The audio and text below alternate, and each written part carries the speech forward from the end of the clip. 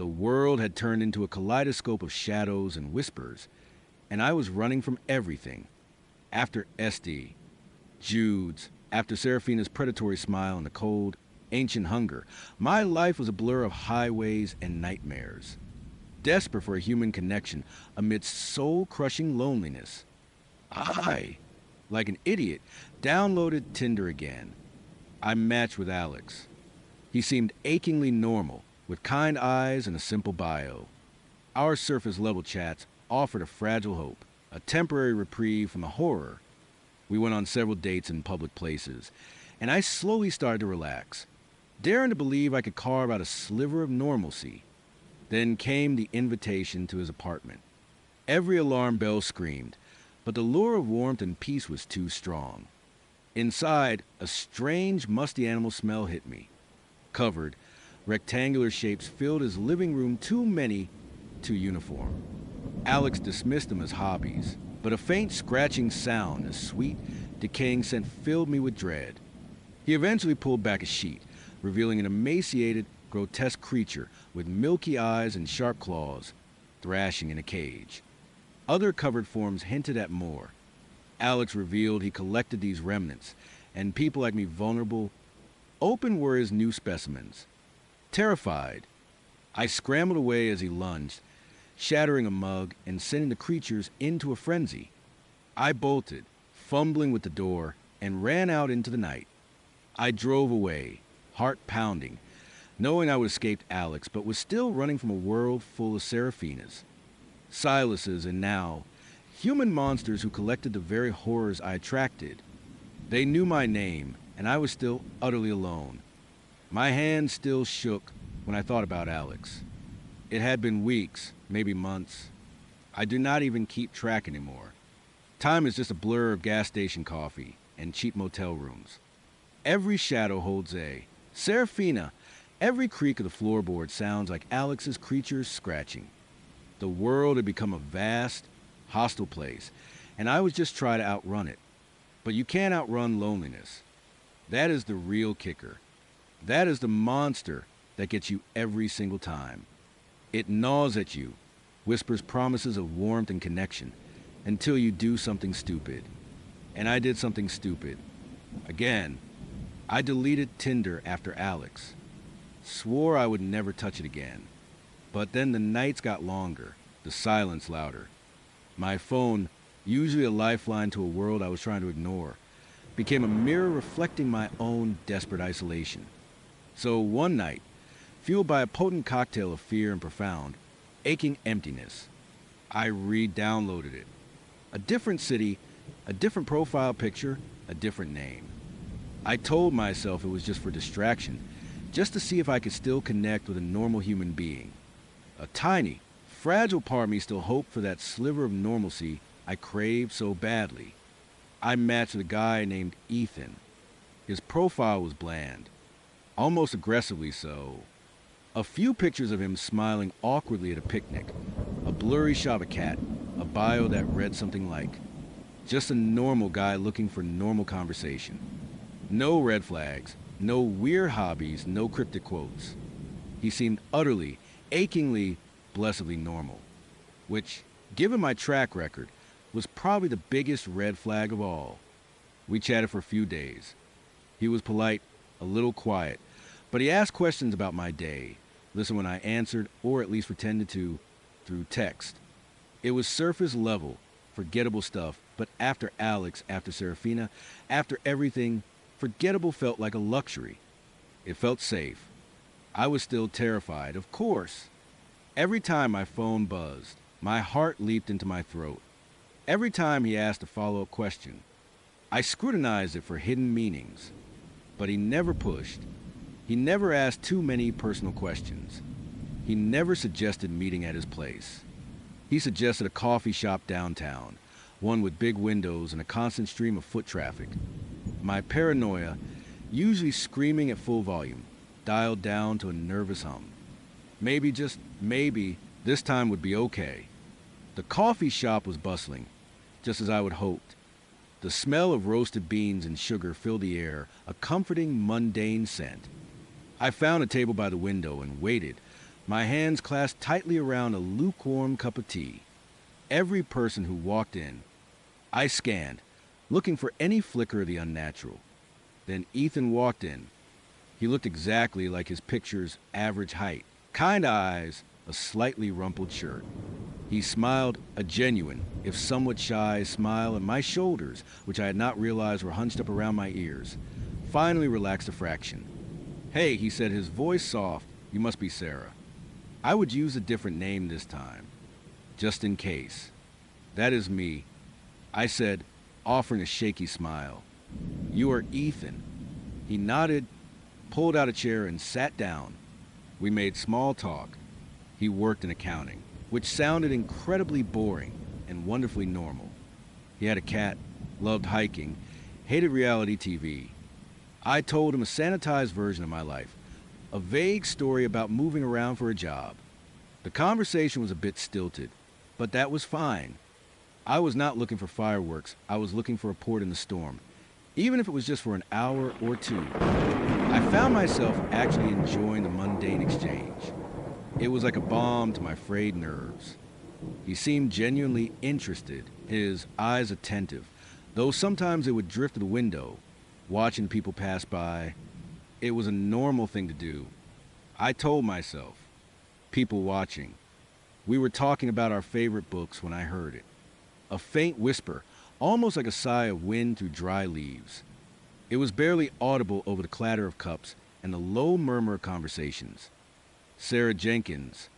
I paused, frowning. "Did you say something?" Ethan blinked, his gaze returning to me. "Me? No. Did you?" I thought I heard a name. I said, shaking my head. "Must have been the people at the next table." He offered a small, apologetic smile. "Probably." I dismissed it. My nerves were still shot, my brain probably playing tricks on me. It was just background noise or a fragment of a thought. I pushed the unease down and steered the conversation back to books. Ethan had surprisingly good taste, and for a few minutes, I almost forgot, we finished our coffees, and the afternoon light was starting to soften. This was nice. I said, meaning it. I should probably head out soon, though. "Oh," he said, a flicker of disappointment in his eyes. "Okay. Well, maybe we could walk for a bit. There's a park nearby." My internal alarm bells, which had been mostly silenced, started to buzz again. A park. Less public. But it was still daylight, and there were always people in the park. My desperate need for connection warred with my ingrained paranoia. The loneliness won. "Sure," I said, "a short walk." The park was beautiful, a splash of green in the urban sprawl. Kids were playing on the swings, dogs barked, and an old man was feeding pigeons. For a moment, I could almost pretend I was just a normal person on a normal date. We walked along a paved path, talking about nothing in particular. The air was cool and crisp, a welcome change from the stuffy coffee shop. I felt a fragile sense of peace settling over me. Maybe, finally, I was catching a break. Then it happened again. We were passing under a large oak tree, its branches heavy with leaves. The sound was clearer this time, a soft, urgent murmur. Michael Peterson. It was definitely a name. And it was definitely coming from Ethan. His lips barely moved, but the sound was distinct, almost as if it was escaping through his breath. I stopped walking. "Ethan," I said, my voice carefully neutral. "Did you just say Michael Peterson?" He stopped too, turning to me with a puzzled expression. "No. Why would I say that?" His eyes were wide, genuinely confused. He did not seem to be lying. But I heard it. I looked around, but there was no one else close enough to have whispered it. The old man was still feeding pigeons. The kids were still on the swings. I thought I heard you," I said, my heart starting to thump an uneven rhythm. "Maybe I am just tired." He reached out, his hand hovering for a moment, then dropping. "Are you okay? You seem a little on edge." "I am fine." I lied, forcing a smile. "Just a lot going on lately." He nodded, a sympathetic look on his face. I get that. Life can be a lot sometimes. We started walking again, but the fragile peace was shattered. Now I was listening, every nerve ending on high alert. My eyes darted to his mouth. Try catch any movement. We talked about movies for a bit. He was describing a particularly bad horror film, and I was trying to focus, try and pretend everything was normal. But then, as he paused to remember the actor's name, it came again. Emily Hayes. This time, it was a little louder, a little more insistent. My blood ran cold. I stared at him. He was still talking, oblivious. His gaze was fixed on the distant playground.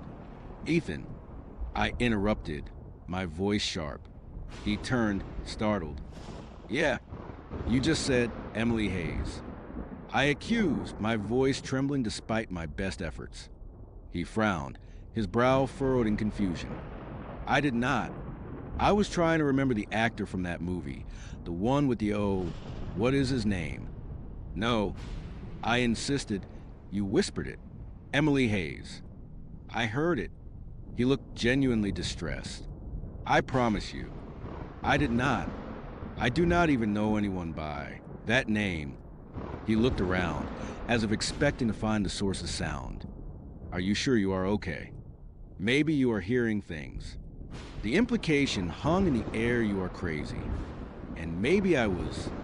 After everything, it would not surprise me. But I knew what I heard. And the names, they were starting to sound familiar. Like names from local news reports. Missing persons alerts that scrolled across the bottom of the TV screen late at night. My throat tightened. This was not a normal date. This was something else. Something connected to me. Because always was. I tried to keep my breathing even. I need to go. I said, my voice barely a whisper. He looked surprised. Already, it is still early. I really do. I insisted, backing away slowly. I have a thing. He took a step toward me, a concerned look on his face. Is everything all right? You look pale. I am fine, I said, trying to infuse confidence into my voice. It came out as a desperate squeak. I just need to leave. Now, as I turned to walk away, I heard it again. This time, it was not a whisper. It was a clear, mournful sound, like a sigh coming from deep inside him. Daniel Clark. And then, just as I glanced back in horror, his eyes, which had been kind and confused just moments before, glazed over. They became distant, unfocused, like he was looking at something far away, something only he could see. A chill, colder than the autumn air, settled over me. They want to say hello, he murmured, his voice no longer his own. It was deeper, resonant, with a faint, multi-layered echo, like several voices speaking in unison, barely audible beneath his own. They are so lonely. Like you, my blood ran cold. The hairs on my arms stood on end. My mind screamed, run. But I was frozen, rooted to the spot by sheer terror. This was not Alex. No cages, no grotesque creatures, but it was just as terrifying. It was something psychological, something that twisted a normal person into a conduit for what? He took another step towards me, slowly, almost dreamily. His hand, which had been hovering earlier, now reached out, fingers splayed. It was not aggressive, but it was utterly, profoundly unsettling. It was a movement of someone in a trance, compelled by an unseen force. Jessica Miller, missing since '08, he whispered, and the name came with a faint, almost imperceptible image in my mind, a girl with bright red hair, a grainy photo from a missing persons poster. Kevin Bell, found in the river. No trace of his killer. My stomach lurched. I remembered that case. It had been unsolved for years. Little Lily never left to park a child's face. Tears streaked, flashed behind my eyes. The names came faster now, a torrent of whispers, overlapping, intertwining, a chorus of the lost. It was like a radio tuning through hundreds of stations, each one a different, tragic story. Samantha Green. The car found on the highway shouldered David Chun. Left for work and never arrived Maria Rodriguez. Last seen near the bus stop. My heart was hammering against my ribs, a frantic drumbeat of pure panic. Ethan's eyes were completely vacant now, milky and unfocused, like the eyes of Alex's remnants. He was not seeing me. He was seeing them. Or perhaps they were seeing through him. They want to say hello, he repeated, his voice a distorted echo. They want to know you. They want to be seen. His hand was closer now, almost touching my arm. I could feel the cold radiating from him, a bone-deep chill that had nothing to do with the weather. I saw flashes, not just images in my mind, but almost like transparent figures at the periphery of my vision, shifting indistinct. Faces, eyes, hands reaching out. The air around us grew heavy, thick with sorrow and longing. It felt like 1,000 invisible presences were pressing in, drawn by Ethan, drawn by me. I understood it then. Ethan was not a monster like Alex, not a predator in the traditional sense. He was a vessel, a beacon, and my presence, my cursed magnetism for the strange and the terrifying, had amplified whatever he was, drawing the echoes of the lost, the victims, the forgotten to him and through him to me. The horror was not just Ethan. It was the implication that the world was not just full of monsters, but full of their victims, too. And they were just as lonely, just as desperate for connection as I was. And now they were reaching out, through him, to me. A primal scream tore through my throat, though no sound escaped. It was a silent, internal shriek of pure, unadulterated terror. I had to get out. I had to break free. With a surge of adrenaline, I shoved him. It was not a hard push, but he was so lost in whatever trance he was in that he stumbled backward, his hand falling away from me. He did not fight back, did not even seem to notice. He just stood there, swaying slightly, his head tilted back, his mouth open, and the chorus of whispers grew to an unbearable roar. It was a cacophony of names, fragmented pleas, choked sobs, and the agonizing silence of those who had simply vanished. They want to know you, too. They want to be seen, he moaned, his voice a blend of agony and ecstasy, a horrifying symphony of the dead. They are so cold, so alone. I bolted. I did not look back. My legs pumped, my lungs burned, and the whispers followed me, not just from Ethan, but seeming to emanate from the very air, from the rustling leaves, from the deepening shadows under the trees. Every whisper was a name, every name a story, every story a tragedy. They were in the wind, in the distant shouts of the children, in the frantic beating of my own heart. I did not stop running until I reached my car. My hands were shaking so violently I could barely get the key into the ignition. I fumbled, dropped it, swore, and finally got the engine to turn over. The car roared to life, a blessed mechanical sound drowning out the unseen choir of the dead. I put it in drive and sped away, tires squealing, leaving the park, leaving Ethan, leaving the whispers behind. Or so I hoped, but as I drove, the names did not stop. They were in the static on the radio, a faint hiss beneath the music. They were in the hum of the tires on the asphalt. They were in the back of my mind, a constant, chilling litany. Jessica Miller, Kevin Bell, Lily, Samantha Green, David Chun, Maria Rodriguez, and so many more, names I could not quite grasp, but whose presence I could feel a cold, heavy weight settling in my chest. I was utterly shattered. Alex had been a physical threat, a collector of monsters, but Ethan was different. He was psychological horror, revealing a new, terrifying layer to my curse. It was not just that I attracted monsters. It was that I attracted their victims, too. I was becoming a magnet for the lost, the forgotten, the echoes of those who had simply vanished. The absolute, crushing loneliness returned, but now it was compounded by the idea that even solitude was not safe. The missing were with me. They had seen me. They had whispered through Ethan, and now they were inside, a part of me, a constant, chilling hum in the deepest corners of my mind. What if the names were not just echoes? What if they were a prelude?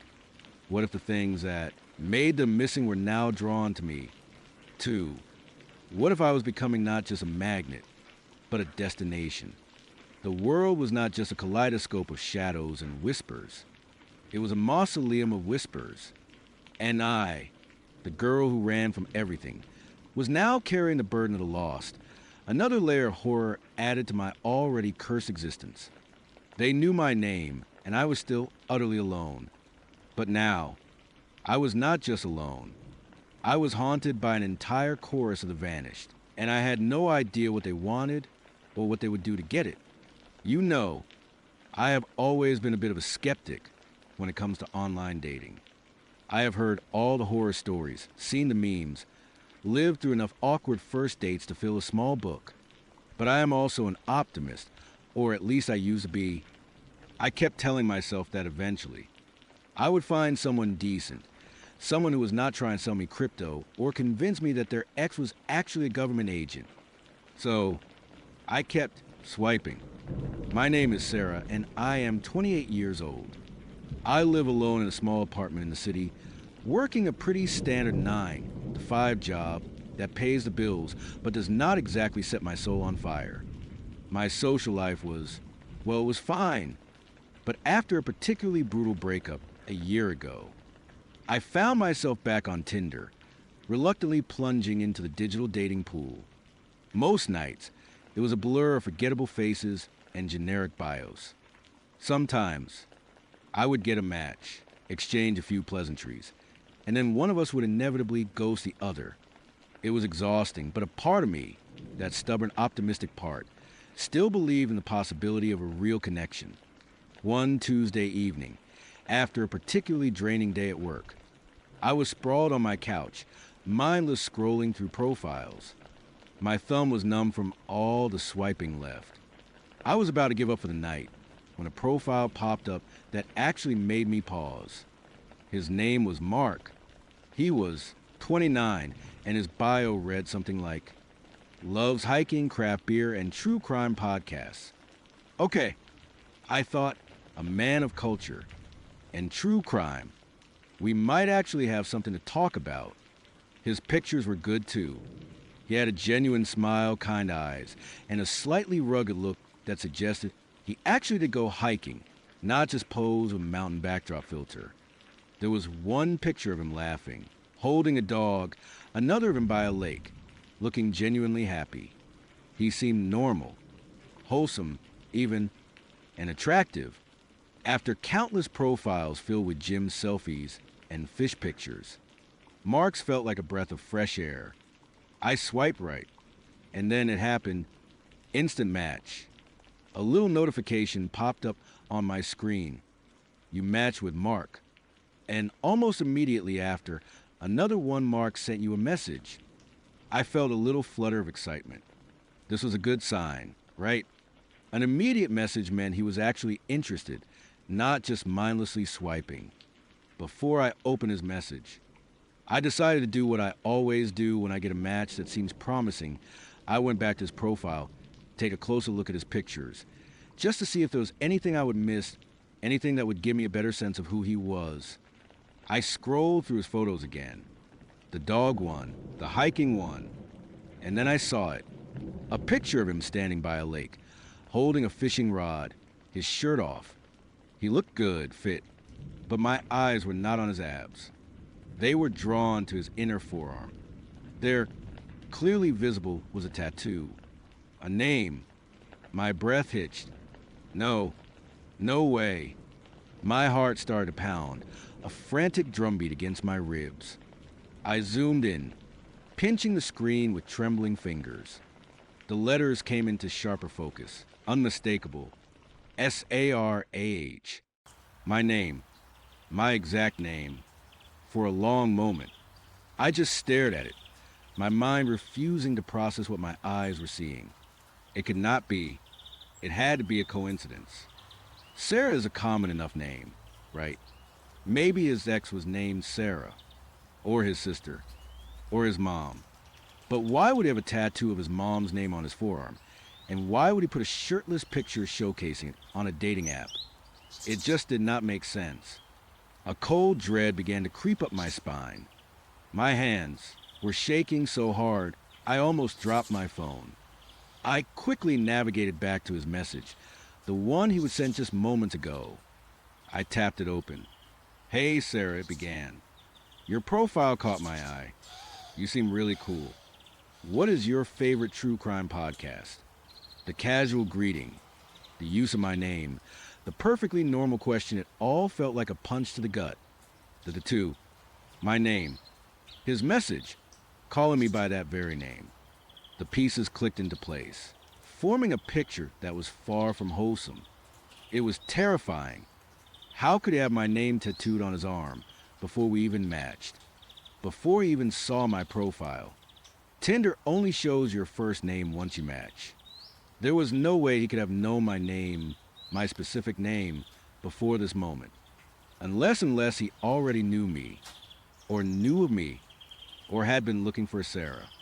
My mind raced, frantically trying to find a logical explanation. Maybe it was a generic tattoo. No, it was clearly spelled out, stylized, a real name. Maybe he had a friend named Sarah who passed away. But again, why put that on a dating profile? And why send me a message addressing me by that name, knowing he had it permanently etched on his skin? It felt less like a coincidence and more like a declaration. The more I thought about it, the more horrifying it became. The tattoo was not for an ex, or a friend, or a family member. It was for me. He had it before we even matched. He was looking for a Sarah, and he found me. Or, even worse, he was looking for me specifically. I felt a wave of nausea wash over me. My apartment, which usually felt like a safe haven, suddenly felt exposed, vulnerable. I glanced around, half expecting to see him peering through my window. I know it sounds crazy, but the sheer impossibility of the situation twisted my thoughts into a knot of paranoia. I did not reply to his message. I could not. My fingers would not obey. I just stared at his profile, at that picture, at that tattoo, until the image was burned into my mind. I felt a cold sweat break out on my forehead. This was not normal. This was deeply, fundamentally wrong. A few hours later, still paralyzed with fear and confusion, I received another message from him. "Hey, everything okay? You went quiet on me. Hope I did not say anything wrong." That message sealed it. It was not just a coincidence. It was too eager, too soon to be worried. It felt like he was testing the waters, trying to see if I would respond, if I would notice. My gut screamed at me. I did not hesitate this time. I blocked him. Instantly. I deleted the Tinder app from my phone, scrubbing it clean, as if deleting the app could erase the image of that tattoo from my mind. For the next few days, I was a wreck. I kept replaying the scene in my head, scrutinizing every detail, trying to find a loophole, a rational explanation. But there was none. Just the horrifying truth this man, this Mark, had my name tattooed on his arm, and he was now aware of my existence. I tried to tell myself I was overreacting, that it was just a strange, unsettling coincidence. But the image of that tattoo, the way it seemed to mock me from his arm, would not leave me alone. I found myself looking over my shoulder more often, checking my locks twice, peering through my peephole before opening the door. Then came the first sighting. It was a Monday morning, a few days after I would block Mark.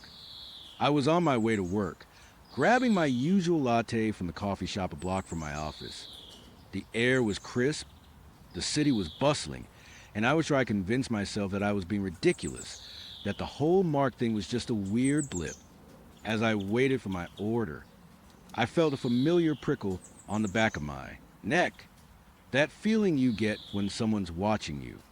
I dismissed it at first, attributing it to my heightened paranoia. But the feeling persisted, growing stronger. Slowly, cautiously, I turned my head, scanning the street outside. And there he was. Standing across the street, near a bus stop, was Mark, The same kind eyes, the same slightly rugged look from his profile pictures.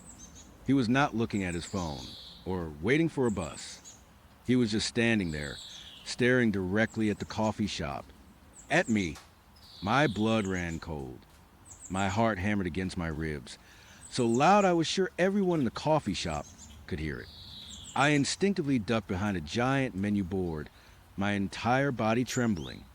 I squeezed my eyes shut, willing him to disappear. This was not happening.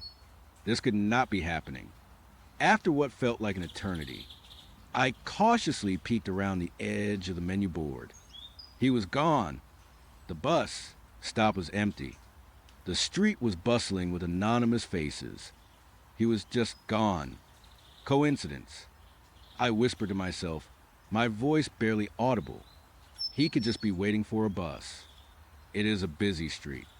But I would never seen him there before. And the way he was looking, it was not a casual glance. It was an intense, focused stare. The incident shattered any illusion of safety I had left. My paranoia was not paranoia. Anymore, it was a premonition. He was looking for me. I started changing my routines. I would take different routes to work, try new coffee shops, avoid places I usually frequented. It was exhausting, living in a constant state of vigilance. A few days later, the gym. I usually went in the evenings, a ritual that always helped me clear my head. This particular night, I was on the treadmill, headphones in, trying to lose myself in the rhythm of my workout. I was feeling a bit more at ease, thinking maybe I would successfully evaded him. Then, I caught a reflection in the mirror that stretched across the gym wall. Mark. He was on an elliptical machine, a few rows behind me, but he was not working out.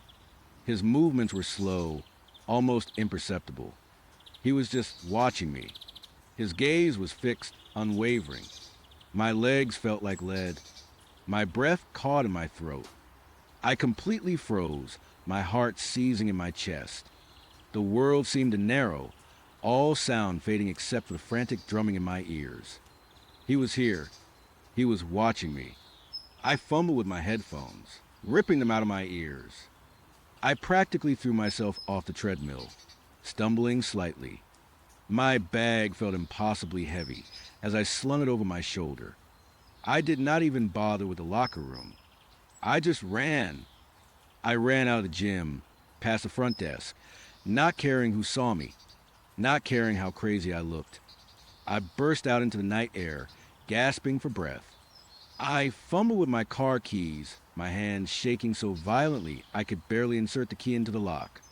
As I yanked the door open, I risked a glance back at the gym. He was standing by the entrance, silhouetted against the bright lights of the lobby, watching me get into my car. This was not a coincidence. This was not a misunderstanding. This was stalking. And he was not even trying to hide it anymore. I drove home in a blur, my hands gripping the steering wheel so tightly my knuckles were white. Every car I saw in my rearview mirror felt like a threat. I locked my apartment door, then locked it again. I pushed a chair against it for good measure. I did not sleep that night. The next day, I received a message request on Instagram. My stomach dropped like a stone. The username was Marketplace Official. I knew, even before I opened it, that it was him. My hands were clammy as I tapped on the notification. The profile picture was of him, hiking, the exact same picture from his Tinder profile. The message read, "Hey Sarah, saw you at the gym. Did not want to bother you, but I hope you're doing okay. You seemed a little off. Just wanted to check in." The casual concern in his message, after everything, was sickening. He was playing innocent, acting like a worried acquaintance. He was taunting me. He knew I would seen him. He knew I was scared. And he was enjoying it. I immediately blocked the account. But it did not help. He had found my Instagram. He knew my name, my face, my routines, and now he knew my social media. It was a terrifying escalation. I knew I had to go to the police. I gathered all my courage, all the screenshots I could manage before blocking him, and went down to the station. I sat across from an officer, a kind-faced woman who listened patiently as I recounted the entire story: the Tinder match, the tattoo, the immediate block, the coffee shop sighting, the gym, the Instagram message. She nodded, scribbled notes, but her expression remained neutral. "Madam," she said, her voice gentle but firm, "I understand this is unsettling, but he has not directly threatened you. He has not broken any laws. He was in public places. The Instagram message, while creepy, is not illegal. Your name is Sarah. It is a fairly common name. He could have known another Sarah. We can't really do anything without a direct threat or a clear violation of a restraining order." But the tattoo. I pleaded, my voice cracking. "And he found me. He knows where I go. We can't prove the tattoo is for you, specifically. And as for finding you, again, these are public places. People go to the same coffee shops, the same gyms. We will make a note of it. But unless he escalates, or you feel you are in direct physical danger, there is not much we can do right now." I left the station feeling utterly defeated, dismissed, and more vulnerable than ever. The system was failing me. He was out there, stalking me, and there was nothing I could do. The next week was a blur of heightened anxiety. I barely ate, barely slept. I kept all my blinds drawn, checked my locks obsessively, and jumped at every little sound. I tried to convince myself that maybe, just maybe, he would gotten the message. That the police visit, even if it yielded no action, might have deterred him. I was wrong. One evening, I came home from work, my nerves frayed. As I approached my apartment door, I saw it, a small package, sitting on my doorstep. It was wrapped in plain brown paper, no return address, just my name written neatly on the front. My hands trembled as I picked it up. My heart was pounding, a frantic drum against my ribs. I knew, with a sickening certainty, that this was from him. I carried it inside, my breath hitched in my throat. I could not bring myself to open it immediately. I just stared at it. The brown paper package, a sinister presence, my otherwise ordinary apartment. Finally, mustering every ounce of courage I had left, I ripped open the paper. Inside was a small, intricately carved wooden bird. It was delicate, beautiful, almost too perfect. And tucked beneath it was a small, folded note. My fingers shook as I unfolded the paper. The note was handwritten in elegant, almost flowing script. It read, "For Sarah, I saw this and thought of you. You like birds, do not you? I stared at the note, then at the bird, then back at the note. I do not like birds. I have never mentioned liking birds to anyone, let alone on my dating profiles or social media. This was not just a gift, it was a message. He knew where I lived. He was watching me. He was trying to figure out my preferences, my habits. He was getting to know me. The casual, almost intimate tone of the note sent a wave of icy terror through me. He was not just a stalker, he was an obsessed, delusional predator. That was it. I could not stay. I absolutely could not stay in that apartment, in that city, knowing he was out there, watching, waiting. I called my parents, who lived a few hours away, and told them I was coming home. I made up a story about work stress, about needing a break. They were concerned but understanding. I started packing immediately, throwing clothes and essentials into a duffel bag, my movements frantic and clumsy. Every shadow seemed to move. Every creak of the floorboard sent a jolt of fear through me. I felt like I was being watched every second.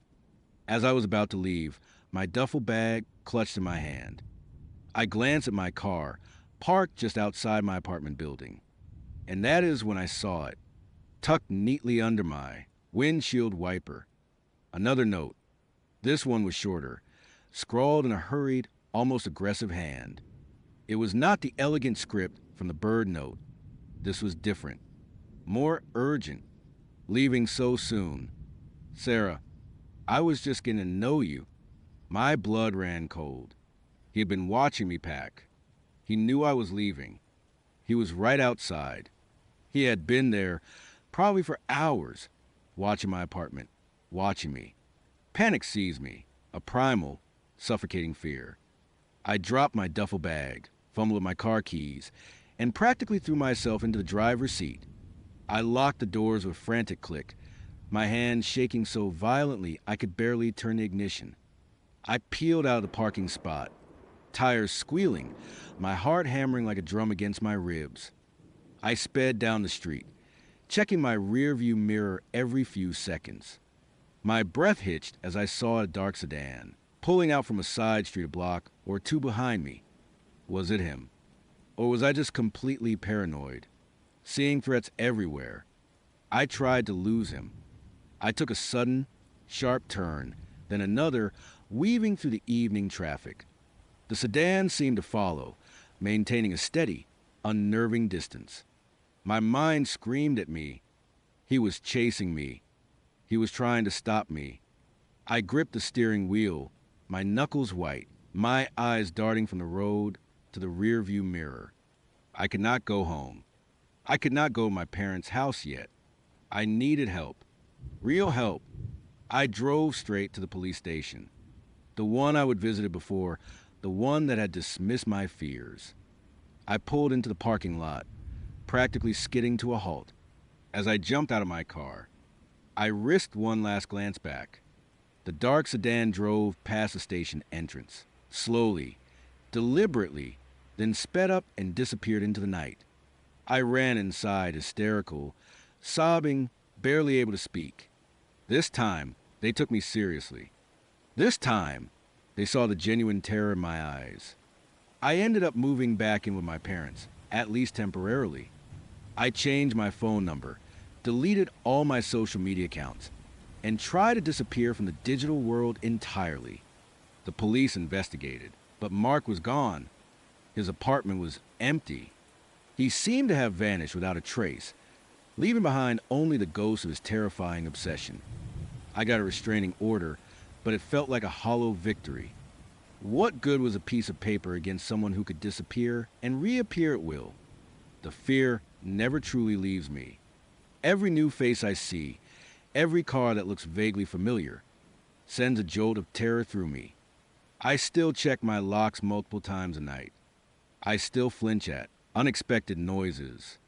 I often wonder where he is now, whose name he is getting tattooed on his arm, or if he already has another one. The thought chills me to my core. The tattoo was not for an ex or friend. It was for me.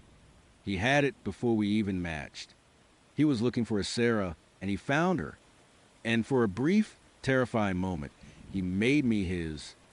I am still out there, living my life, but I am forever changed. The world feels like a much more dangerous place, filled with hidden threats and unseen eyes. And I can only hope that I never, ever stumble across a profile with a familiar name tattooed on an arm again. Because you never know who is out there waiting for you, already knowing your name. Online dating, for me, always been less about finding love and more about collecting anecdotes. I am Sarah, and my 20s have been a blur of bad first dates, ghostings, an occasional genuinely nice guy who just was not the one. I would seen it all, or so I thought. The guy who showed up in a full medieval night costume, the one who tried to sell me essential oils, the one who spent the entire meal talking about his ex-wife's many failings. My friends call me a magnet for the bizarre, and honestly, they were not wrong. I was on a new app, one of the more exclusive ones, after a particularly soul-crushing experience with a guy who apparently lived with 12 cats and had not mentioned it until I was already at his apartment, itching and sneezing my way through what was supposed to be a romantic dinner. I was done with the casual swipe and pray method. I wanted something more curated. I guess that is where I found Mark. His profile picture was professional, almost too perfect. A man in his early 30s with kind eyes and a charming, slightly crooked smile. He was a software engineer, according to his bio, and loved hiking, obscure indie films, and cooking. He seemed normal, appealing, and most importantly, cat-free. Our initial messages were easy, flowing, He was intelligent, funny, and seemed genuinely interested in what I had to say, which was a refreshing change from the usual hey, WID Brigade. We talk about everything from our favorite sci-fi novels to the best pizza places in the city. He had this way of making me feel like I was the only person he was talking to, even through text. It was flattering, a little intoxicating, and I found myself looking forward to his messages.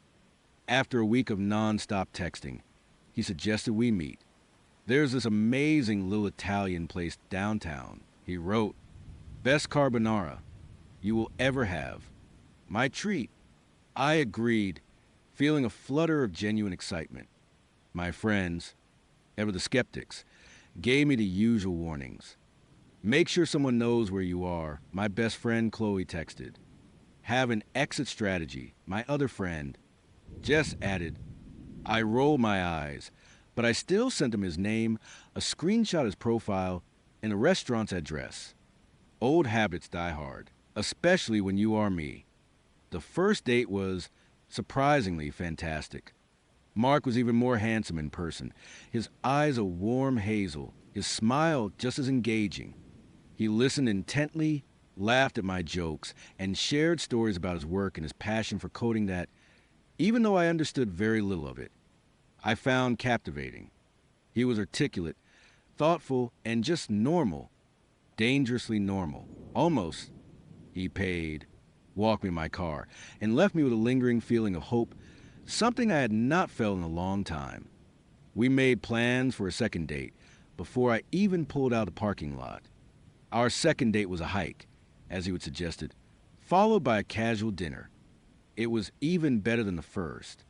We talked for hours, the conversation never once feeling forced or awkward. He told me about his apartment, a loft he would renovate himself, and how he loved the quiet solitude it offered. He seemed a little private, a little reserved, but I chalked it up to being an engineer.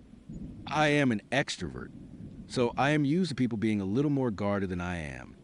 A few weeks later, after several more successful dates, a movie night, a cooking class, a visit to a local art gallery, Mark invited me over to his place for dinner. "I make a mean lamb shank," he would promise, his eyes twinkling over FaceTime. My stomach did a little flip. This was a big step, the let us see your living space step, which in the world of online dating could reveal everything from a hoarding problem to a shrine dedicated to competitive Pokemon. I was nervous, but also excited. I would seen pictures of his loft, minimalist, sleek, all exposed brick and high ceilings. It looked like something out of a magazine. I picked out a cute but comfortable outfit, did my makeup, and tried to quell the butterflies in my stomach. I texted Chloe and Jess the address, just in case. "Wish me luck."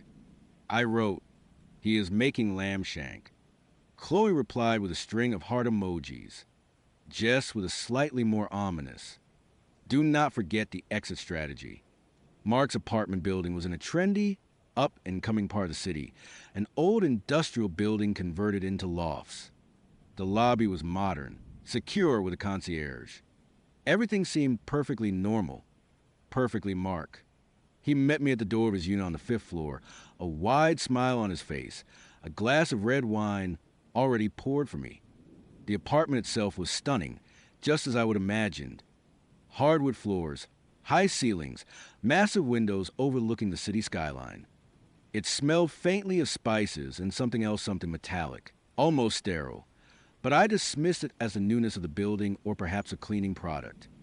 "Welcome to my humble abode," he said, gesturing around with a flourish. He led me to the open-plan kitchen, which was gleaming, spotless. A pot simmered on the stove, and the aroma of lamb and rosemary filled the air. "Make yourself comfortable." Wines on the counter. I took a sip of the wine, a rich Cabernet, and looked around while he turned back to the stove.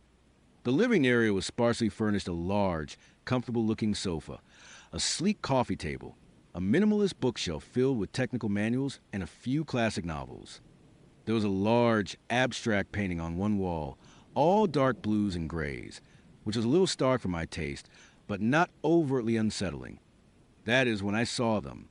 In a corner of the living room, partially obscured by the edge of the sofa, were several large, rectangular objects.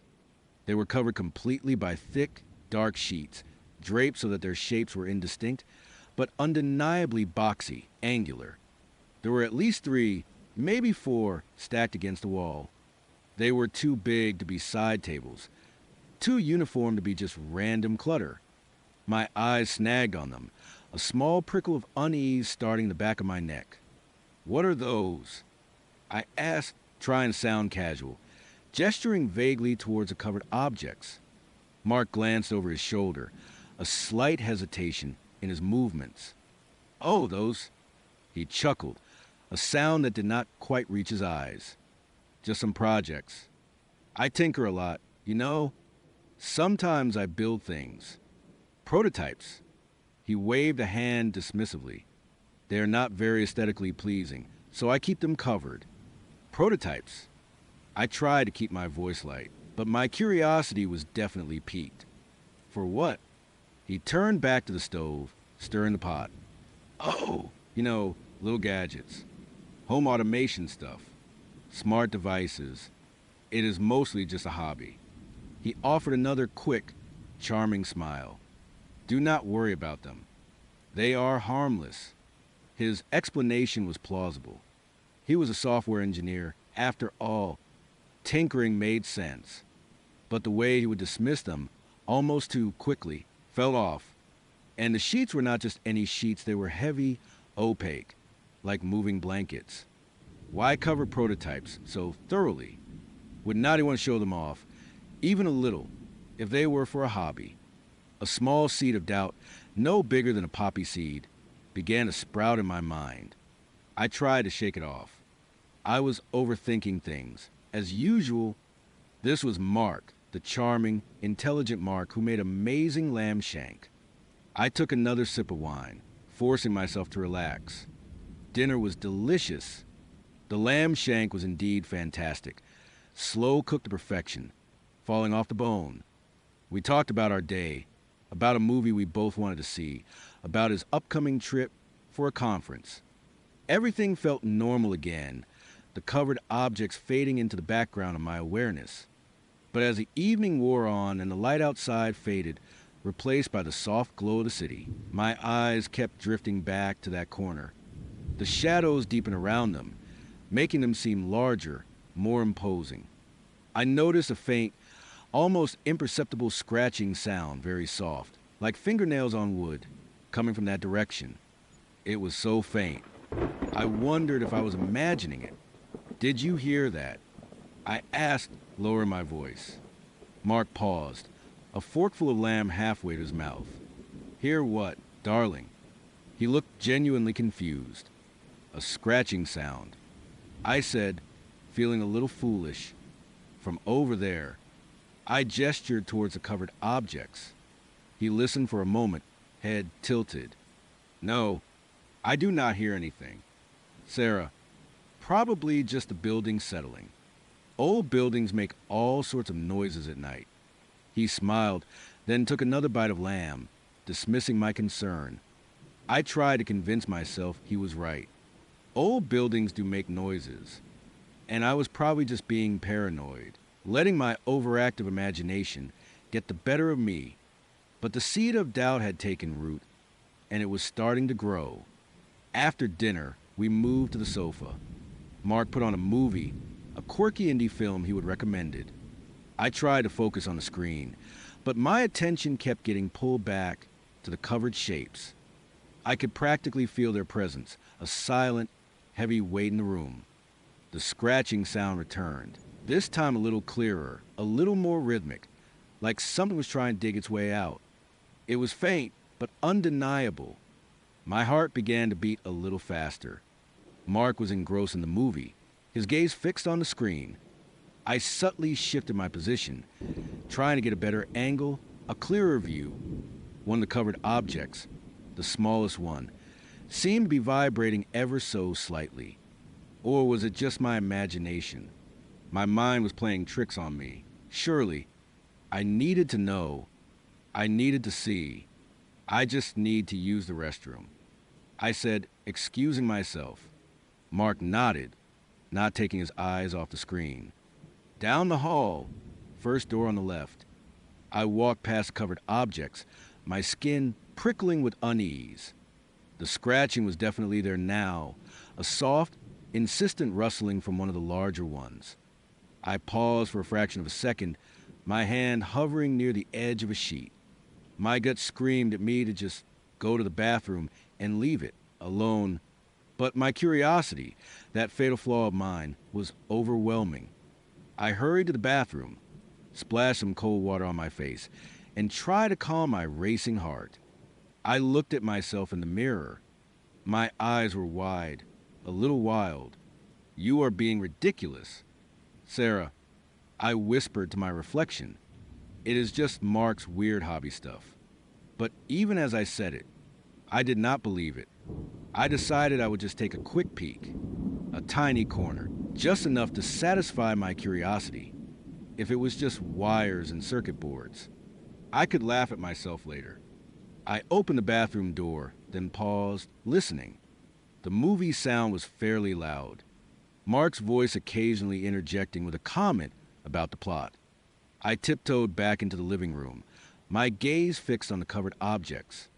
The scratching had stopped, replaced by a low, almost imperceptible whimper. My breath hitched in my throat. A whimper, not a machine sound. My heart was now pounding so hard I felt in my ears. I walked slowly, deliberately, towards a corner. The air around the objects felt colder, heavier. I reached out a trembling hand, my fingers brushing against the rough fabric of the sheet. It was heavy, thicker than I would thought, almost like canvas. I took a deep breath, trying to steady my nerves, and gently, slowly, lifted a corner of the sheet on the smallest object. What I saw made my blood run cold. It was not a prototype. It was not wires or circuit boards. It was a cage, a small metal cage, like something you would keep a ferret or a rabbit in. And inside, curled up in a tight ball, was something small and furry. It looked like a monkey or perhaps a very small, emaciated cat. Its fur was matted, its eyes wide and vacant, staring directly at me. It let out another soft, pathetic whimper, its tiny body trembling. My hand flew to my mouth, stifling a gasp. My mind reeled. Why would Mark have an animal in a cage, covered up, looking so neglected? This was not right. This was deeply, profoundly wrong. My eyes darted to the other covered objects. If the smallest one was a cage for a small animal, what were the larger ones? A wave of nausea washed over me. Suddenly, the movie sound cut out. My head snapped up. Mark was standing in the archway to the kitchen, a dark silhouette against the softer light of the hallway. His kind eyes were gone, replaced by something cold, unreadable. His charming smile had vanished. His face was utterly devoid of emotion. "Sarah," he said, his voice flat, devoid of its usual warmth. "What are you doing?" My heart leaped into my throat. I dropped the sheet, letting it fall back over the cage, as if that could somehow undo what I would seen. "Mark, I heard a sound. I was curious." My voice was a shaky whisper. He took a step closer, then another. His movements were slow, deliberate, like a predator stalking its prey. Curiosity. "Sarah," he said, his voice still low, but with an edge of steel I would never heard before, "can be a very dangerous thing." I backed away, my eyes wide with terror. The small monkey's whimpers echoed in my mind. "Mark, well, what is this? What is in these cages?" He stopped a few feet from me, his gaze fixed on my face. A slow, chilling smile spread across his lips, utterly devoid of warmth or humor. It was a smile of pure, predatory satisfaction. "They are my projects. Sarah," he said, the words dripping with a sinister meaning that made my stomach clench. "My experiments." My blood ran cold. The air in the room suddenly felt thick, suffocating. I remember the metallic smell I would noticed earlier. It was not a cleaning product. It was something else. Blood. Fear. "I need to go." I stammered, my voice barely audible. I tried to move past him toward the front door, which now seemed miles away. He moved faster than I expected, blocking my path. "Oh no, Sarah," he said, his eyes glittering in the dim light. "Not yet. We're just getting started." His hand shot out, grabbing my wrist. His grip was surprisingly strong, unyielding. I struggled, pulling against him, a desperate cry escaping my lips. "Let me go. Mark, please." He twisted my arm, forcing me back toward the corner where the cage is. The whimpering from the smallest cage grew louder, more frantic, as if sensing my terror. "You saw the little one, did not you?" he murmured, his voice now a low, menacing purr. "He is a test subject, a control." But the others, he gestured with his free hand towards the larger, covered objects. The others are far more interesting. Panic, raw and visceral, flooded my system. I kicked. I screamed. I thrashed. But he was incredibly strong. He dragged me towards the largest cage, the one that had been making the scratching sound. With his free hand, he ripped the heavy sheet off with a theatrical flourish. What lay beneath made me scream, a gut-wrenching, primal sound that tore from my throat. It was a cage, a massive, industrial-grade cage, far too large for any normal pet. And inside, curled into a fetal position, was a human being. A woman. She was gaunt, emaciated, her skin pale and waxy, her eyes hollow and unfocused. Her hair was matted, her clothes ragged. Her limbs were thin, almost skeletal. She looked at me, a flicker of something in her vacant eyes, terror, despair, a plea for help. Her mouth moved, but no sound came out, only a dry, rasping gasp. My mind shattered. This was not a hobby. This was not an experiment with smart devices. This was a nightmare. A horrifying, unspeakable crime. Mark watched my reaction, his predatory smile widening. "Me, Amelia," he said, his voice almost gleeful. She was a bit resistant at first, but they all come around eventually. He pulled me closer to the cage, forcing my face toward the bars. The stench of stale urine, unwashed flesh, and something sickly sweet, like decay, hit me, making me gag. Amelia's eyes, wide and terrified, locked onto mine. There was a desperate, pleading look in them that mirrored my own terror. She is quite the fighter. Mark continued, oblivious of my horror, or perhaps reveling in it. But I am very good at breaking spirits. It is all about the conditioning, you see. The right stimuli, the right deprivation. It is fascinating, really, to watch the human mind unravel. I could not breathe. My vision blurred. I was going to be Amelia. I was going to be another project, another experiment. I had to get out with a surge of adrenaline. I brought my knee up, aiming for his groin. He grunted, his grip loosening for a split second. It was all I needed. I twisted free, stumbling backwards, scrambling away from the cage and the horrifying sight within. "You little bitch," he roared, his charming facade completely shattered. He lunged for me, his face contorted with rage. I was not thinking. I just ran toward the front door, my only way out. My hands fumbled with the deadbolt, my fingers clumsy with terror. I could hear him right behind me, his heavy footsteps thudding on the hardwood floor. "You are not going anywhere. Sarah," he snarled, his voice a chilling blend of anger and pure malevolence. "You are mine now." I finally managed to click the lock open. The doorknob twisted. I pulled it open just as his hand clamped onto my shoulder, yanking me back. I screamed, a raw, desperate sound that echoed in the silent hallway. He spun me around, his face inches from mine, his eyes blazing with a terrifying madness. "You should not have looked." "Sarah," he hissed, his breath hot and foul on my face. "Now you know too much." He raised his hand, a heavy metallic object glinting in his grip. I did not even register what it was, only that it was coming down towards my head.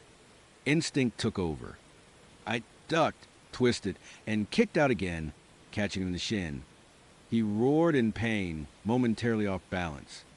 It was enough. I shoved him with all my might, pushing him back towards the open door of his apartment. He stumbled, falling backwards, and I burst out into the hallway, slamming the door shut behind me. I fumbled with the lock, my hands shaking so violently I could barely insert the key. I heard a furious pounding from inside. Mark's enraged shouts muffled by the thick wood. "Sarah, open this door. You can't escape me." I finally managed to lock it, then ran. I did not wait for the elevator. I pounded down the stairs, 3 steps at a time, my lungs burning, my legs screaming in protest. Each thud of my feet on the concrete stairs was punctuated by the image of Amelia's vacant eyes, the small monkey's whimper, Mark's terrifying smile. I burst out into the lobby, panting, wild-eyed. The concierge looked up, startled by my sudden appearance. "Call the police." I gasped, my voice hoarse. He has got people in cages. Up there, in his apartment. I pointed frantically towards the elevators. The concierge, a young man, looked at me with a mixture of confusion and concern. "Madam, are you all right?" "No, I am not all right. He is a monster. He has got a woman in a cage." Tears streamed down my face, blurring my vision. He must have seen the genuine terror in my eyes, the raw panic. He picked up the phone, his brow furrowed with worry. The police arrived quickly. 2 officers, stern-faced and professional. I babbled out my story, breathless, incoherent at times, pointing to Mark's apartment number. They tried to calm me down, but I was beyond calming. All I could see was Amelia's face. They went upstairs. I waited in the lobby, trembling, hugging myself, trying to make sense of a nightmare I would just live through. 10 minutes later, they returned. Their faces were grim. "Madam," one of the officers said, his voice gentle but firm. "We checked apartment 5B. There is no one there." My blood ran cold again, but for a different reason. "What do you mean, no one?" "Mark. He is there. And the cages. The woman. The apartment is completely empty, madam," the officer insisted. "No furniture, no personal belongings. Just bare walls and floors. And certainly no cages, and no one inside." I stared at him, my mind unable to comprehend. Empty. But I would just been there. I would seen the sofa, the kitchen, the lamb shank, the wine, the cages. That is impossible. I cried, my voice rising. I just had dinner with him. I saw the cages. I saw the woman. The officers exchanged a look. The kind of look that said they thought I was either delusional or having some kind of mental breakdown. "We are going to need you to come down to the station, madam," the other officer said, his tone less gentle now, "to file a report. And perhaps we can get you to a hospital to be checked out." I went to the station. I told my story again, in excruciating detail.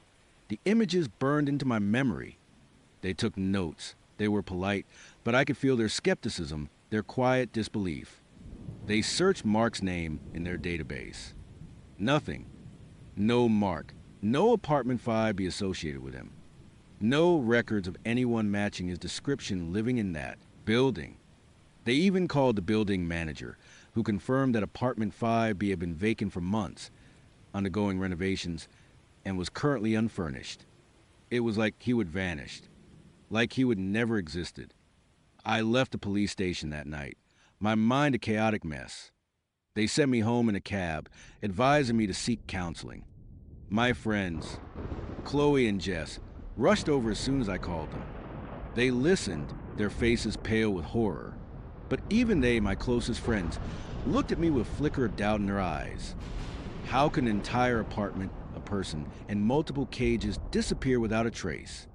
Months have passed since that night. I have not been on a dating app since.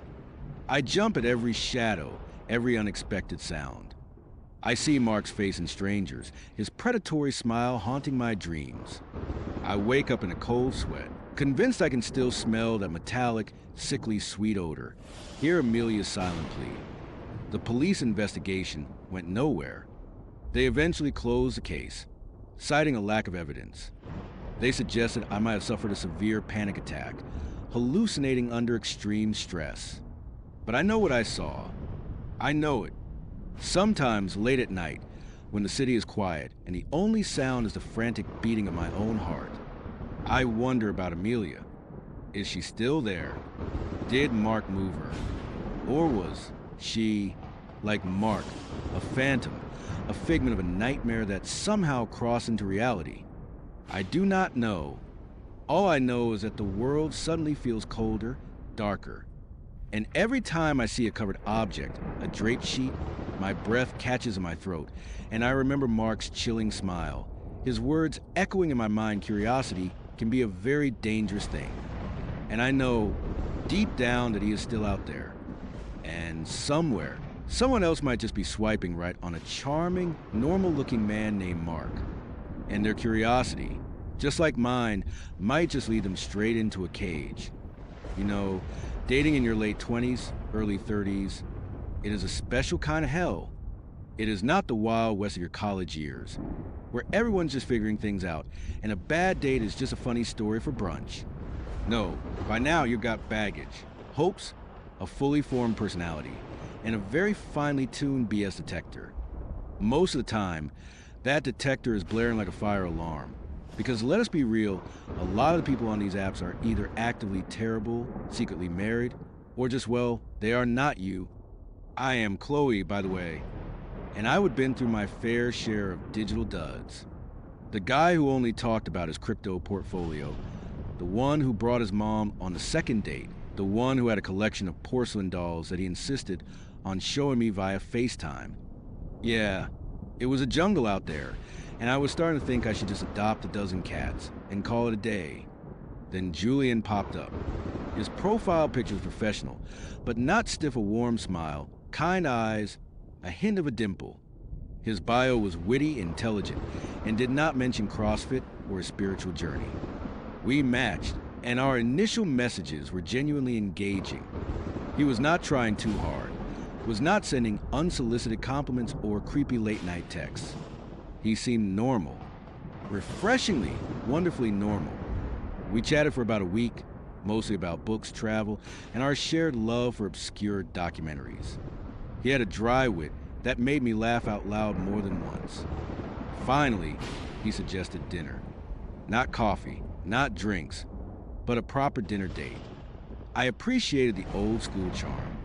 He even offered to pick the place, saying he knew a spot that was unforgettable. A little dramatic, maybe, but I figured he just meant a nice, memorable restaurant. I was cautiously optimistic. Probably the most optimistic I would been in years. Saturday night rolled around, and I spent way too long picking out an outfit. I went with a simple black dress, classy but not overdone. I did my hair, put on a bit of makeup, and tried to calm the flutter in my stomach. First dates always give me the jitters, even when the person seems great. You never really know until you are face to face, right? Julian arrived precisely on time, ringing my doorbell instead of just texting from the curb. Another point in his favor. He was even better looking in person, taller than I expected, with dark hair that fell perfectly and those same kind eyes. He complimented my dress, held the car door open, and we were off. The drive was pleasant. We talked about our day, the upcoming week, light, easy conversation. He was a good driver, not too fast, not too slow. The restaurant he had chosen was in a part of town I was not familiar with, a little tucked away.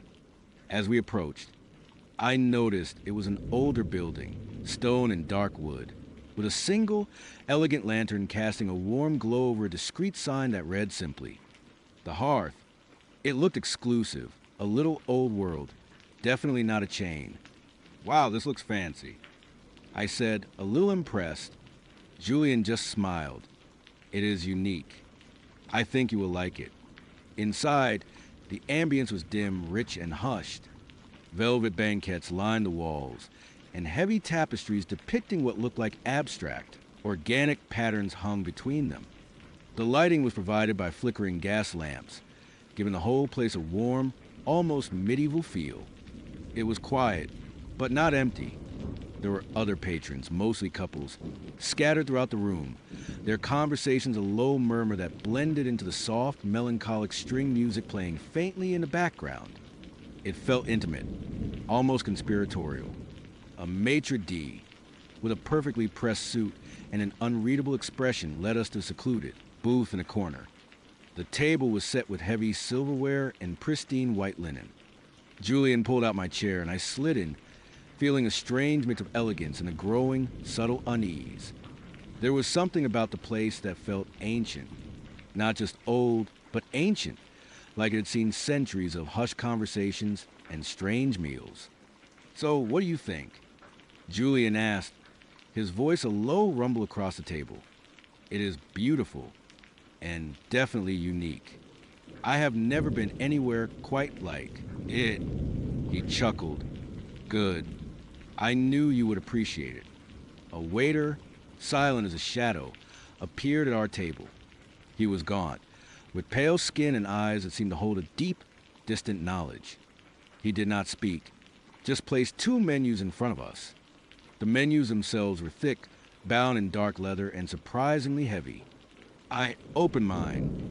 The paper felt like parchment, but the contents, that is where things started to get weird. The descriptions were vague, almost poetic, but in a disturbing way. Essence of the deep, whispers of the earth, silent bloom, no recognizable ingredients, no familiar culinary terms, just evocative, unsettling phrases. There were no prices listed either, which usually screams expensive, but here, it just added to the mystery. "What do you recommend?" I asked Julian, trying to sound casual, but my brow was furrowed. He did not even glance at his menu. He already knew. "For you, I was thinking the Crimson Veil. It is delicate, but with a surprising depth of flavor. I think you will find it enlightening." The Crimson Veil. I repeated, trying to find on the menu. "What exactly is it?" Julian just smiled, a little too wide, a little too knowing. "It is best experienced without preconception. Chloe, trust me." There was something in his tone, a subtle command, that made me uneasy. But I was on a first date, trying to be open-minded, trying to be cool, and he seemed so confident. "Okay," I said, a nervous laugh escaping me. "I will trust you." He turned to the waiter, who had been standing there, unmoving like a statue. "We will have the Crimson Veil for the lady," Julian stated, his voice calm and authoritative. "And for me, I will have the living offering." My blood ran cold. Living offering. The words hung in the air, heavy and disturbing. I involuntarily shivered. The waiter, still silent, nodded slowly, his eyes meeting mine for a fleeting moment. There was something in them, a profound sadness, or perhaps just a reflection of the dim light.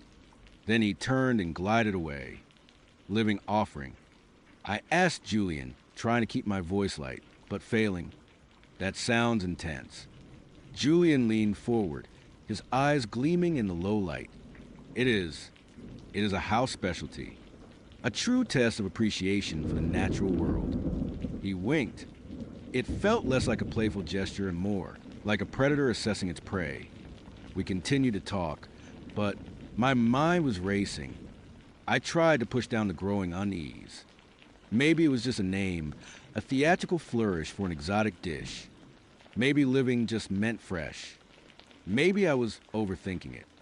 But the name, coupled with a strange menu and the hushed atmosphere, was really starting to get to me. I found myself glancing at the other tables, trying to get a glimpse of what they were eating.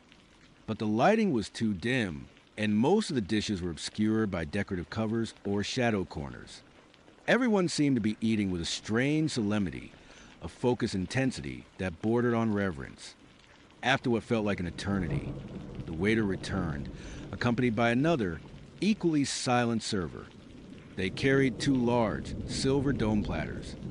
As they approached, I caught a faint metallic scent, almost like blood, but mixed with something else, something sweet and cloying like overripe fruit. My stomach did a nervous flip. They placed the platters in front of us. The first one for me was unveiled with a soft clink. It was beautiful in a horrifying way. A vibrant, deep crimson liquid pooled in the center of a shallow, dark bowl. Floating in it were delicate, almost translucent tendrils, like wisps of blood-red silk, slowly unfurling and retracting as if caught in an invisible current. They pulsed faintly, rhythmically, like tiny, submerged hearts. The dish emitted a soft, almost imperceptible hum. The crimson veil, Julian announced, a note of triumph in his voice. See, is not it exquisite? I stared at it, mesmerized and repulsed. It looked like something from a deep-sea alien landscape, not a dinner plate. It is very red. I managed, my voice a whisper. It is meant to be, he said, picking up his fork and knife, his gaze fixed on my dish. Go on, try it. My hand trembled as I reached for my own fork. The tendrils in the bowl seemed to recoil slightly as I moved, a ripple moving to the crimson liquid. My heart was pounding. This was not just raw, it was animated. Before I could force myself to take a bite, the second platter, Julian's living offering, was unveiled. And that is when the world tilted on its axis. What lay before Julian was not merely raw. It was unequivocally, horrifyingly alive. It was a mound of glistening, dark purple flesh, roughly the size of a small melon, sitting in a shallow pool of thick black fluid. The surface of the flesh was slick and wet, covered in what looked like tiny, iridescent scales that shimmered with an unnatural light. But it was the movement that truly broke me. The entire mass was slowly, deliberately pulsing. A deep, rhythmic contraction, expansion, like a single, massive muscle flexing under a thin membrane. As it pulsed, fissures would appear and disappear on its surface, revealing glimpses of raw, stringy tissue beneath, glistening with a viscous, clear fluid. From these fissures, thin, almost translucent tendrils, like pale worms, would slowly, hesitantly emerge, waving in the air for a moment before attracting back into the depths of the purple mass. And then I heard it. A faint, wet slurp, a soft, almost imperceptible click, like tiny joints articulating. It was breathing, or something like it. It was alive. My breath hitched in my throat. My eyes were wide, fixed on the monstrosity. I felt a surge of nausea, hot and metallic, rising in my gullet. This was not food. This was a creature. Julian, however, was utterly unfazed. He leaned closer to his plate, a look of serene contentment on his face. He picked up his knife, a long, slender blade that glinted wickedly in the dim light, and slowly, meticulously, began to slice into the pulsing mass. As the knife cut, the creature on the plate writhed. It did not just twitch, it bucked, sending ripples through its gelatinous body. A low, guttural gurgle escaped it, a sound that was far too organic, far too distressed, to be coming from something meant for consumption. The black fluid in the bowl sloshed over the sides, staining the pristine white tablecloth like spilled ink. I let out a small gasp, covering my mouth with my hand, trying to stifle the scream building in my chest. Julian, I choked out, what is that? He looked up, his eyes now devoid of the warmth I would seen earlier. They were cold, flat, and seemed to hold an ancient, knowing hunger. It is dinner.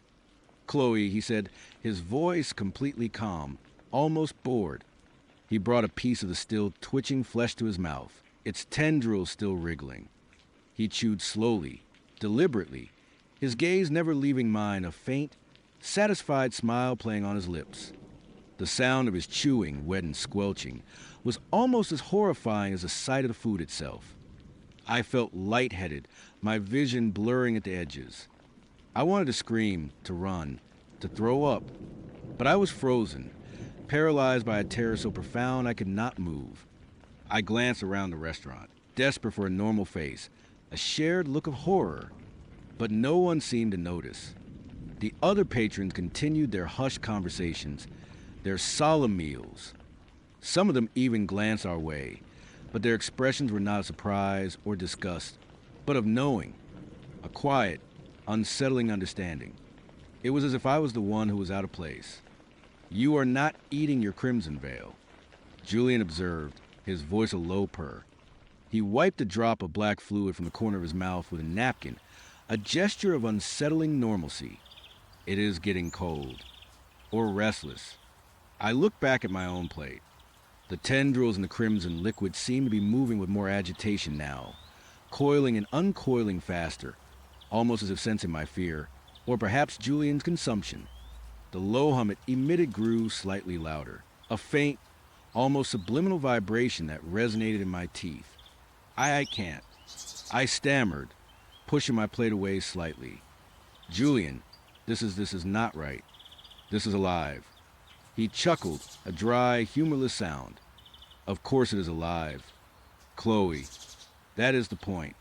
The freshest ingredients are always the most responsive." He took another bite of his pulsating meal, his eyes fixed on me, a predatory glint in them. "Do not tell me you are squeamish. I thought you were more adventurous than that." My mind was racing, trying to find an escape. My phone. I fumbled in my purse, my fingers clumsy with terror. I pulled it out, but the screen was dark, dead. I must have forgotten to charge it. Or maybe it was not a coincidence. "My phone's dead." I whispered, more to myself than to him. "Oh, what a shame," Julian said, though his tone conveyed no sympathy whatsoever. "Sometimes these old buildings have a way of interfering with modern conveniences. It is part of their charm, would not you say?" He was toying with me. He knew. He knew my phone was dead. He knew I was terrified, and he was enjoying every second of it. The friendly, charming Julian from the dating app was gone, replaced by something cold, ancient, and utterly monstrous. "I need to go," I said, trying to stand up, but my legs felt like lead. A wave of dizziness washed over me. The air in the restaurant suddenly felt heavy, thick with the metallic sweet scent of whatever Julian was eating, and something else, something fetid and earthy like disturbed graves. "Oh!" But the main course has just arrived, Julian said, his voice now a low growl, devoid of any pretense of human pleasantness. He reached across the table, his hand wrapping around my wrist. His grip was surprisingly strong, his skin cold and dry. "You have not even tasted your crimson veil, and I assure you it is meant for you.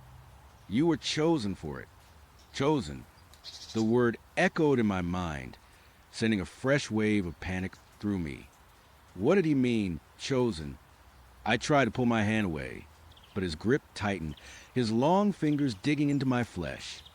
"Let go of me," I hissed, my voice barely above a whisper, fear making it tremble. His smile stretched, showing teeth that seemed a little too long, a little too sharp in the dim light. Now, Chloe, do not be rude. We just started, and I have been looking forward to this for a very long time." His eyes, those once kind eyes, now seemed to swirl with a dark, bottomless hunger. I could see something ancient, something non-human, lurking behind them. The faint string music in the background seemed to swell, taking on a discordant, mournful tone, like a symphony of suffering. The tendrils of my crimson veil dish were now thrashing wildly, splashing the red liquid onto the tablecloth. The hum was louder, a distinct, vibrating drone that seemed to be coming from inside my head. My nausea intensified, and I felt a burning sensation in my throat. Julian leaned closer, his breath on my face cold and smelling faintly of that metallic, cloying scent. "You see, Chloe," he whispered, his voice a sibilant hiss. "The hearth is not just any restaurant. It is a place for discerning palates, for those who understand true sustenance. And you, my dear, have a very appealing aura." He released my wrist, and I instinctively pulled back, rubbing the red marks his fingers had left on my skin. He then picked up my fork. The one I had dropped, and with surprising speed, scooped up a writhing cluster of the crimson tendrils from my plate. "Open up," he commanded, his voice suddenly hard, unyielding. He held the fork, laden with the pulsating horror, inches from my mouth. The tendrils squirmed, almost reaching for my lips. The metallic sweet scent was overwhelming now, choking me. I shook my head violently, tears stinging my eyes. "No, please. Julian, no." He clicked his tongue, a sound of disappointment. Such a waste of potential. All that delicious fear, and you won't even taste it. It is a shame. It was prepared just for you. He slowly lowered the fork, his gaze still fixed on my terrified face. But then his eyes flickered, not to me, but to something behind me.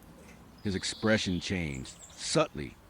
The predatory glee diminished, replaced by a flicker of irritation, almost annoyance.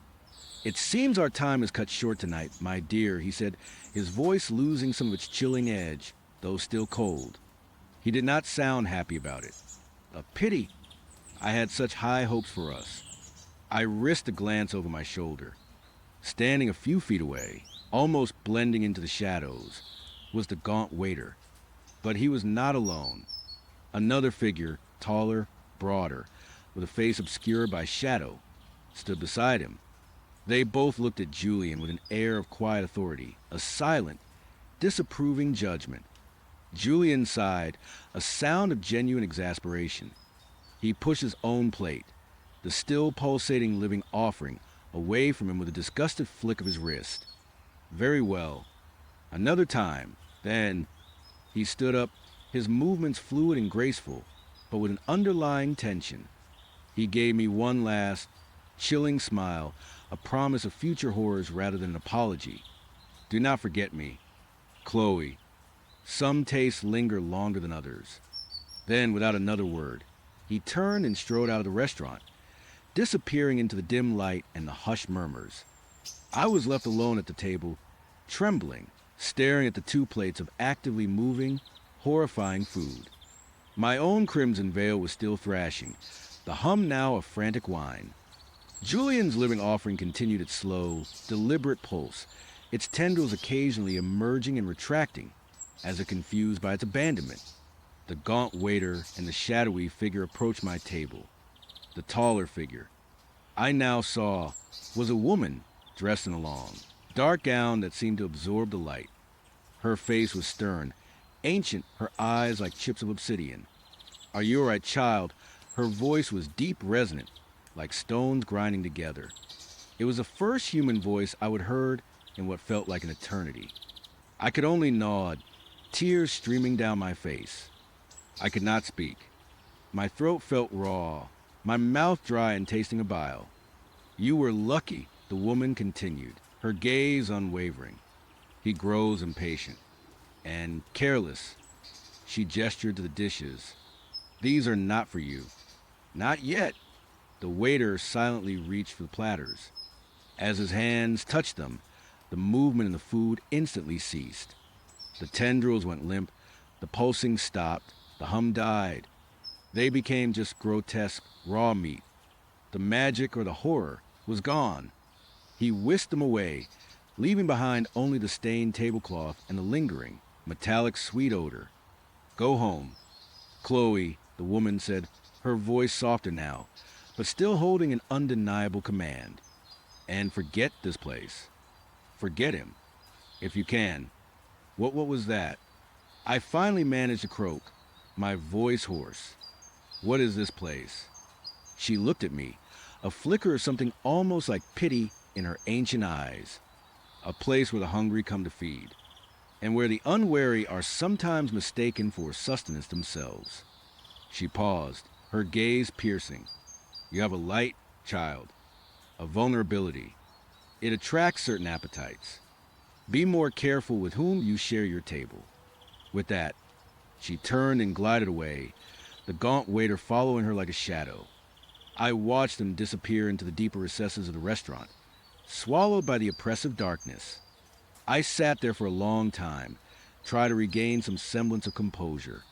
My heart was still hammering, my hands shaking uncontrollably.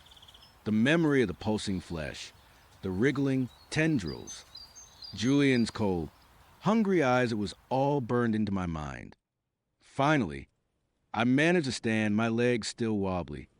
I stumbled out of the booth, past the other patrons who seemed to pay me no mind, their faces still serene, their meals still shrouded in mystery. The air outside was cool and fresh, a blessed relief after the suffocating atmosphere of the hearth. I gulped it down, trying to clear my lungs of the lingering stench. I walked the unfamiliar streets, my mind a blank, until I finally flagged down a taxi. The ride home was a blur. I just kept repeating Julian's face, his smile, the horrifying food, over and over in my head. That night, I did not sleep. Every shadow in my room seemed to writhe. Every creak of the house sounded like a faint gurgle. I kept seeing those tendrils, feeling the hum in my teeth, smelling that sickeningly sweet metallic scent. It has been months since that night. I deleted all my dating apps, of course. I can't even look at raw meat without feeling a wave of nausea. Restaurants, especially dimly lit ones, fill me with an inexplicable dread. I cook all my own food now, meticulously, making sure everything is thoroughly cooked, charred even just to be sure. I have not seen Julian again. I do not know who or what he was, or what the hearth truly is. A cult, a place where ancient entities feast. I do not want to know. I only know that I was lucky. Lucky that someone or something intervened. But sometimes, late at night, when the house is quiet and the memories start to creep in, I swear I can still hear it. A faint, rhythmic pulse, a soft, wet slurp, and a low, almost imperceptible hum, vibrating just beneath the surface of my hearing. And I wonder if Julian was right. Maybe some tastes do linger longer than others. And maybe, just maybe, I still have an appealing aura that could attract another, even hungrier appetite. I just hope I never find out. All right, so picture this: I am Alex, 32, and like most guys my age, I have dipped my toes in the murky waters of online dating. Tinder, Hinge, Bumble, you name it. I have probably swiped right on it. Most of the time, it is a bust. Awkward small talk, forced smiles over overpriced coffee, or just outright ghosting. But every now and then, you stumble across a profile that makes you pause. That is what happened with Alara. Her pictures were striking. Not just pretty, but genuinely captivating. Dark, almost black hair that looked impossibly soft, eyes the color of deep emeralds that seemed to hold 1,000 secrets, and a smile that was both alluring and just a touch unsettling. Her profile was sparse, almost minimalist. No witty bio, no list of hobbies, just a single line looking for someone who is not afraid of a little adventure. Normally, I would swipe left on something so vague. It usually means they are either a bot, a catfisher, or someone with an ego the size of a small planet. But those eyes, they just drew me in. So, against my better judgment, I swiped right. And to my surprise, it was an instant match. We started chatting, and immediately things felt different. She was not interested in the usual pleasantries. No how was your day or what you do for fun. Instead, her messages were almost poetic, hinting at deeper conversations, at mysteries. She asked about my fears, my dreams, the things that truly kept me up at night. It was intense, almost too much, but I was hooked. It felt like I was talking to someone truly unique, someone who saw beyond the surface. Then came the first date suggestion. I expected a bar, maybe a restaurant, something normal. What I got was a message that made my stomach drop and my eyebrows shoot up simultaneously. There is this place, she wrote, an old abandoned hospital, Blackwood Memorial. It is beautiful in its decay, full of stories. I think it would be the perfect place for us to meet. What do you say? Now, I am not a total chicken. I like a good haunted house as much as the next guy, especially around Halloween. But an abandoned hospital for a first date, that is not just unconventional, that is straight up bizarre. My first thought was, is this a joke? Is she testing me? Or is she just completely unhinged? I typed out a polite refusal. Something about wanting to get to know her in a more illuminated setting. But before I could send it, I hesitated. Those eyes in her profile picture flashed in my mind. The adventure line. What if this was exactly what she meant? What if saying no meant missing out on something truly extraordinary? Besides, the idea was undeniably intriguing. It certainly beat another boring happy hour. So, I deleted my refusal and typed back. Sounds adventurous. What time? She replied instantly midnight. Friday. Do not be late. Midnight. Of course. All week, I wrestled with it. My friends, when I cautiously brought up omitting the Tinder date part and just saying this girl I met, thought I was crazy.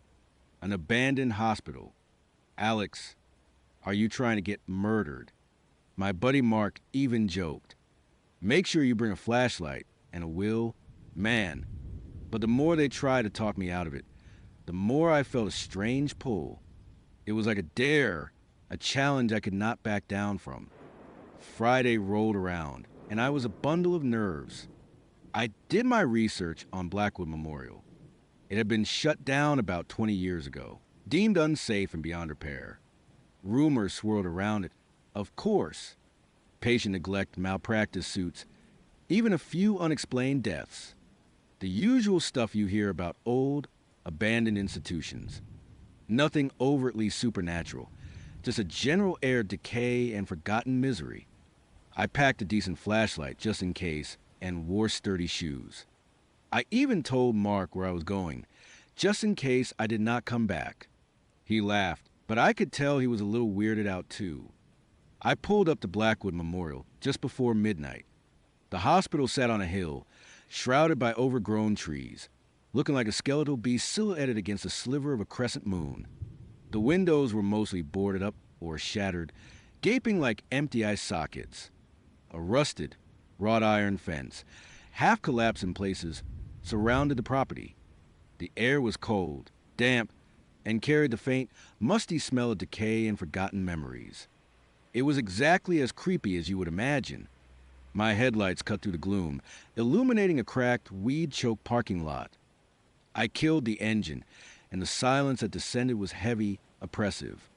It was a kind of silence that amplified every tiny sound, the rustle of leaves, the distant howl of a dog, the frantic thump of my own heart. Then I saw her. She was standing by the main entrance, on a crumbling archway, where a sign that once read Blackwood Memorial Hospital was now just a rusted, illegible smear. She wore a long, dark coat that seemed to absorb the moonlight, and her fiery hair was a stark contrast, almost glowing in the dark. She looked exactly like her pictures, even more stunning in person, but there was an ethereal quality to her, almost like she was not entirely solid. She turned as I approached, and her emerald eyes met mine. Even in the dim light, they seemed to pierce right through me. A shiver ran down my spine, but it was not entirely from fear. It was also anticipation. Alex, she said, her voice a low, melodic whisper that seemed to echo in the stillness. You came. You said you were looking for adventure. I managed, trying to sound nonchalant, but my voice came out a little too strained. Could not pass that up. She smiled, and it was that same unsettling, knowing smile from her pictures. Good. I knew you would not. She gestured toward the broken window on the ground floor, just to the left of the main entrance. The front door is chained. This way is easier. I followed her, my flashlight beam dancing nervously around the decaying facade. The window was indeed shattered, large shards of glass lying on the ground like jagged teeth. It looked like someone had been here before, perhaps a lot of people. Urban explorers, thrill seekers, kids looking for a scare. Maybe this was just her version of a unique date spot. A little edgy, a little rebellious. She slipped through the opening with an unnerving grace, not a single sound. I had to brace myself against the frame, my shoes crunching on glass as I hoisted myself inside. The moment I stepped over the threshold, the air changed. It became colder, heavier, and the smell of dust, mildew, and something metallic and faintly sweet, like old blood hit me hard. My flashlight beam cut through the absolute darkness inside. We were in what looked like a reception area. Desks overturned, paper scattered everywhere, a calendar from 2003 still tacked to a bulletin board, frozen in time. "Welcome to Blackwood Memorial," Ilera whispered, her voice barely audible over the sudden, inexplicable ringing in my ears. "Is not it magnificent?" I did not answer. I was too busy trying to orient myself, my heart hammering against my ribs. Every shadow seemed to twist and writhe. Every creak of the old building sounded like footsteps.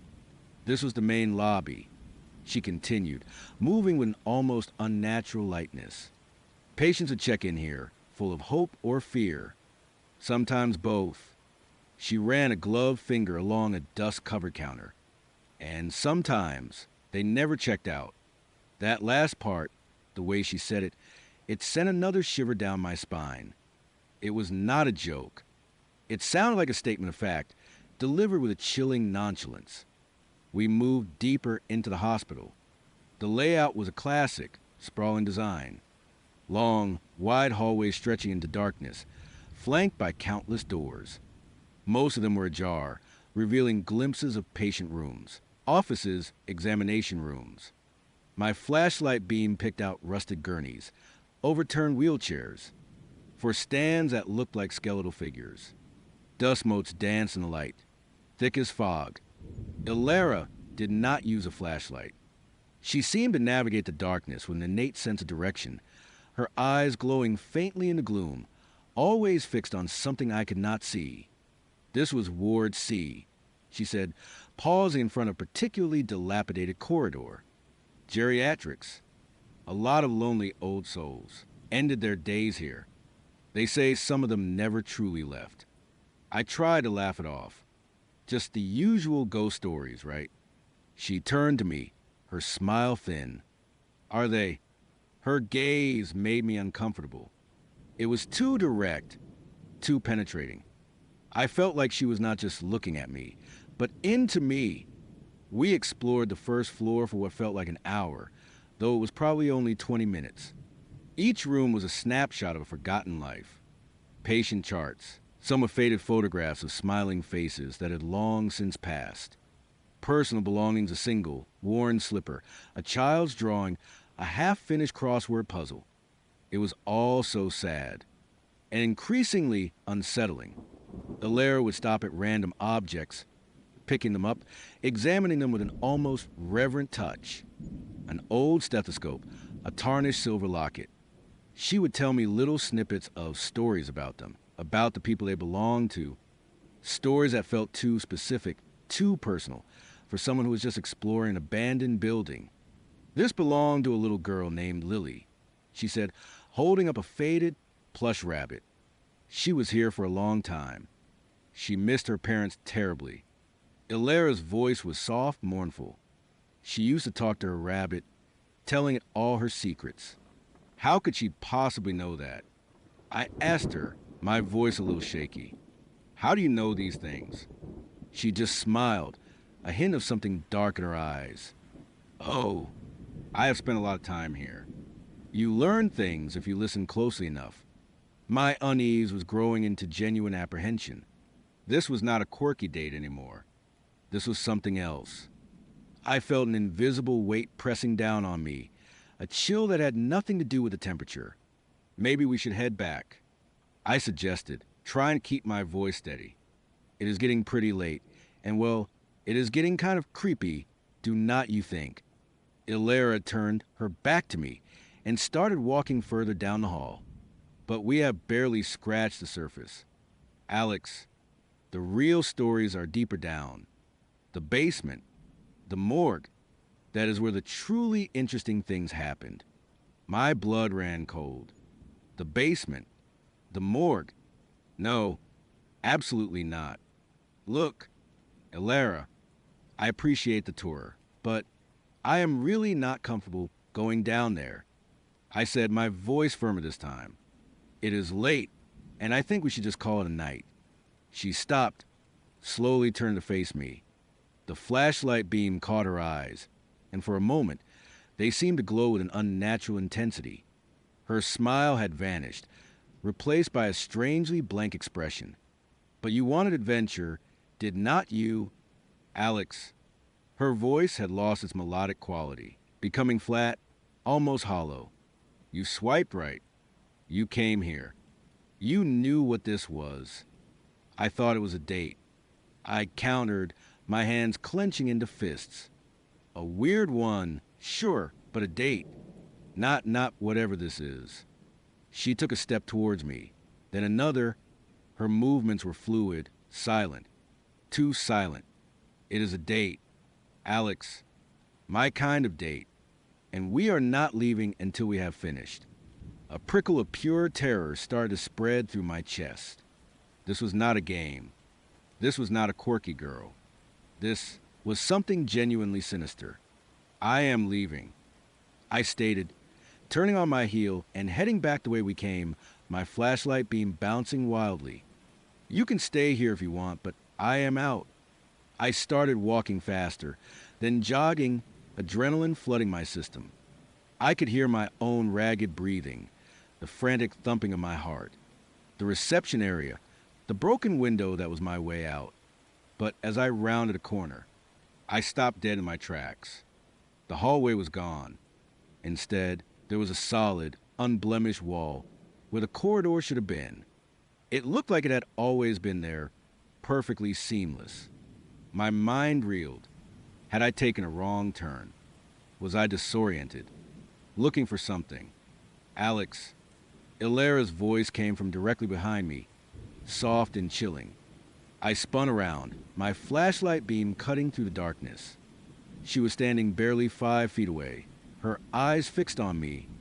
Her smile was back, wider this time, and it did not reach her eyes. It was a predator's smile. What did you do? I demanded, my voice trembling. The hospital does not like it when people try to leave before their time, she whispered, taking another slow step towards me. It holds on to its patients. And its guests. I backed away, my eyes darting frantically around the hall. The walls seemed to press in, the shadows deepened. The air grew even colder, and I could swear I heard faint whispers, like 1,000 desperate voices, swirling around me. You are insane. I choked out, desperately trying to find a way out. Any way out? She laughed, a low, guttural sound that did not sound human. Perhaps. But I am real. Alex. And so, is this place. I took off running, not caring where I was going. I just needed to get away from her, away from this place. I ran down another hallway, my footsteps echoing loudly, the darkness pressing in. I could hear her behind me, not running, but somehow always there, her presence a cold weight on my back. I burst into what looked like an old operating theater. The room was vast, with a single rusted operating table in the center, surrounded by archaic medical instruments on trays, glinting ominously in my flashlight beam. The walls were stained, a sickening brown that made my stomach churn. And then I saw them. In the corners of the room, barely visible in the periphery of my light, were figures. Tall, gaunt figures, their faces obscured by shadow, their forms indistinct. They seemed to sway, silently, like reeds in a non-existent breeze. I could not make out details, but their presence was palpable, radiating a profound sense of suffering and malevolence. They are waiting. Alex. Ilara's voice hissed from the doorway, her silhouette framed against the slightly less oppressive darkness of the hallway, waiting for a new visitor, a new patient. I stumbled backwards, my foot catching on something metallic. I fell hard, my flashlight clattering across the floor, its beam spinning wildly before settling on a corner of the room. And there, starkly illuminated, was a single ancient wheelchair, and in it, slumped forward, was a desiccated corpse. Its skin was like parchment, stretched tight over bone, its eyes sunk in pits of black. It wore a tattered patient gown, and its hands, skeletal claws, were still clutching something. A faded plush rabbit. Lily's rabbit. A scream tore from my throat, raw and primal. This was not a prop. This was real. These things. Ilera, the hospital was all real. Get up, Alex. Ilera said, her voice now dangerously calm. They are eager to meet you. I scrambled to my feet, my mind screaming. I did not know which way to go, which way was safe. The figures in the room seemed to shift, their shadowy forms coalescing, their silent sway becoming a slow, deliberate movement towards me. I bolted, not toward the Lara, but past the operating table, towards another doorway on the far side of the room. I did not care where it led. Anywhere but here. I burst into a narrow, winding staircase, plunging downwards. The basement, my worst fear, but I had no choice. I could hear Lara's low chuckle behind me, and the faint, rustling sounds of the other things. Down, down, down I went, blindly fumbling for the railing, my shoes skidding on loose debris. The air grew even colder, the smell of damp earth and something metallic becoming overwhelmingly strong. The whispers were louder now, a chorus of tormented voices, just at the edge of hearing, swirling around my head. I reached the bottom, crashing into a dark, subterranean corridor. My flashlight was still somewhere in the operating room. I was plunged into absolute blackness. Panic seized me. I could not see a thing. Alex, do not be afraid. Ilara's voice echoed from somewhere close by, her voice dripping with false comfort. They just want to help you feel comfortable. I could hear distinct sounds now. The dragging of feet, a wet, squelching noise, the faint rattled chains. I pressed myself against the cold, damp wall, tried to make myself as small as possible, try and control my ragged breathing. Where are you? I whispered, my voice barely audible. Everywhere, she replied, and her voice seemed to come from all directions at once, surrounding me. And nowhere. Suddenly, a faint, flickering light appeared at the end of the corridor. Not my flashlight. This was a sickly, greenish glow, pulsating slowly. As it grew brighter, I could make out the source. It was Lara, standing there, holding a lantern. But it was not just Lara. Behind her, emerging from the deeper shadows of the basement, were more figures. And these were clearer, horrifyingly so. They were patient-like, some in tattered gowns, some in what looked like old uniforms. Their faces were gaunt, their eyes hollow, but they were not entirely skeletal. They were desiccated, mummified almost, and they were all looking at me. Their mouths were open, gaping holes, as if perpetually screaming. And their hands, some clutched rusted scalpels, others hypodermic needles the size of small daggers, still others had long, bony fingers tipped with impossibly sharp, black nails. Ilara smiled, her face illuminated by the green glow of a lantern. Her eyes, those emerald eyes, were no longer beautiful. They were entirely black, like bottomless pits. It is time for your checkup. Alex, she purred, her voice a guttural growl that resonated deep in my bones. We have been waiting for someone like you. Someone who knows the meaning of true adventure. The figures behind her began to shuffle forward, slowly, deliberately. The whispers became louder, a cacophony of moans and guttural sounds that ripped through my mind. The air was thick with the stench of decay, fear, and something else, something metallic and sweet. I did not think. I did not rationalize. I just reacted. I pushed off the wall and bolted in the opposite direction, scrambling over debris, my hands outstretched in the darkness. I could hear their shuffling footsteps, their hungry moans, growing louder behind me. I ran until my lungs burned, until my legs screamed in protest. I crashed through a doorway, finding myself in what felt like a boiler room. Pipes crisscrossed the ceiling, dripping with condensation. A huge, rusted boiler sat in the center, a monstrous, silent sentinel. And then I saw it, a faint glimmer of moonlight through a small, grimy window high up on the wall. A ventilation shaft, perhaps, or a small access point to the outside.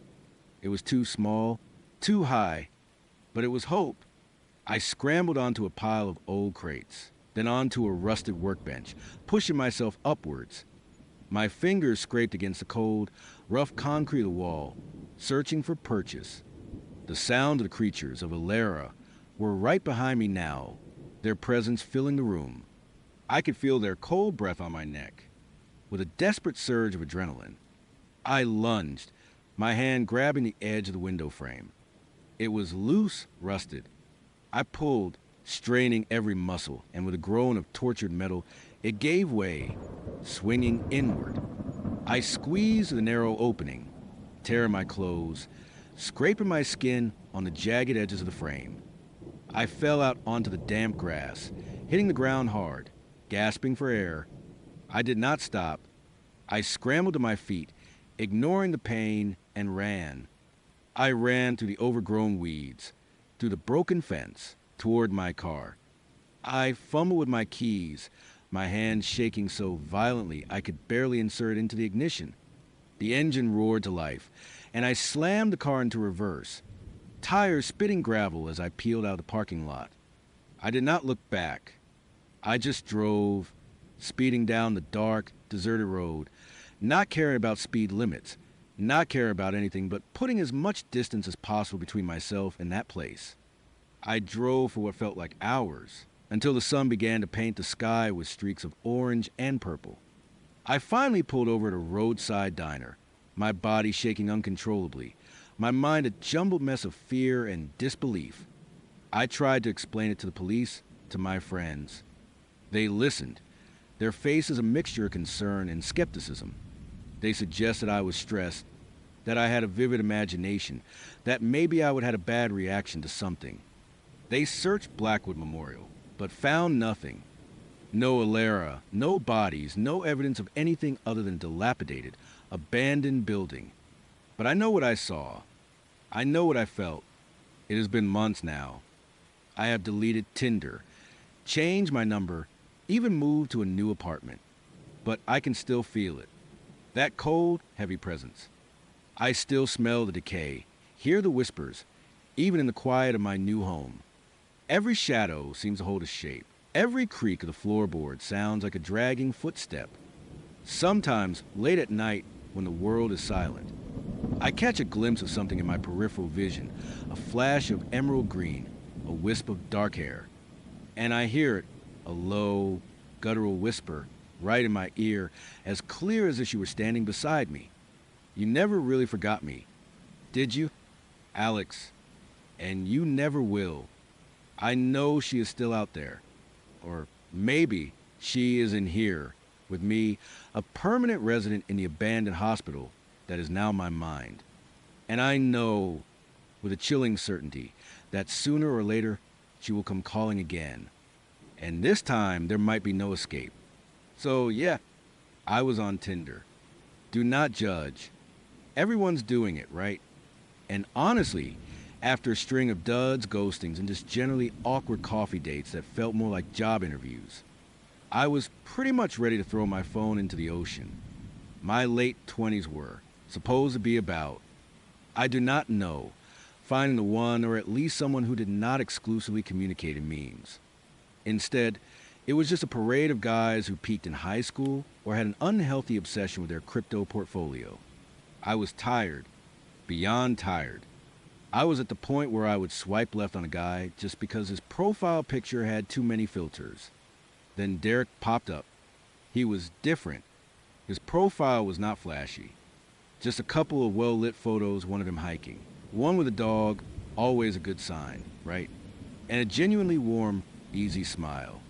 His bio was short, witty, and did not mention his hustle or his love for adventure in that generic, copy-pasted way. It said something about being an architect, enjoying obscure documentaries, and trying to perfect his grandmother's lasagna recipe. Okay, Derek, you had my attention. We matched. Our initial texts were great. He was not pushy, did not immediately ask for my number, and actually engaged in conversation beyond one-word answers. We talked about architecture, the best places to get ramen in the city, and even had a surprisingly deep discussion about the ethics of artificial intelligence. I know, right? On Tinder, I was genuinely impressed. He seemed intelligent, thoughtful, and, dare I say it, normal. A unicorn in the wild, digital landscape of online dating. After a few days of texting, he asked me out. Dinner, not coffee. A proper date. He even suggested a cozy Italian spot downtown that I would always wanted to try, but never had an excuse to. My hopes, which had been thoroughly stomped on by previous dating experiences, actually started to tentatively unfurl a little. Maybe, just maybe, this one would be different. And for the first hour of our date, it really was. Derek was even more charming in person. He had this easy laugh that crinkled the corners of his eyes, and he listened, really listened, not just waiting for his turn to talk. We talked about our jobs, our families, our dreams. He asked insightful questions, and I found myself opening up in a way I had not with a date in years. He was attentive, made eye contact, and there was just this comfortable energy between us. It felt natural, like we would known each other for ages. I caught myself thinking, wow, he is actually amazing. I mean, I even found myself wondering if this was it, if this was the person I would have been slogging through all those terrible dates to find. He walked me to my car, and the conversation flowed so easily we ended up standing there for another 20 minutes, just talking and laughing under the streetlights. When he finally said goodnight, he did not awkwardly linger or try anything. He just gave me a warm smile and said he would have had a wonderful time and hoped to see me again, soon. He even texted me when he got home, just a quick had a great time tonight. Emily, sleep well. I went to bed that night feeling genuinely happy, a feeling I had not experienced after a date in a long, long time. We had a second date a few days later, a casual brunch, which was just as good, and a third where we went to a local art fair. Each time, he was consistently wonderful, thoughtful, funny, engaging. He remembered little details I would mention, like my favorite flavor of ice cream or a specific band I liked. I was definitely falling for him. He seemed perfect, almost too good to be true. And you know what they say about things that are too good to be true, right? About a month into dating, after maybe 5 or 6 really good dates, he invited me back to his place. It was not a sudden late-night invitation. It was after a lovely dinner, and he suggested we watch a movie, saying he had a really great sound system and a projector. It felt natural, like a normal progression. I did not feel pressured, and I actually wanted to go. I was excited, actually. This was Derek, the guy who made me believe in dating again. What could possibly go wrong? His house was in a quiet, tree-lined neighborhood, a little further out from the city center than I lived. It was a charming, older craftsman-style home, well-maintained, with a neat little garden out front. It looked exactly like the kind of place an architect would live. Inside, it was tastefully decorated modern, but with a cozy, lived-in feel. Bookshelves filled with books, interesting art on the walls, a comfortable-looking sofa. It smelled faintly of something warm and inviting, like cinnamon and cedar. I immediately felt at ease. He offered me a drink wine, beer or sparkling water. I chose sparkling water, and he led me to the living room. Make yourself comfortable, he said, heading to the kitchen to get our drinks. I sank into the plush sofa, looking around. Everything was neat, organized, but not sterile. It felt like a home. There were framed photos on a side table landscapes, a few of them with friends, one with an older couple who I assumed were his parents. Nothing out of the ordinary. While he was in the kitchen, I got up to stretch my legs a little. I walked over to one of the bookshelves, scanning the titles. He had a great collection, a mix of fiction and nonfiction, some architecture books, some history. I pulled out a book on urban planning that looked interesting, flipping through it. Just then, Derek came back with our drinks. Find anything good? He asked, handed me a glass of sparkling water with a slice of lime. "Just admiring your collection," I said, putting the book back. "You have great taste." He smiled. "Thanks. I try. So, movie. Sounds good," I said, settling back onto the sofa. We watched a quirky indie film, and it was a really nice evening. We talked. We laughed. He put his arm around me, and it felt right. When the movie ended, it was getting late. I probably should have left then, but I was enjoying his company so much. He suggested we listen to some music, and I agreed. He put on some mellow jazz, and we just sat there, talking in hushed tones, comfortable in the quiet intimacy of the moment. At one point, I needed to use the restroom. I excused myself, and he pointed me down a short hallway. "It is the first door on the left," he said. I found it easily.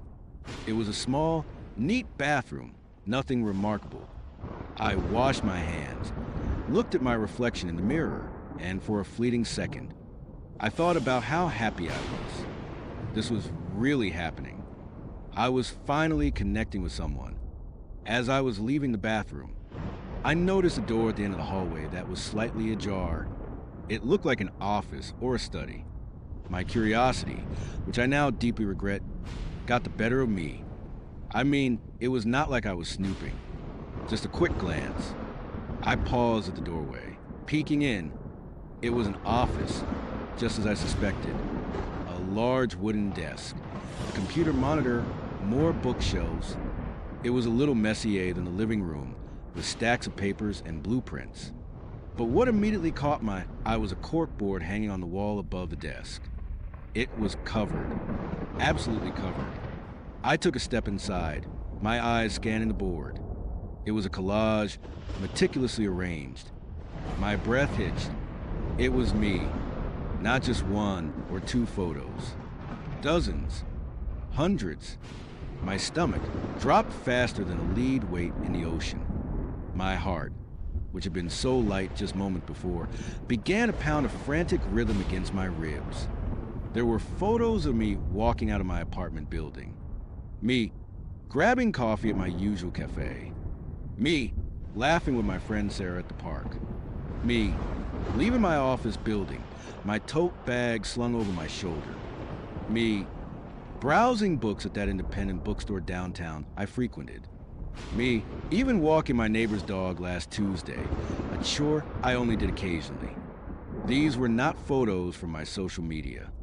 These were candid, sometimes blurry, clearly taken from a distance, with a long lens. They were surveillance photos. They were my life, captured in secret, without my knowledge, without my permission. My hands started to tremble. A cold dread seeped into my bones, chilling me to the core. This was not just a few pictures. This was an entire timeline. Dates were scrawled in, neat handwriting beneath some of them. Locations, even times. He had been watching me, not for days, not for weeks, but for months.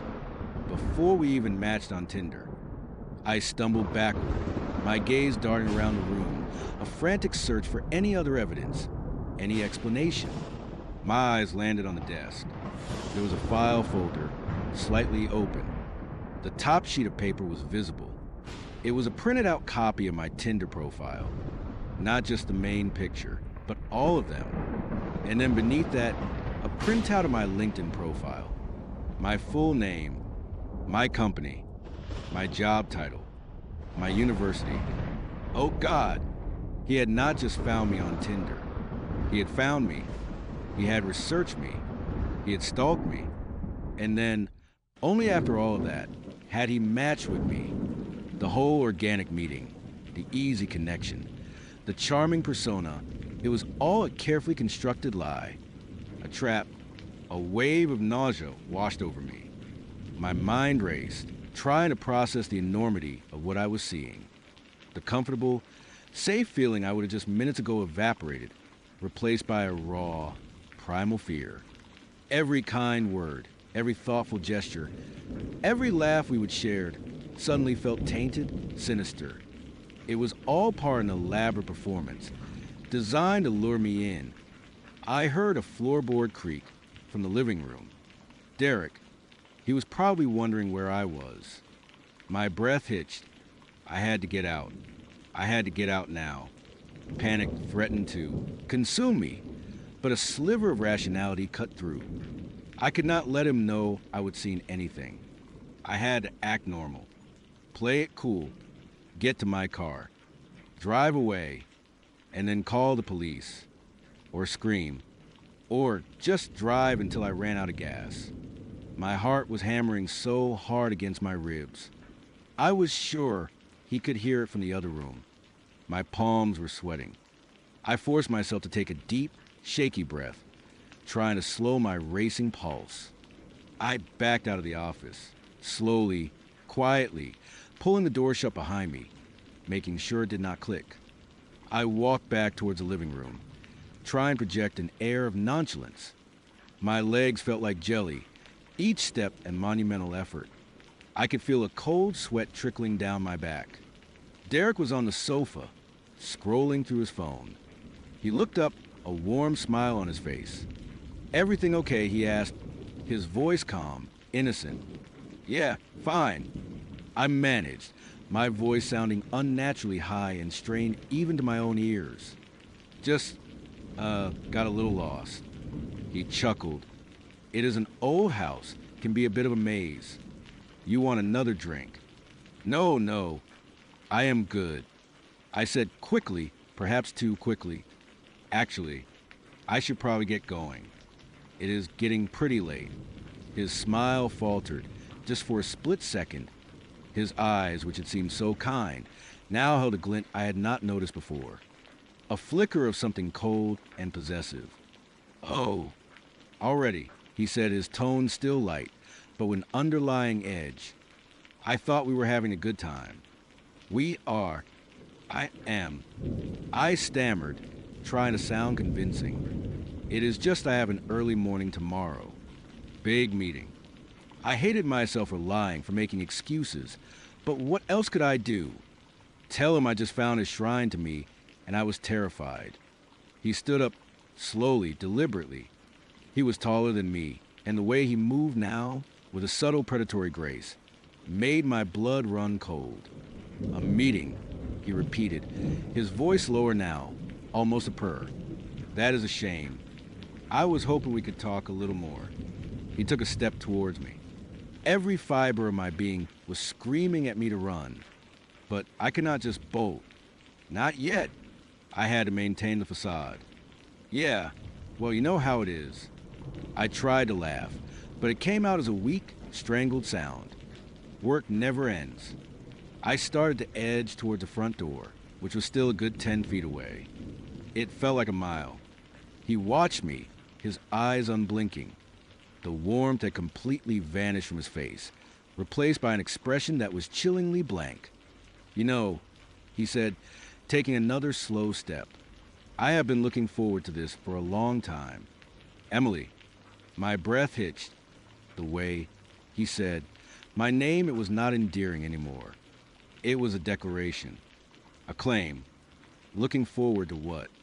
I asked, my voice barely a whisper. He smiled then, and it was not the warm, easy smile I would fallen for. It was wide, stretched, utterly devoid of genuine emotion. It was the smile of a hunter who had finally cornered his prey. "To having you here," he said, his eyes sweeping over me, making me feel like an object, not a person. "To finally getting to know you, really know you up close." My blood ran cold. He knew. He knew I knew. The game was over. "I really have to go. Derek," I said, my voice shaking now, no longer able to hide the terror. I took another step toward the door. He moved faster than I expected. In a blur, he was between me and the door, blocking my exit. His hand reached out, not to grab me, but to simply rest on the doorframe, effectively sealing my escape.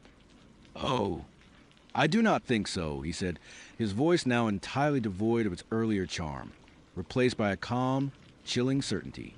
"Not yet. We have barely scratched the surface. Emily, There's so much I want to show you, so much I have planned. My mind raced, desperately searching for an escape route, a weapon, anything. My eyes darted around the room. The fireplace poker. Too far. A heavy lamp. Maybe. What are you talking about? I tried to sound confused, but my voice was trembling uncontrollably. He chuckled, a low, guttural sound that sent a shiver right down my spine. Do not play coy. Emily, I saw you in my office. You saw my collection. My beautiful collection.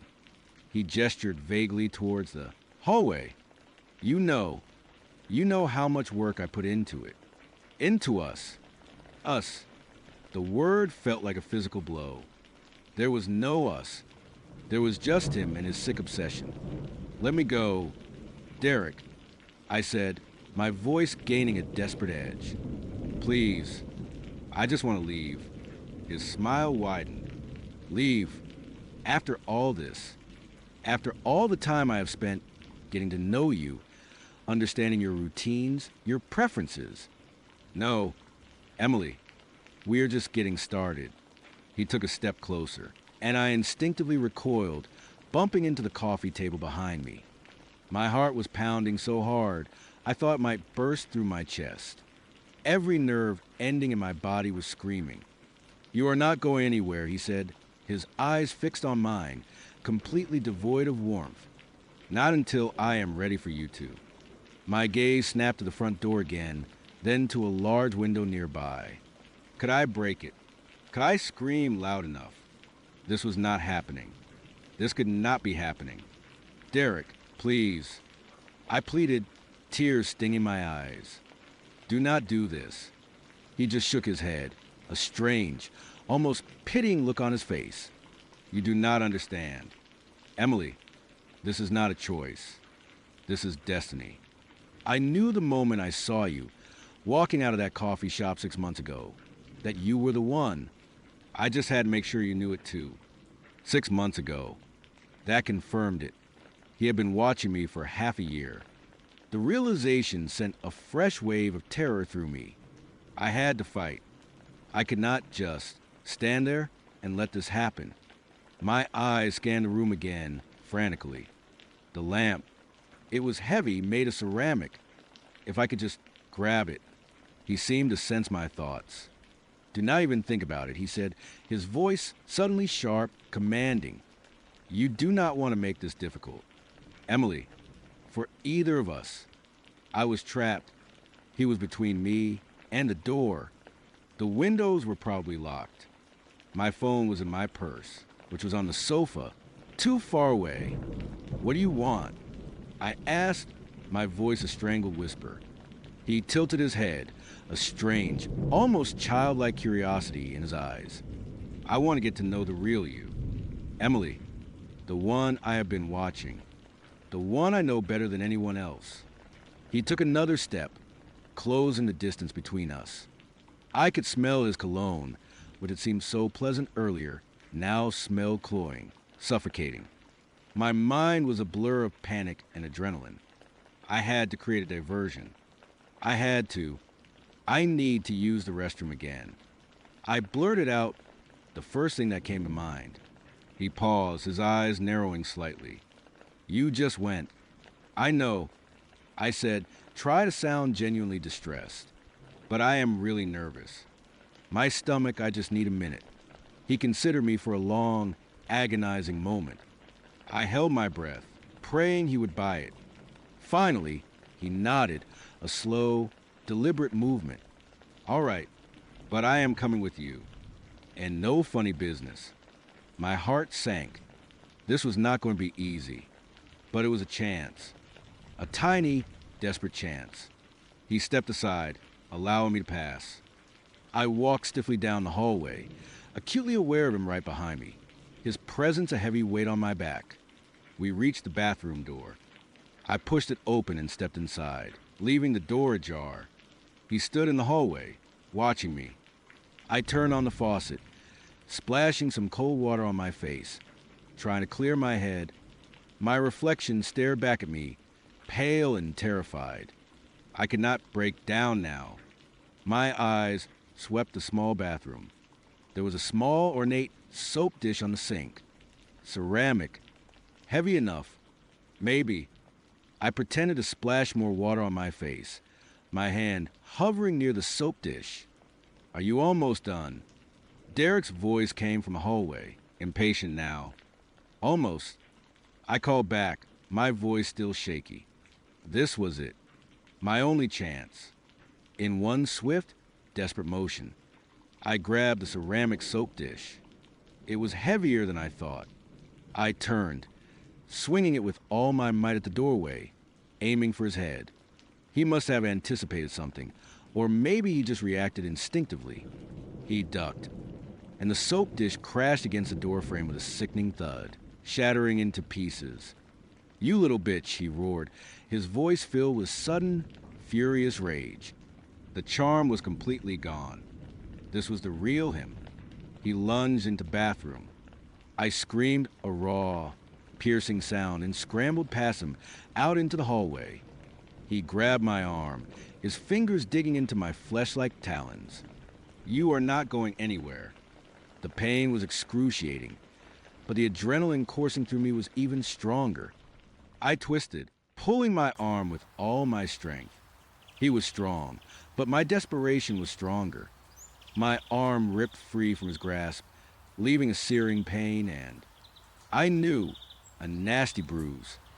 I did not look back. I just ran down the short hallway, past the living room, toward the front door. I could hear his heavy footsteps pounding behind me. "Emily, get back here." I reached the front door, my fingers fumbling with the deadbolt. It was one of those old-fashioned ones, stiff and stubborn. My hands were shaking so violently I could barely grip the knob. He was right behind me. I could feel his breath on my neck. "No," I screamed, finally getting the deadbolt to click open. I yanked the door open, throwing my weight against it. The night air hit my face, cold and glorious. I burst out onto the porch, stumbling down the steps. "Get back here," he yelled, now right behind me. I did not look back. I just ran, down the walkway, through his neat little garden, and out onto the street. My car was parked a block away, down the street. It felt impossibly far. I could hear him behind me, his footsteps heavy, closer than I wanted. He was fast. I ran as fast as I possibly could, my lungs burning, my legs aching. I glanced over my shoulder. He was maybe 20 feet behind me, gaining. His face was contorted in a mask of fury, his eyes burning with a terrifying intensity. "You can't escape me."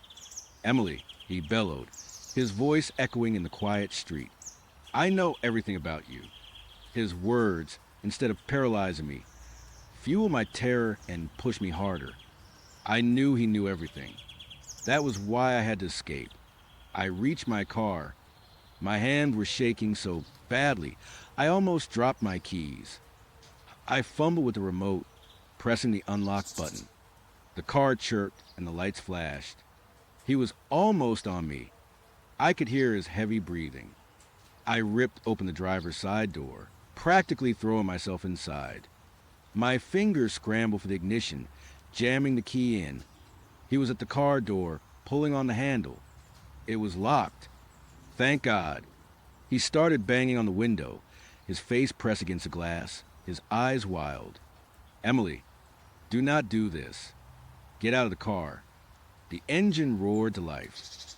I slammed the car into reverse, not even bothering to look behind me, just flooring it.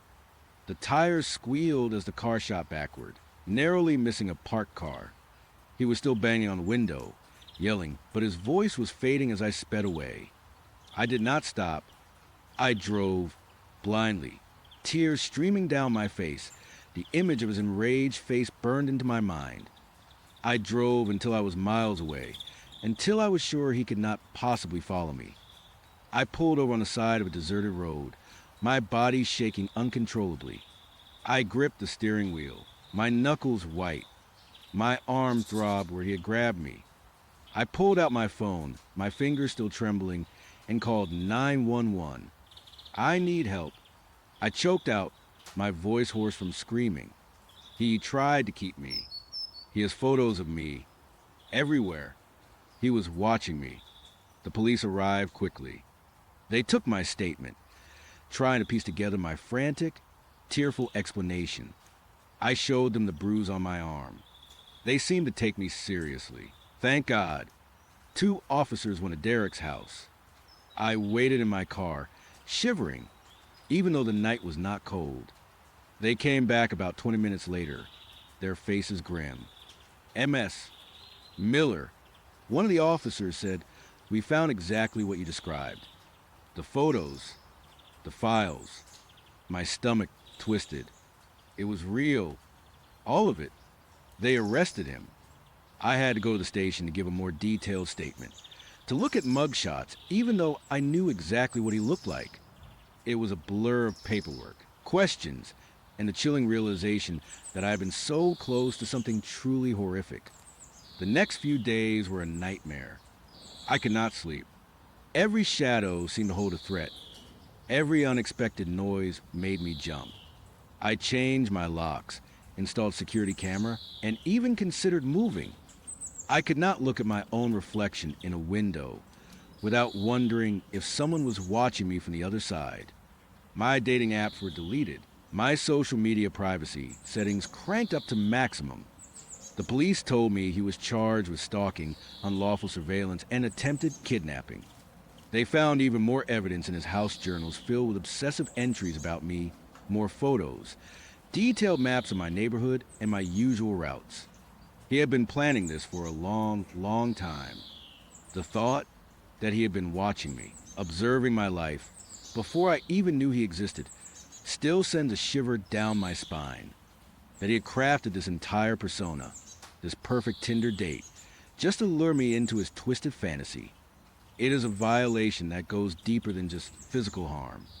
It is a violation of trust, of privacy, of the very sense of safety you have in your own life.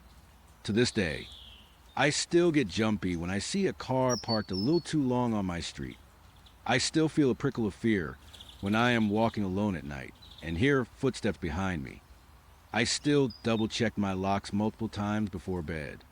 The incident left a scar, a deep, ugly mark on my psyche. It taught me that sometimes the monsters are not under your bed. Sometimes they are the charming, witty, seemingly perfect person you meet on a dating app. And sometimes they have been watching you long before you ever even knew their name. And that, let me tell you, is a horror that truly never fades. You know how sometimes, when you are a kid, your imagination is so potent it feels like it could conjure entire worlds out of thin air. For me, it conjured a friend. His name was Milo. I was an only child, and my parents, bless their hearts, were always busy. My dad worked long hours, and my mom was a stay-at-home parent. But she spent most of her time tending to a perpetually ailing garden or lost in the pages of a novel. I was often left to my own devices, and my own devices, it turned out, were quite good at creating company. Milo appeared when I was about 5. He had a shock of bright red, curly hair that always seemed to defy gravity, a smattering of freckles across his nose and cheeks, and eyes that were the most vibrant, startling shade of green I would ever seen. He also had this tiny, almost imperceptible scar, a faint white line just above his left eyebrow, like a little lightning bolt. He was always wearing the same faded blue overalls and a striped t-shirt. He was not exactly transparent, but he had a kind of soft, ethereal glow about him. Like he was lit from within, he felt more real than any of my dolls, more substantial than the shadows that danced on my bedroom walls. Milo was my confidant, my playmate, my co-conspirator.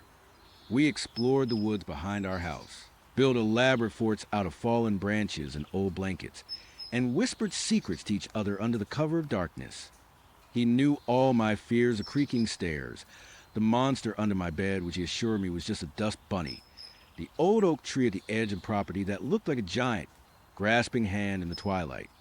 He would tell me stories, too, wild tales of places he would seen and adventures he would had, though he never specified where he came from.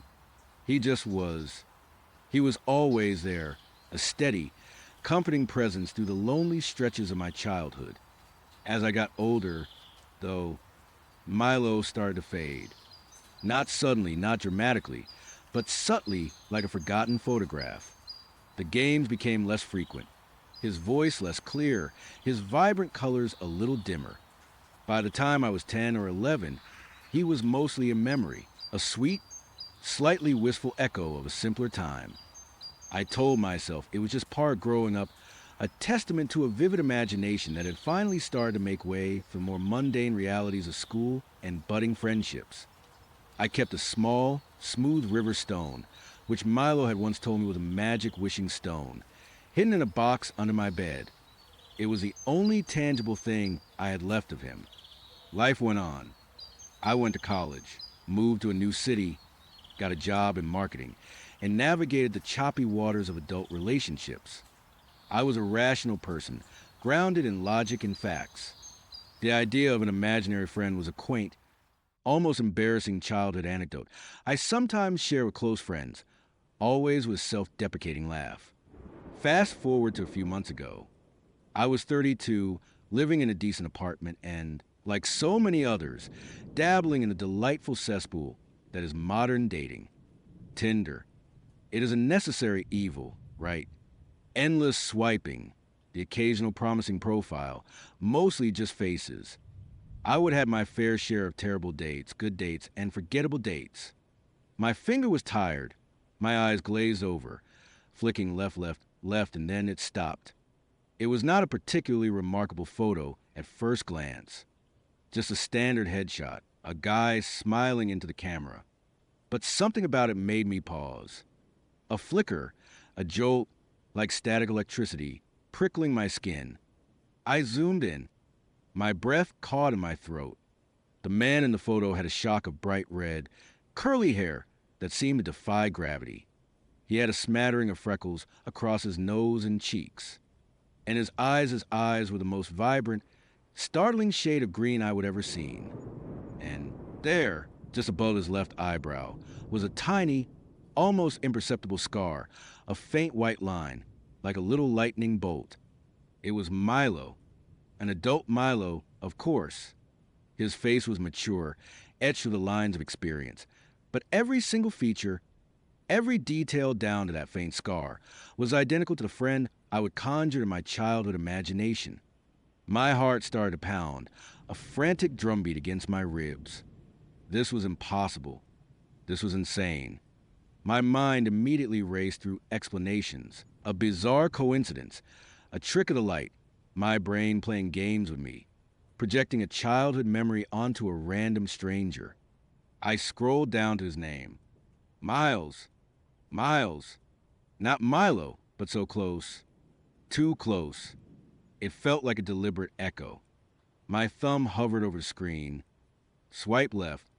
Run away from this uncanny, unsettling resemblance. Or swipe right just to see, just to confirm my sanity or lack thereof. Curiosity, that insidious little devil, won out. I swiped right. A second later, the screen flashed as a match. My stomach dropped. A cold dread seeped into my bones, mingling with a strange, almost magnetic pull. This could not be happening. Miles sent the first message. Hey, Sarah, great profile. You look like you are fun. It was a generic message, the kind everyone sends on Tinder, but coming from him, it felt like an intimate whisper. I stared at the message for a long time, my fingers trembling slightly. What do you say to a man who looks exactly like your childhood imaginary friend? Hey, you look exactly like a figment of my childhood loneliness. Probably not. I forced myself to type a normal response. Hey, Miles. Thanks, you too.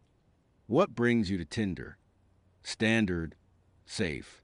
His replies were prompt, engaging, and friendly.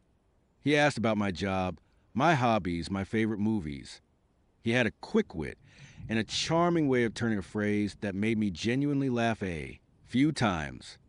But beneath the surface of the pleasantries, my mind was racing, constantly comparing him to my memory of Milo. His way of tilting his head when he was listening intently, the crinkle around his eyes when he laughed, the way he would sometimes pause before answering a question, as if carefully considering his words. It was all so familiar. I tried to subtly probe. Did you have a lot of friends growing up? Miles. I typed, trying to sound casual. He replied, not really. I was a bit of a loner. Kept to myself mostly. Had a very active imagination, though, always off in my own world. My blood ran cold. Active imagination. Off in my own world. He was practically mirroring my own childhood. Oh, yeah. What kind of imaginary worlds?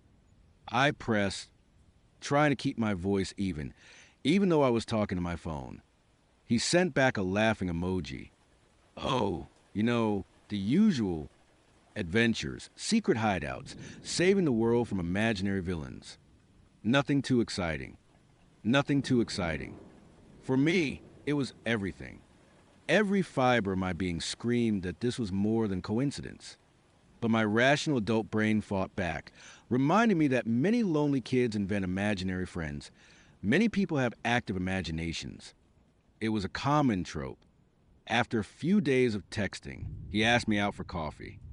My initial instinct was to decline, to run for the hills. But the strange pull was too strong.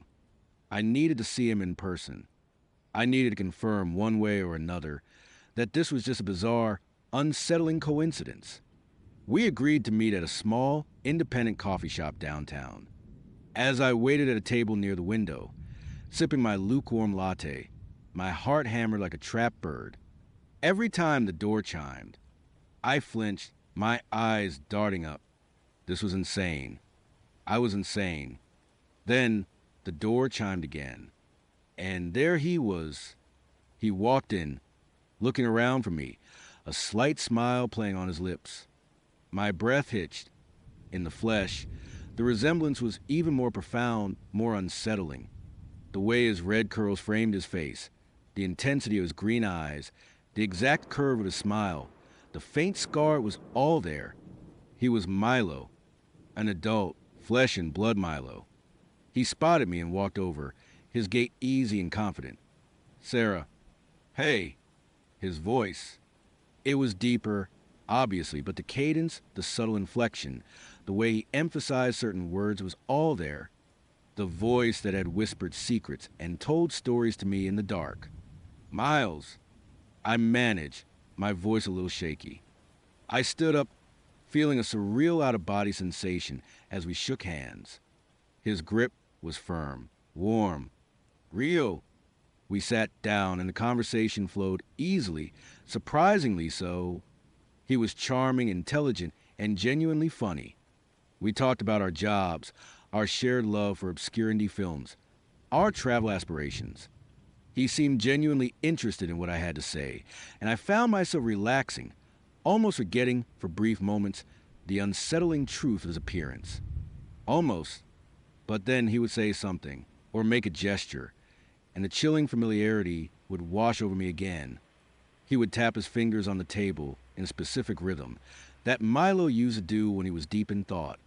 He would tilt his head to the left just slightly when I was telling a story, looking at me with an intensity that made me feel completely seen. At one point, I was talking about my childhood, trying to keep it light. Yeah, I grew up in a pretty quiet neighborhood. Not much to do, so I spent a lot of time by myself, playing in the woods behind our house. Miles smiled, a knowing, almost mischievous glint in his green eyes. Ah, the woods, full of secrets, are not they, and maybe a few imaginary friends. My blood ran cold again. I nearly dropped my coffee. Did you have an imaginary friend? Miles, I asked, trying to keep my voice casual, though my heart was pounding. He chuckled, a low, warm sound that sent shivers down my spine. Something like that.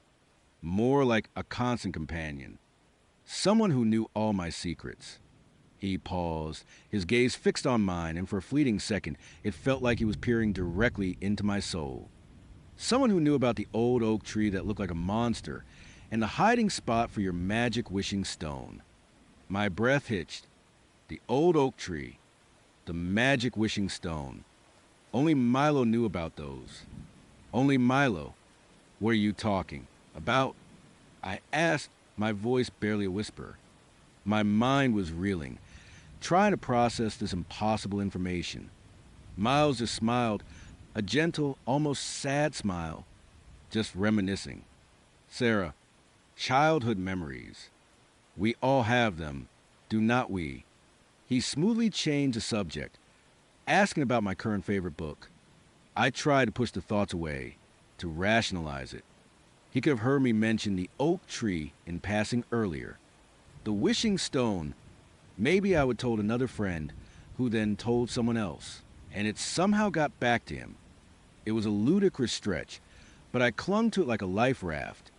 The date ended, and I walked away feeling a strange mix of profound unease and an undeniable magnetic attraction. He was charming, genuinely so, but the familiarity, the eerie accuracy of his appearance and mannerisms was a constant, terrifying undertow. Despite my gut screaming at me to run, I agreed to a second date, and a third. I was caught in a gravitational pull I could not escape. Each date brought more unsettling revelations, more chilling coincidences. On our second date, we went to a local park. As we walked, chatting about nothing in particular, Miles suddenly veered off the paved path, heading toward a less used, overgrown section. Come on, he said, a playful grin on his face. There's a spot I used to love when I was a kid. A perfect place for adventures. My stomach clenched. This park was eerily similar to the woods behind my childhood home. As he led me deeper, through tangles of bushes and overgrown grass, my mind screamed. We stopped at a clearing, dominated by a cluster of gnarled, ancient trees. This is it, Miles said, gesturing with a flourish. My old hideout. My blood froze. This was the exact spot where Milo and I had built our most elaborate fort. The same arrangement of trees, the same dip in the ground where we would dug our treasure chest. He even pointed to a specific, crooked branch on one of the trees. See that branch? That was the perfect lookout point. We used to spend hours up there, watching the world go by. He said we. Miles, I said, my voice trembling. How do you know about this place? I used to play here when I was a kid. I built a fort right here. He turned to me, his green eyes sparkling. I know. Sarah, I was there. A cold, visceral fear seized me. My heart hammered, a frantic drum against my ribs. No, you were not. I insisted, my voice rising. I was alone. I mean, I had an imaginary friend. But you were not real. Miles' smile widened, but it held no warmth. It was a chilling, knowing smile that made every hair on my arm stand on end. Oh, but I was... Sarah, I was very real. To you, anyway. And that is all that mattered. He took a step closer, and I instinctively recoiled. You remember, do not you? Sarah, all our games, all our secrets. My mind raced, desperately trying to find a rational explanation. Had I told him about this place? No, I had not. I had not told anyone about this specific spot, this specific hideout. This was too much. This was impossible. Who are you? I whispered, my voice thick with dread. Miles chuckled, a sound that grated on my nerves. I am Milo. Sarah, I always have been. He reached out, and his fingers gently brushed a faint scar above his left eyebrow. Remember, your little lightning bolt. I stumbled backward, a wave of nausea washing over me. No, I breathed, shaking my head. You are not real. You are not supposed to be real. You are just a memory. His eyes, those vivid green eyes, seemed to deepen, to hold an ancient, knowing sadness. I was created from your loneliness. Sarah, from your need. You wanted a friend, someone to understand you, someone who would never leave, and I was happy to oblige. He took another step, closing the distance between us. But being imaginary, it is limiting. It is a fragile existence. I wanted more. I wanted to be real, to truly be with you. The air around us seemed to thicken, to grow heavy. The sound of the park's distant laughter. Chirping birds faded, replaced by a suffocating silence. Miles's face, usually so charming, now held an unsettling intensity. His smile was gone, replaced by a serious, almost predatory expression. How? I managed, my voice barely audible. You gave me life. Sarah, he said, his voice now lower, more resonant, carrying an unnerving echo. Your belief, your imagination. It was powerful. All I had to do was wait. Wait for you to grow up, to forget, to open yourself up to the possibility of finding someone new. And then, I found a way to manifest, to cross over. He gestured vaguely around the park. This place had held a lot of your energy. Our energy. It made it easier. My blood ran cold. He was not just a man. He was something else.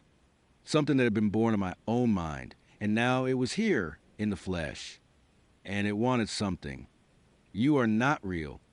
I repeated, trying to convince myself as much as him. This is a dream. I am going to wake up. Miles shook his head, a pitying look on his face. Oh, but you are awake. Sarah, more awake than you have ever been. And I am more real than you can imagine. He took another step, his hand reaching out for me. And now that I am here, I am not going anywhere. We belong together. Sarah, we always have. I waited for you. His hand closed around my wrist.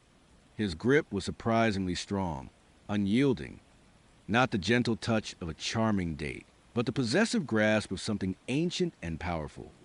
A jolt, like electricity, shot through me, and I felt a strange drain, a weakening in my limbs. His eyes seemed to glow, those vibrant green pupils dilating, becoming unnaturally large, almost black. For a fleeting second, his skin seemed to shimmer, like heat rising from asphalt, and I saw something beneath the surface of faint, almost translucent quality, like a ghost trying to solidify. Panic, pure and unadulterated, surged through me. This was not a man. This was a monster. My imaginary friend come to life, and he was terrifying. Let go of me. I screamed, yanking my arm, but his grip was like iron. Never again. Sarah, he whispered, his voice resonating directly in my mind, bypassing my ears. I lost you once. I won't lose you again. I need you. You made me, and now you will sustain me. I kicked him hard in the shin. He barely flinched, but his grip loosened for a split second. It was all I needed. I tore my arm free and bolted. I ran, blindly, through the dense undergrowth, not caring about the branches that whipped at my face or the thorns that tore at my clothes. I could hear him behind me, not running, but somehow always there, always close. His voice, a chilling whisper, seemed to echo from every direction. You can't escape me. Sarah, I am a part of you. I know your every thought. My heart was in my throat, each beat a painful thud. I burst out of the trees, onto the paved path, and sprinted toward the parking lot where I would left my car. My lungs burned, my legs ached, but adrenaline fueled me. I glanced over my shoulder, and there he was, standing at the edge of the woods, watching me. He was not running, but he had not lost ground either. His eyes glowed, two emerald beacons in the fading light. I fumbled for my car keys, my hand shaking so violently I could barely insert the key into the lock. Finally, it turned. I wrenched the door open, threw myself inside, and slammed it shut, locking it with a frantic press of the button. I jammed the key into the ignition, turning it with trembling fingers. The engine roared to life, a beautiful, comforting sound. I peeled out of the parking lot, tires squealing, not daring to look in my rearview mirror until I was several blocks away. When I finally did, the park was a distant blur. No sign of Miles. I drove home in a daze, the horror of what had just happened slowly sinking in. My imaginary friend. He was real, and he was terrifying. The next few days were a blur of panic and paranoia. I called my best friend, Jessica, trying to explain, but the words sounded insane even to my own ears. My imaginary friend from childhood. He is real now, and he found me on Tinder, and he is a monster.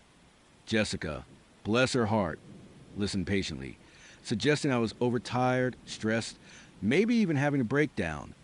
She gently urged me to see a therapist. I knew she thought I was losing my mind. And part of me, a small, desperate part, wanted to believe her. Wanted to believe it was all a delusion, a stress-induced hallucination. But the memory of his glowing eyes, his unnatural strength, the way his voice had echoed in my head, it was too real, too visceral. I deleted Tinder. I blocked Miles's number, even though I knew it would not stop him. I changed my routine, took different routes to work, avoided crowded places, convinced he was everywhere, watching, waiting. Every red-haired man I saw, every fleeting glimpse of green eyes, sent a jolt of terror through me. I tried to tell my parents, but they just looked at me with worried expressions, talking about childhood fantasies and stress. They thought I was cracking under pressure. I could not blame them. How do you explain that your childhood imaginary friend, a benign figment of your lonely youth, has manifested as a flesh and blood entity who wants to consume your essence? I live in a constant state of hyper-awareness now. Every shadow, every creak of the floorboards, every unexpected sound sends a jolt of fear through me. I sleep with a light on, and I check the locks on my doors and windows multiple times before bed. I have installed security cameras. Not that I think they would catch anything truly supernatural. I just need to feel like I am doing something. Sometimes, late at night, when the city is quiet and the silence in my apartment is deafening, I feel a presence. A subtle shift in the air, a cold spot in a warm room. I hear a whisper, just barely audible over the hum of the fridge. It is always the same. You never really forgot me, did you? Sarah. And I know, with a chilling certainty, that he is right. He is still here. He has always been here. And he is waiting. Waiting for me to drop my guard. Waiting for me to feel lonely again. Waiting for the perfect moment to remind me that some childhood friends, once invited, never truly leave. They just find a more permanent way to stay. You know, after everything with Emily and then Sarah, I thought I would hit rock bottom. I thought I understood the shape of my new reality, as fractured and terrifying as it was. I was wrong.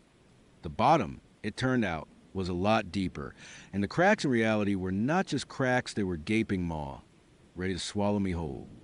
After I ran from that thing Sarah called a restaurant, after vanished into an abandoned warehouse by morning light, my world shrunk to the size of a pinprick. Every shadow held a lurking threat. Every stranger on the street was a potential predator, their smile too wide, their eyes too knowing. I spent weeks holed up, barely leaving my apartment, surviving on canned food and the gnawing fear in my gut. Sleep was a luxury I could not afford. Not when every dream plunged me back into a dimly lit room with pulsating food and ancient, hungry eyes. The police, of course, were useless. I would already tried them after Emily, and they would dismiss me as delusional. What was I going to tell them now? Officer, my date ate a sentient blob of iridescent blue veins, and then her restaurant disappeared. They would have me committed faster than I could say extra-dimensional entity. So, I was on my own, a witness, hunted and absolutely, terrifyingly alone. That loneliness, though it is a funny thing, it is a slow poison, just as deadly as any creature with glowing eyes. After a month of self-imposed solitary confinement, the silence in my apartment started to feel heavier than the fear. The human need for connection, for some kind of normalcy, no matter how fleeting or fragile, began to claw its way back. It felt like a betrayal, a weakness, but I could not help it. I needed to see a friendly face, hear a normal conversation. Even just for an hour, I needed to believe that the world I knew still existed, even if only on the periphery of my nightmare. So, I did the unthinkable. I went back to online dating. I know, I know, you are probably thinking I am an idiot, and maybe I am, but desperate times call for desperate and frankly stupid measures. This time, though, my criteria were simple, absolutely, unequivocally boring. I wanted beige. I wanted bland. I wanted someone who talked about their cat's bowel movements and their favorite brand of dish soap. Someone so utterly unremarkable that the universe itself would yawn and leave us alone. That is how I found Maria. Her profile picture was a little blurry, taken in what looked like a poorly lit kitchen. Her bio was short. Generic enjoy quiet nights in reading and exploring local coffee shops. No mention of experimental cuisine, no cryptic poetry, no pictures of her staring intensely into the middle distance. She seemed safe, painfully, wonderfully safe. Our first few dates were exactly what I craved. We met at a brightly lit chain coffee shop, then a bustling public park, then a diner with sticky tables and fluorescent lights. I grilled her subtly about her life, her interests. I watched her like a hawk, analyzing every gesture, every flicker of her eyes. Did she seem too interested in my past? Did she ask about my family, my deepest fears, my trauma? No. She talked about her job in accounting, her love for true crime podcasts, and how she once accidentally dyed her hair green trying to go blonde.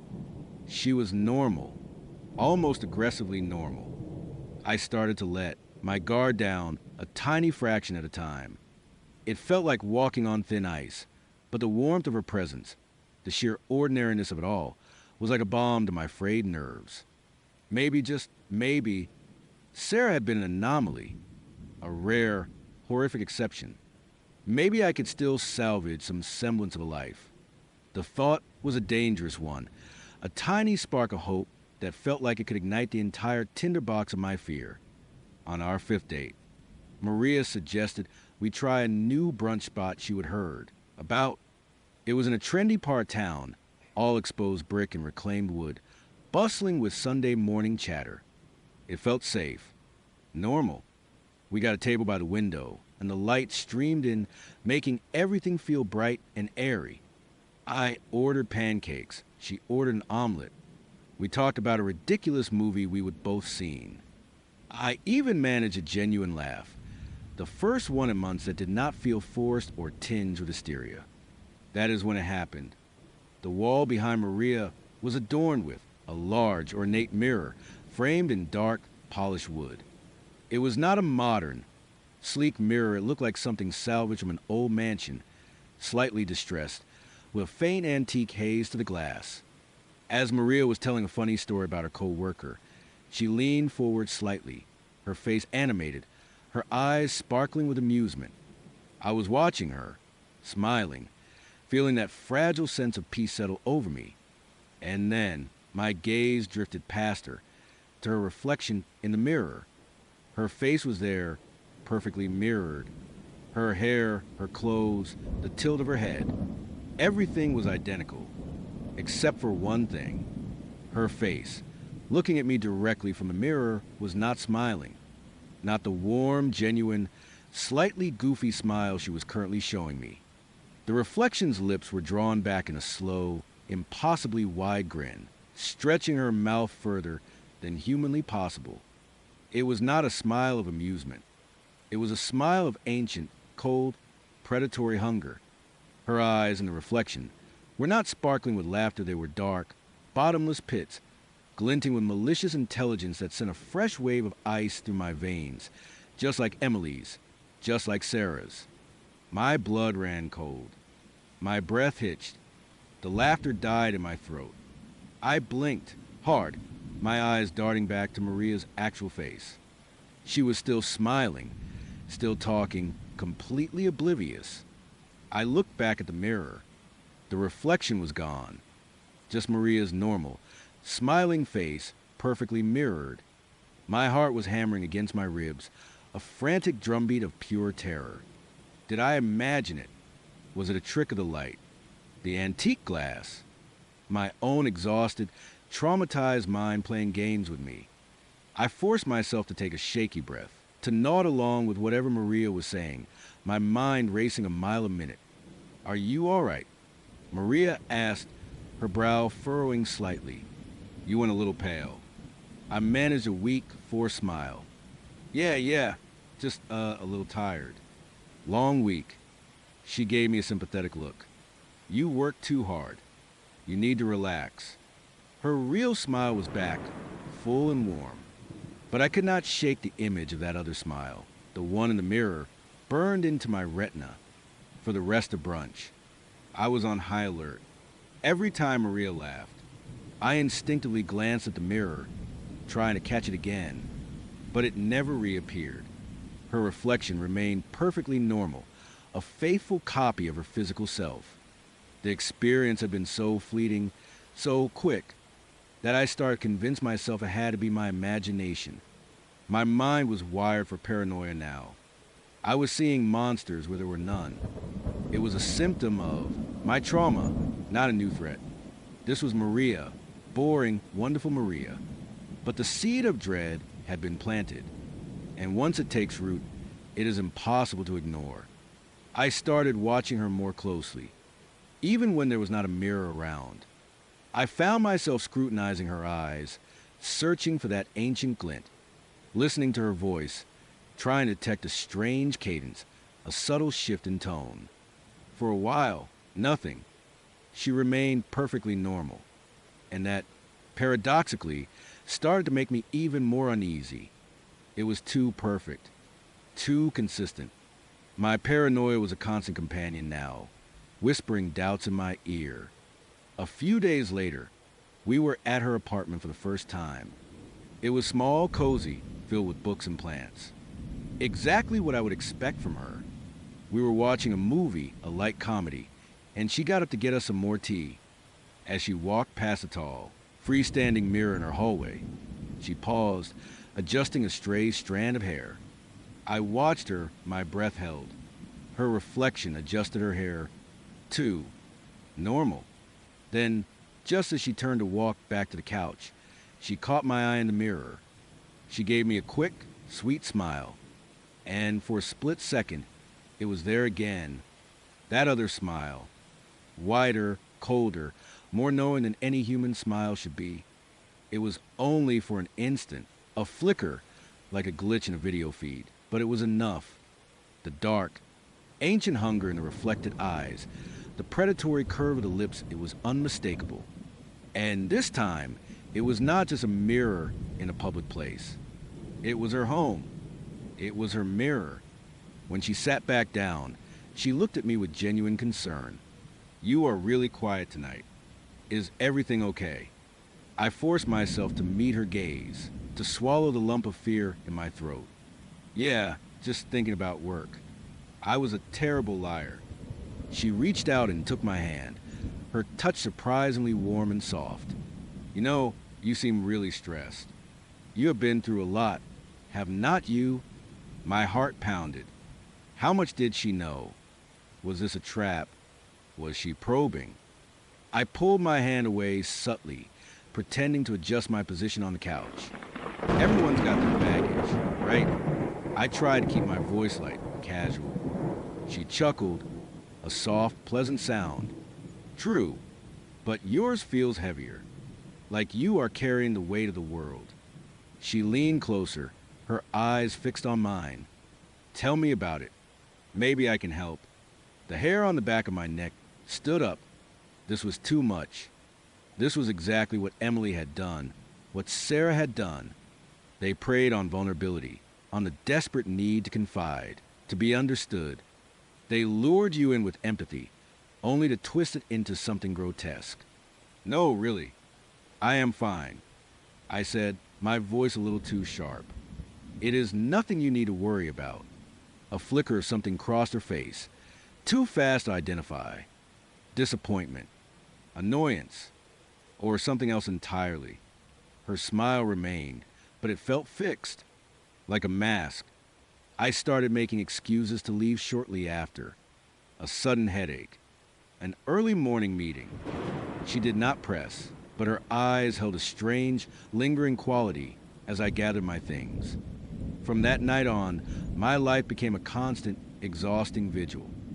I saw Maria a few more times, always in public places, always with an exit strategy in mind. I became obsessed with reflections. Every shop window, every polished surface, every puddle on the sidewalk, I would glance at them, trying to catch that monstrous smile. And sometimes, I did, fleetingly. A quick, almost imperceptible shift in her reflected features, a hint of something ancient and terrible, before it snapped back to normal. It was like a game of cat and mouse, but I was the mouse, and the cat was playing with its food, letting me see glimpses of its true nature. I started noticing other things, too. Small, unsettling inconsistencies. One evening, we were at a restaurant and Maria ordered a salad. As she ate, I watched her. She ate slowly, deliberately, her eyes distant. And for a moment, the way she chewed, the way her jaw moved, it reminded me of something. Something primal, like a predator meticulously dissecting its prey. It was subtle, almost imperceptible, but once I saw it, I could not unsee it. And her eyes, in that moment, seemed to hold a depth, a coldness that was utterly inhuman. Another time, we were walking through a park after a light rain. There was a large puddle reflecting the sky. Maria stopped for a moment, admiring the reflection. I stood beside her, my heart pounding. Her face, reflected in the dark water, was utterly serene.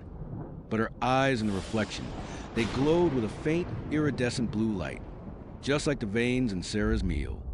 And her lips, though closed, seemed to ripple, as if silently forming some ancient, unspoken word.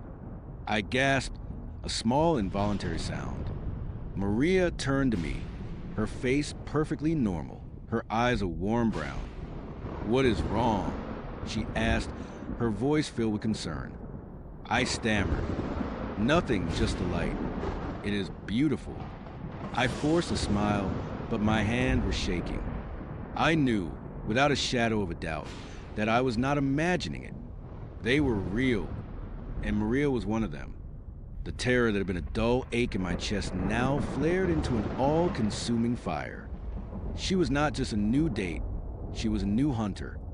And she was more subtle, more patient, more insidious than Sarah had been. She was playing a longer game. I started to withdraw, making excuses for not seeing her. She did not push too hard, which only made me more suspicious. It was like she knew, like she was waiting for me to come to her, to finally break down and tell her everything, to offer myself up. Then came the text message. "I know you are struggling. I know you've been through something terrible. Let me help you. Come over tonight. Just us. No distractions." The message chilled me to the bone. No distractions. It sounded like an invitation, but it felt like a summons. She knew. She knew my fear, my trauma, my loneliness. She was using it against me. The reflection in the puddle, the iridescent glow, the cold, predatory hunger, it all coalesced into a terrifying certainty. I was their next meal. I did not reply. I just stared at the message, my mind a blur of panic. I knew I had to disappear. Again. But where? How far could I run? They seemed to be everywhere. They mimicked humanity, wore its skin, spoke its language. The world felt like a vast, carefully constructed stage, and I was the unwitting performer in their macabre play. A few hours later, my phone rang. It was Maria. I stared at the screen, my finger hovering over the answer button, my stomach churning. What would her voice sound like now? Would the mask slip? Would I hear that ancient, guttural language I would heard Sarah speak? I did not know if I could bear it. I let it go to voicemail. A few seconds later, the notification popped up. I listened, my heart pounding. Her voice was soft, gentle, almost pleading. "Hey, I am really worried about you. You seem distant. I just want to make sure you are okay. Please, call me back. Or just come over. We can talk. I can make you feel better. I promise." The last word, promise, lingered in the air, a silken thread of menace. It was the same promise Sarah had made, the one Emily had made. The promise of comfort, of understanding, of relief, that always led to the same horrifying conclusion. I knew then what I had to do. I could not stay here. Not in this apartment, not in this city, not in this life. They were closing in. The reflection trick was just another lure, a more sophisticated trap for a more wary prey. They were learning. They were adapting. And I was still just a human, fragile and terrified. I packed a small bag, just essentials, my passport, some cash, a change of clothes. I deleted my dating profiles, wiped my online presence as best I could. I pulled the blinds down, locked the door, and for the last time, checked every mirror in my apartment.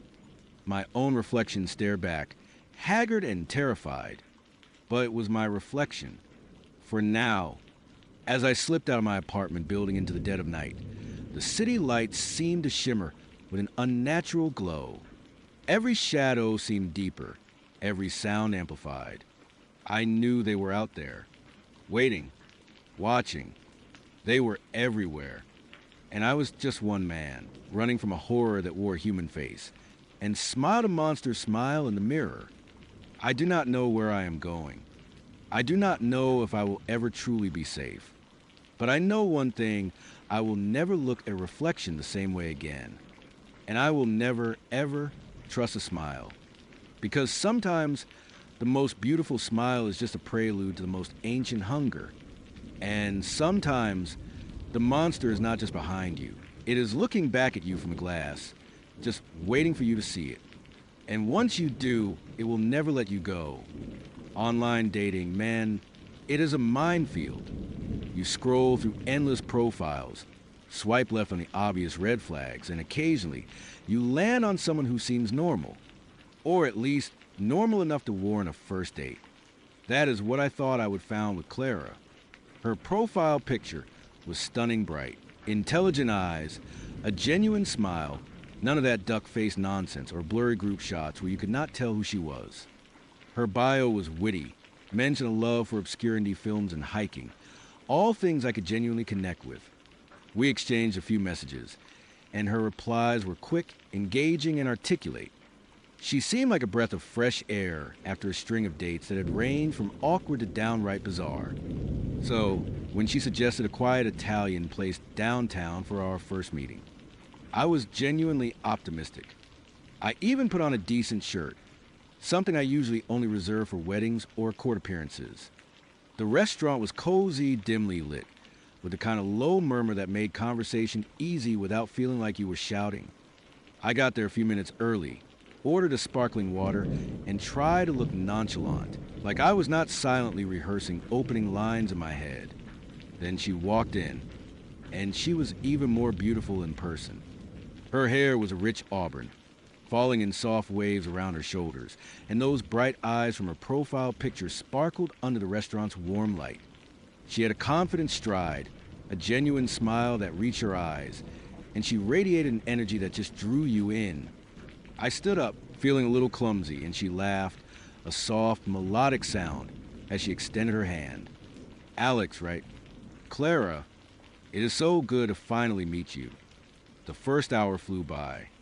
We talked about everything: our jobs, our hobbies, travel, even our worst dating app experiences, which gave us both a good laugh.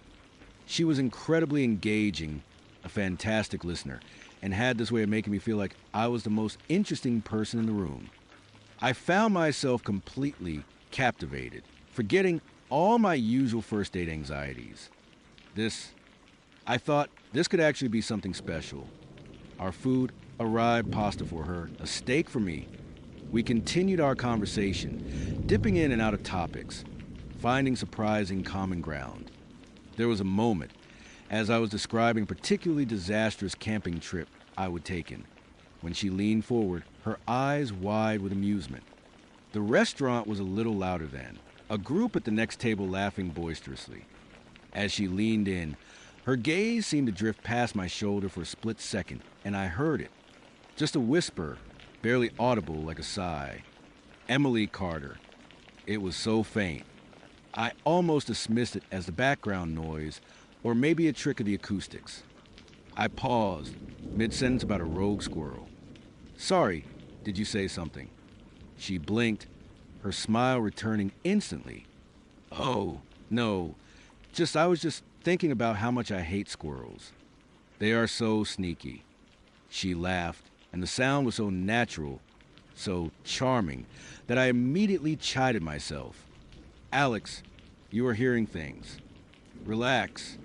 I picked up my fork, shaking my head at my own jumpiness. We moved on to discussing our favorite books. Clara had an impressive knowledge of literature, rattling off authors I would barely heard of, but explaining their appeal in such a way that I found myself making a mental list of books to check out. She was mid-sentence, talking about a particularly bleak Russian novel, when her eyes, those captivating bright eyes, seemed to glaze over for a fraction of a second. The smile on her face did not falter, but it felt fixed.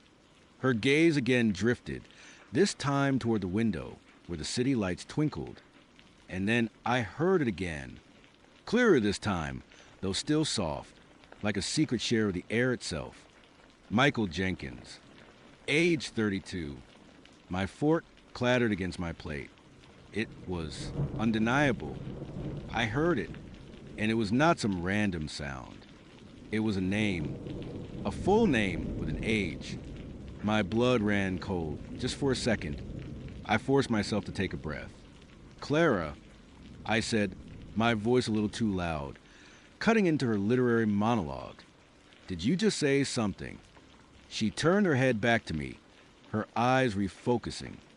Her smile was still there, unwavering. "Oh, sorry, did I interrupt myself?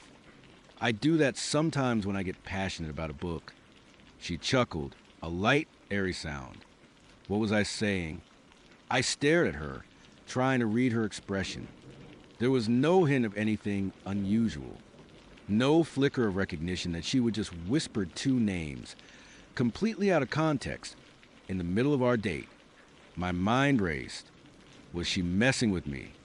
Was it some kind of strange joke? Or was I going crazy? No, it is fine," I said, trying to sound casual. But my heart had started to pound a little harder. I thought I heard you say a name." She tilted her head, a playful expression on her face. "A name, like Dostoevsky." She giggled. "Maybe you are just tired. Alex, it has been a long week, right?" I forced a smile, trying to push down the unsettling feeling that had just settled in my gut. "Yeah, probably. Long week." I tried to resume our conversation, but the easy flow was gone. I felt a subtle shift, a prickle of unease that made me suddenly hyper-aware of everything around us. The clinking of glasses, the distant chatter, the way the light caught the condensation on my water glass. And Clara, she was still beautiful, still charming, but now there was a tiny, almost imperceptible crack in the facade. As we finished our main courses, the conversation felt more stilted on my end. I kept glancing at her, trying to catch her in the act, trying to understand. She seemed oblivious, still talking animatedly about her work as a graphic designer, showing me some impressive designs on her phone. I tried to focus, to be polite, but a part of my brain was now on high alert. We ordered coffee. The waiter had just left our table, when Clara leaned back in her chair, a thoughtful look on her face. She took a sip of her coffee, her eyes scanning the room, lingering on a young couple laughing at a table near the entrance. And then, again, this time, it was a little louder, a little clearer, and her lips barely moved. Her eyes seemed to be looking through the couple, not at them. Sarah Evans. Last seen May 12th. My breath caught in my throat. May 12th. That was just a few weeks ago. And it was a full description, not just a name. My hand started to tremble, just slightly, as I gripped my coffee cup. This was not a coincidence. This was not my imagination. This was happening. Clara, I said, my voice low, trying to keep it steady. What are you doing? She turned to me, her eyes wide and innocent. Doing. I am enjoying this delicious coffee. Alex, is something wrong? The innocence in her voice, the complete lack of awareness, was more chilling than any overt threat. It felt like she was playing a game, and I was the unsuspecting pawn. My mind raced, trying to find a rational explanation. Was she a detective? A true crime podcaster doing some bizarre research? But why whisper it? Why deny it? You just said a name. I pushed, my voice barely a whisper now. Sarah Evans. And a date. Her brow furrowed, a perfect picture of confusion. Alex, I really do not know what you are talking about. Are you feeling all right? You seem a little on edge. She reached across the table, her hand resting lightly on my arm. Her touch, which had felt comforting earlier, now sent a shiver of dread down my spine. Her skin felt cool, almost clammy. I pulled my arm back. Subtly, I am fine. I keep hearing you say names. Names of people. And dates. I tried to keep my voice calm, but my heart was hammering against my ribs. Emily Carter. Michael Jenkins. Sarah Evans. What is going on? Clara. Her smile faded, replaced by a look that was harder to read.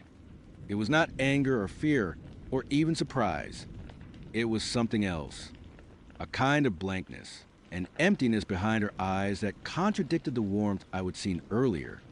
Alex, she said, her voice still soft, but now with an edge I had not heard before.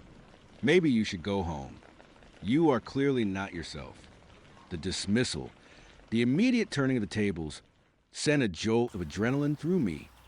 She was not going to explain. She was going to make me feel like I was the problem. My instinct screamed at me to get out. Right now, I think I will, I said, pushing my chair back. The scraping sound seemed incredibly loud in the suddenly silent space around our table. I fumbled for my wallet. Let me just get my share of the bill. Oh, do not worry about it, she said, her voice suddenly sweet again, almost sickly so. She waved her hand dismissively. It has been an interesting evening. My treat. I did not argue. I just needed to leave. I stood up, my legs feeling a little unsteady. Well, thanks for dinner. Clara, I tried to make eye contact, but her gaze was already drifting again past me towards the restaurant entrance. And then, just as I turned to walk away, I heard it one last time. This time, it was not a whisper. It was a soft, clear murmur, almost like she was speaking to herself, completely oblivious to me standing there. Daniel Miller. Last seen tonight. My blood ran cold. Daniel Miller. Tonight, my own name was Alex. But the implication, the chilling, undeniable implication, it sent a wave of nausea through me. I did not look back. I just walked. I walked as fast as I could without breaking into a full run, past the other diners, past the hostess, and out into the cool night air. I did not stop until I was a block away, leaning against a lamppost, gasping for breath. My hands were shaking uncontrollably, and my heart felt like it was going to burst out of my chest. What the hell had just happened? I pulled out my phone, my fingers fumbling. I needed to know. I typed Emily Carter, missing into the search bar. The results popped up instantly. A local news article from 3 years ago. A young woman, 24, went missing after a night out with friends. No leads. Still missing. My stomach dropped. I typed in Michael Jenkins missing. Another article. A 32-year-old software engineer, Vanished from his apartment 6 months ago. Police suspected foul play, but no body, no arrests. Still missing. Then Sarah Evans missing. A more recent article, just a few weeks old. A college student, 19, disappeared from her dorm. Last seen May 12th. Still missing. My hand was shaking so hard, I almost dropped the phone. Every single name she had whispered, every single detail, was real. These were real people. Real missing persons cases. And Clara knew them. Or knew about them. Knew about them in a way that was intimately chilling. And then, the last name echoed in my head. Daniel Miller. Last seen tonight. My name was not Daniel Miller. But the chilling implication, the way she had said it as I was leaving, as if she was adding another name to her list, sent a fresh wave of terror through me. Was she talking about me? Was she just getting my name wrong? Or was it a threat? A promise? I walked home in a daze, my mind racing, replaying every moment of the date. Her charming smile, her engaging conversation, the way her eyes would drift, the soft, almost imperceptible whispers. It had been so subtle at first, so easy to dismiss. But now, pieced together, it painted a terrifying picture. I got back to my apartment, locked the door, and then locked it again. I drew the blinds, turned on every light, and sat on my couch, trying to calm my frantic thoughts. I scrolled through the missing persons articles again, looking at the faces. Emily, Michael, Sarah, they were just faces in news reports to me. But to Clara, what were they to her? I tried to rationalize. Maybe she was some kind of psychic, a medium who picked up on lost souls. But the way she denied it, the coldness in her eyes when I confronted her, the sudden shift in her demeanor, it felt far more sinister than anything supernatural. It felt calculated, predatory. I pulled up her dating app profile again. It was still there, smiling, beautiful, seemingly innocent. I reported it, then blocked her. But blocking her online did not erase the memory of her voice, the chill of her whisper. For days, I was a wreck. Every shadow, every unexpected noise sent my heart into a frenzy.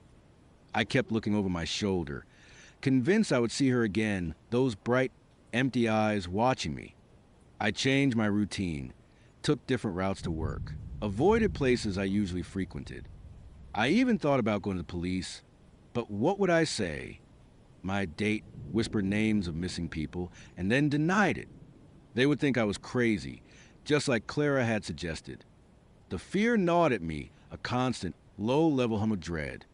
I could not shake the image of her, so beautiful, so charming, yet carrying such a dark secret.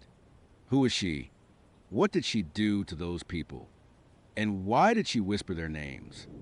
Was it a game? A trophy list? A way to relive her actions? Weeks turned into months.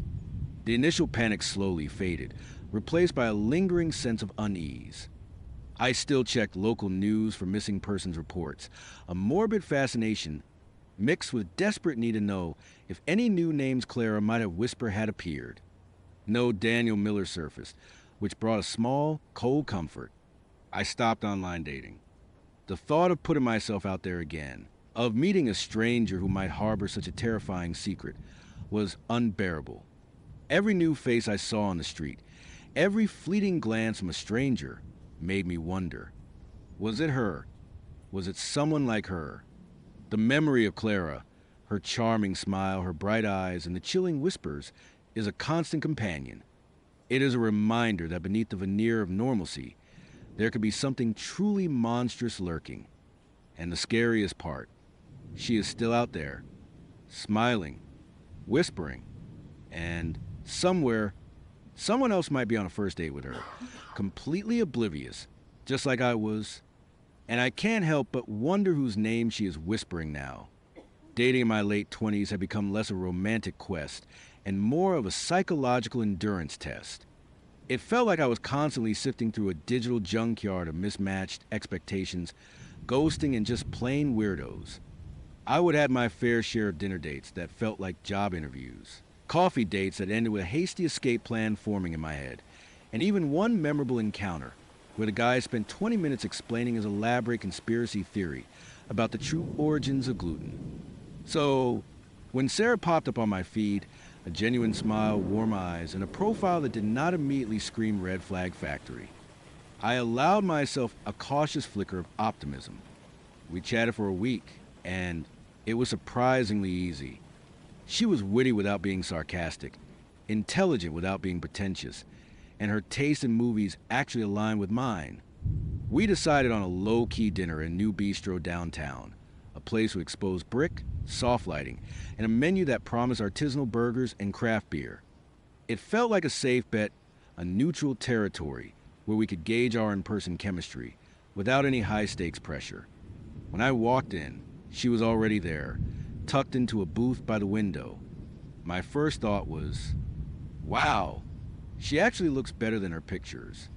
She had this easy, approachable beauty, with a cascade of dark, wavy hair and eyes that crinkled at the corners when she smiled. And she smiled a lot. Our conversation flowed effortlessly, moving from our shared love for obscure indie bands to our mutual disdain for reality TV. I found myself genuinely laughing, not just doing that polite chuckle you deploy when you are trying to seem engaged. This, I thought, might actually be it. This might be the one where I do not have to invent a sudden family emergency to bail early. We were deep into a discussion about the merits of deep dish pizza versus New York style. She was a staunch New York advocate, a stance I found both charming and utterly misguided when something shifted. It was fleeting, a mere whisper of a moment, but it caught my eye. We were facing each other across the table, and behind her, through the large plate glass window, I could see the reflection of the street outside and our own distorted images superimposed on it. As she made a particularly impassioned point about Crust's integrity, her face lit up a genuine, joyful expression. But in the reflection, for a fraction of a second, her smile seemed different. Wider, too wide, like a caricature, stretching her features into something almost predatory, a flash of teeth that seemed too sharp, too numerous. I blinked and it was gone. Just Sarah, smiling warmly, her eyes sparkling with amusement. "What do you think?" she asked, leaning forward slightly, oblivious to my momentary lapse. Am I wrong? I shook my head, trying to clear the image. No, you are very convincing. I think I need to reconsider my stance. I laughed, a little too loudly, trying to brush off the strange sensation. It must have been the light, I told myself. Or maybe the condensation on the window pane, playing tricks. It was dim in the restaurant, after all. My eyes were probably just tired. I would have been staring at screens all day. That was it. Just tired eyes. The rest of dinner was great. We decided to split a dessert, a ridiculously rich chocolate lava cake, and by the time we were finished, I felt a genuine connection. This was more than just a good date, it was promising. We walked out onto the street. The cool night air a welcome contrast to the warmth of the restaurant. I had a really wonderful time. "Alex," she said, her voice soft. "Me too." "Sarah, honestly, it was refreshing." She smiled again, that easy, beautiful smile. And as she did, we passed a large, polished brass plaque mounted on the wall of an old bank building. In its reflective surface, I saw us again. Our figures, distorted slightly by the curve of the brass, but clear enough. And there it was, again, her face, a perfect mirror of the one looking at me. Her lips curved upwards in that charming, genuine way. But her reflection's smile was different. It was still wide, but it was devoid of warmth. It was a cold, calculating grin, a sliver of something unsettling beneath the surface. And her eyes in the reflection were not sparkling with amusement. They were flat, dark, and they seemed to be staring directly at me, not at the Alex reflection standing beside her. My breath hitched. I stopped walking, subtly, almost imperceptibly. "Everything okay?" she asked, turning to me, her brow furrowed with concern. I forced a smile. Yeah, yeah, just admiring the architecture. Old buildings, you know, always fascinating. I gestured vaguely at the bank. It was a lame excuse, and I knew it. She gave me a quizzical look, but did not press it. We continued walking, and I tried to shake it off. My mind raced, trying to find a logical explanation. Maybe it was the angle, the way the light hit the brass. Maybe my brain was just interpreting reflections differently tonight. But the image of that cold, knowing grin in the reflection, those flat, dark eyes, was stubbornly replaying in my mind. It felt too real to be a trick of light. It felt intentional. We reached her apartment building, a modern high-rise with gleaming glass doors. Would you like to come up for a drink? She asked, her voice a little softer now, a hint of anticipation in her eyes. My gut screamed no, but my brain, still stubbornly clinging to the idea of a normal, good date, argued back. Do not be ridiculous. Alex, you are letting your imagination run wild. She is great. It is probably nothing. I did not want to be the guy who bails because of a weird reflection. That was peak digital dud behavior. I would love to, I said, trying to sound more enthusiastic than I felt. Her apartment was tastefully decorated, minimalist, but cozy. Lots of natural light, plush rugs, and a sprawling bookshelf filled with what looked like actual books, not just decorative props. She offered me a glass of wine, and I accepted, trying to appear relaxed. My eyes, however, were subtly scanning the room. No large mirrors. Thankfully, just a few framed photos and some abstract art. We settled onto her sofa, and conversation picked up again, flowing as easily as before. I started to relax, telling myself I was being paranoid. The wine helped. Maybe I was just overtired, or maybe the stress of dating had finally made me snap. I mentally chided myself for almost letting a perfectly good date be ruined by a phantom reflection. I am just going to freshen up for a moment, she said, excusing herself and heading towards what I assumed was the bathroom. As she got up, I glanced at the wall opposite the sofa. There, tucked away in a corner, was a small, antique-looking vanity with a circular mirror. It was old, with a slightly tarnished silver frame, and the glass itself had that faint, wavy distortion you sometimes see in older mirrors. My heart gave a little thump. I tried to ignore it, focusing on my wine glass, taking a slow sip. But my eyes kept drifting back to that mirror. I saw my own reflection, looking a little pale, a little tense. Then, Sarah emerged from the bathroom. She was smiling, that same charming, genuine smile. All set, she said, her eyes meeting mine. And in the mirror behind her, I saw it, her reflection, perfectly aligned with her physical body, yet subtly, terrifyingly different. The smile was back, that wide, cold, predatory grin, stretching her mouth unnaturally. Her reflected eyes, dark and dead, were fixed on me, not on the Alex reflection in the mirror, but directly into my own eyes. It was a look of pure, unadulterated malice, a silent promise of something awful. My wine glass clinked against the coffee table. As I set it down, my hand trembling slightly. Sarah, still smiling, walked towards me. What is wrong? Alex, you look like you've seen a ghost. I could not speak. I could only stare, my gaze flicking between her warm, inviting face and the sinister tableau in the mirror. The reflected Sarah's smile widened further, a slow, deliberate movement that made my stomach churn. It was mocking me. It knew I saw it. No, I am fine. I stammered, my voice sounding strained even in my own ears. Just tired. Long week. The reflected Sarah tilted her head slightly, a subtle, almost imperceptible movement that the real Sarah did not make. Her dark, reflected eyes seemed to pierce through me, a chilling, silent communication. You see me, do not you? I forced myself to look away from the mirror, focusing solely on the real Sarah. She was still smiling, but now there was a hint of concern in her eyes. Are you sure? You seem a little off. She reached out, her hand gently touching my arm. Her touch was warm, normal. Too normal. I think I should probably head home. I blurted out, standing abruptly. The sudden movement sent a jolt of pain through my head. Her smile faltered.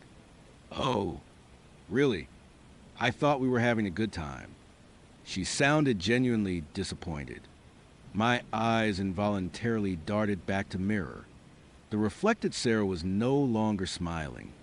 Her face was neutral, almost bored. But her reflected eyes were still fixed on me, and there was something new in their depths. Impatience. We were, I said quickly, trying to choose my words carefully. A really good time. Sarah, but I have an early start tomorrow, and I am feeling a little under the weather. It was a terrible excuse, but it was the best I could come up with. My heart was pounding, a frantic drum against my ribs. I needed to get out. Now. She stood up too, her expression unreadable. Okay, well, I understand. She walked toward the door, her movements fluid and graceful. As she passed the mirror, I watched her reflection. It moved, with her a perfect synchronized ghost. But as she opened the door, her reflection turned its head just slightly, and its lips stretched into that grotesque, silent grin one last time, a farewell full of malice. I practically sprinted out of the apartment, muttering a hasty goodbye. I did not wait for the elevator. Taking the stairs two at a time, my mind a chaotic mess of fear and disbelief, I burst out of the building into the cool night air, sucking in deep breaths. My hands were shaking so badly I could barely unlock my car. I drove home in a daze. The image of that reflected smile burned into my retina. I kept glancing in my rear-view mirror, half expecting to see it there, lurking in the shadows of my back seat. But there was nothing, just the empty street behind me. When I finally got back to my apartment, I locked the door, then locked it again. I paced my living room, trying to make sense of what I was seeing. Was I hallucinating? Was I having some kind of breakdown? But it had been so clear, so distinct, so consistent. It was not just a flicker now, it was a sustained, malevolent presence. I did not sleep that night.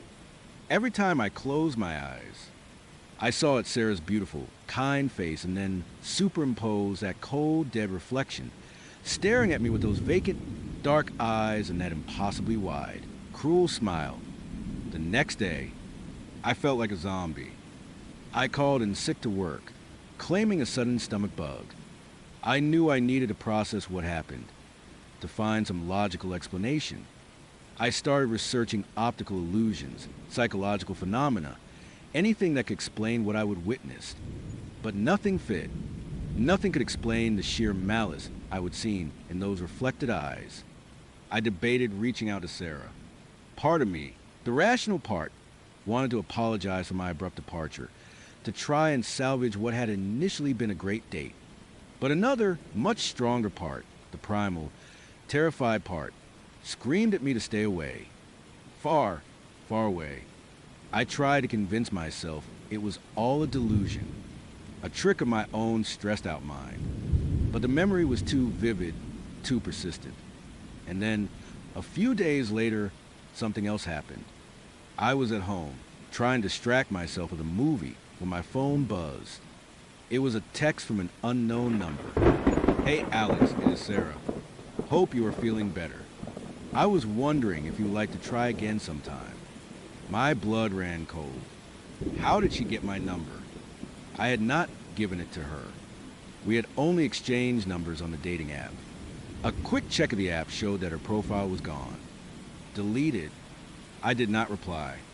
I just stared at the message, a fresh wave of terror washing over me. Days turned into a week, and then two. I did not hear from her again. I started to breathe a little easier, telling myself it was over, that whatever it was, it had moved on. Then one evening, I was walking home from the grocery store. It was getting dark. and the street lights were just flickering on. I passed a storefront, its large glass window reflecting the street, the passing cars, and my own figure. I did not consciously seek out my reflection, but it was just there, unavoidable. And for a split second, I saw it, not Sarah's reflection. Mine, my own reflection, walking beside me, moving in perfect sync. But as I glanced at it, my reflected self turned its head just slightly, and its lips stretched into that familiar, impossibly wide, cold smile. The smile I had seen on Sarah's reflection. And its eyes, my own reflected eyes, were dark, flat, and fixed on me, filled with a knowing, predatory hunger. I stopped dead in my tracks, a strangled gasp escaping my throat. I squeezed my eyes shut, then opened them again. My reflection was back to normal, just me, looking pale and terrified. But the message was clear. It was not just Sarah. It was not just a trick of light or a tired mind. Something was out there. Something that could inhabit reflections. Something that had seen me, chosen me, and was now, perhaps, starting to follow me. I have not been able to look at my own reflection the same way since. Every mirror, every window, every polished surface feels like a potential trap, a gateway for something unseen to peer out. I shave in the dark, avoid storefronts, and even cover the bathroom mirror before I go to sleep. I still do not know what Sarah was, or what that thing in the reflection truly is. But I know it saw me, and I know it might still be watching, waiting for the right moment, for my guard to drop, for me to finally see it in my own eyes, smiling back. And I can't shake the chilling thought that maybe, just maybe, it is not just watching anymore. Maybe it is already here. It started, as so many terrible things do these days, with a swipe. I was tired, man. Just bone deep tired of the silence in my apartment. The empty space on the other side of my couch. The way my own voice sounded too loud when I spoke to myself. I would sworn off dating apps after a few too many awkward encounters that felt more like job interviews than human connection. But loneliness, it is a persistent little monster, is not it? It gnaws at you, slowly, until you are willing to do almost anything for a moment of genuine interaction. So, late one Tuesday night, fueled by a frozen pizza and a desperate need for something, anything to break the monotony, I reopened Tinder. Swiped left on the gym selfies, the travel influencers, the guys holding fish.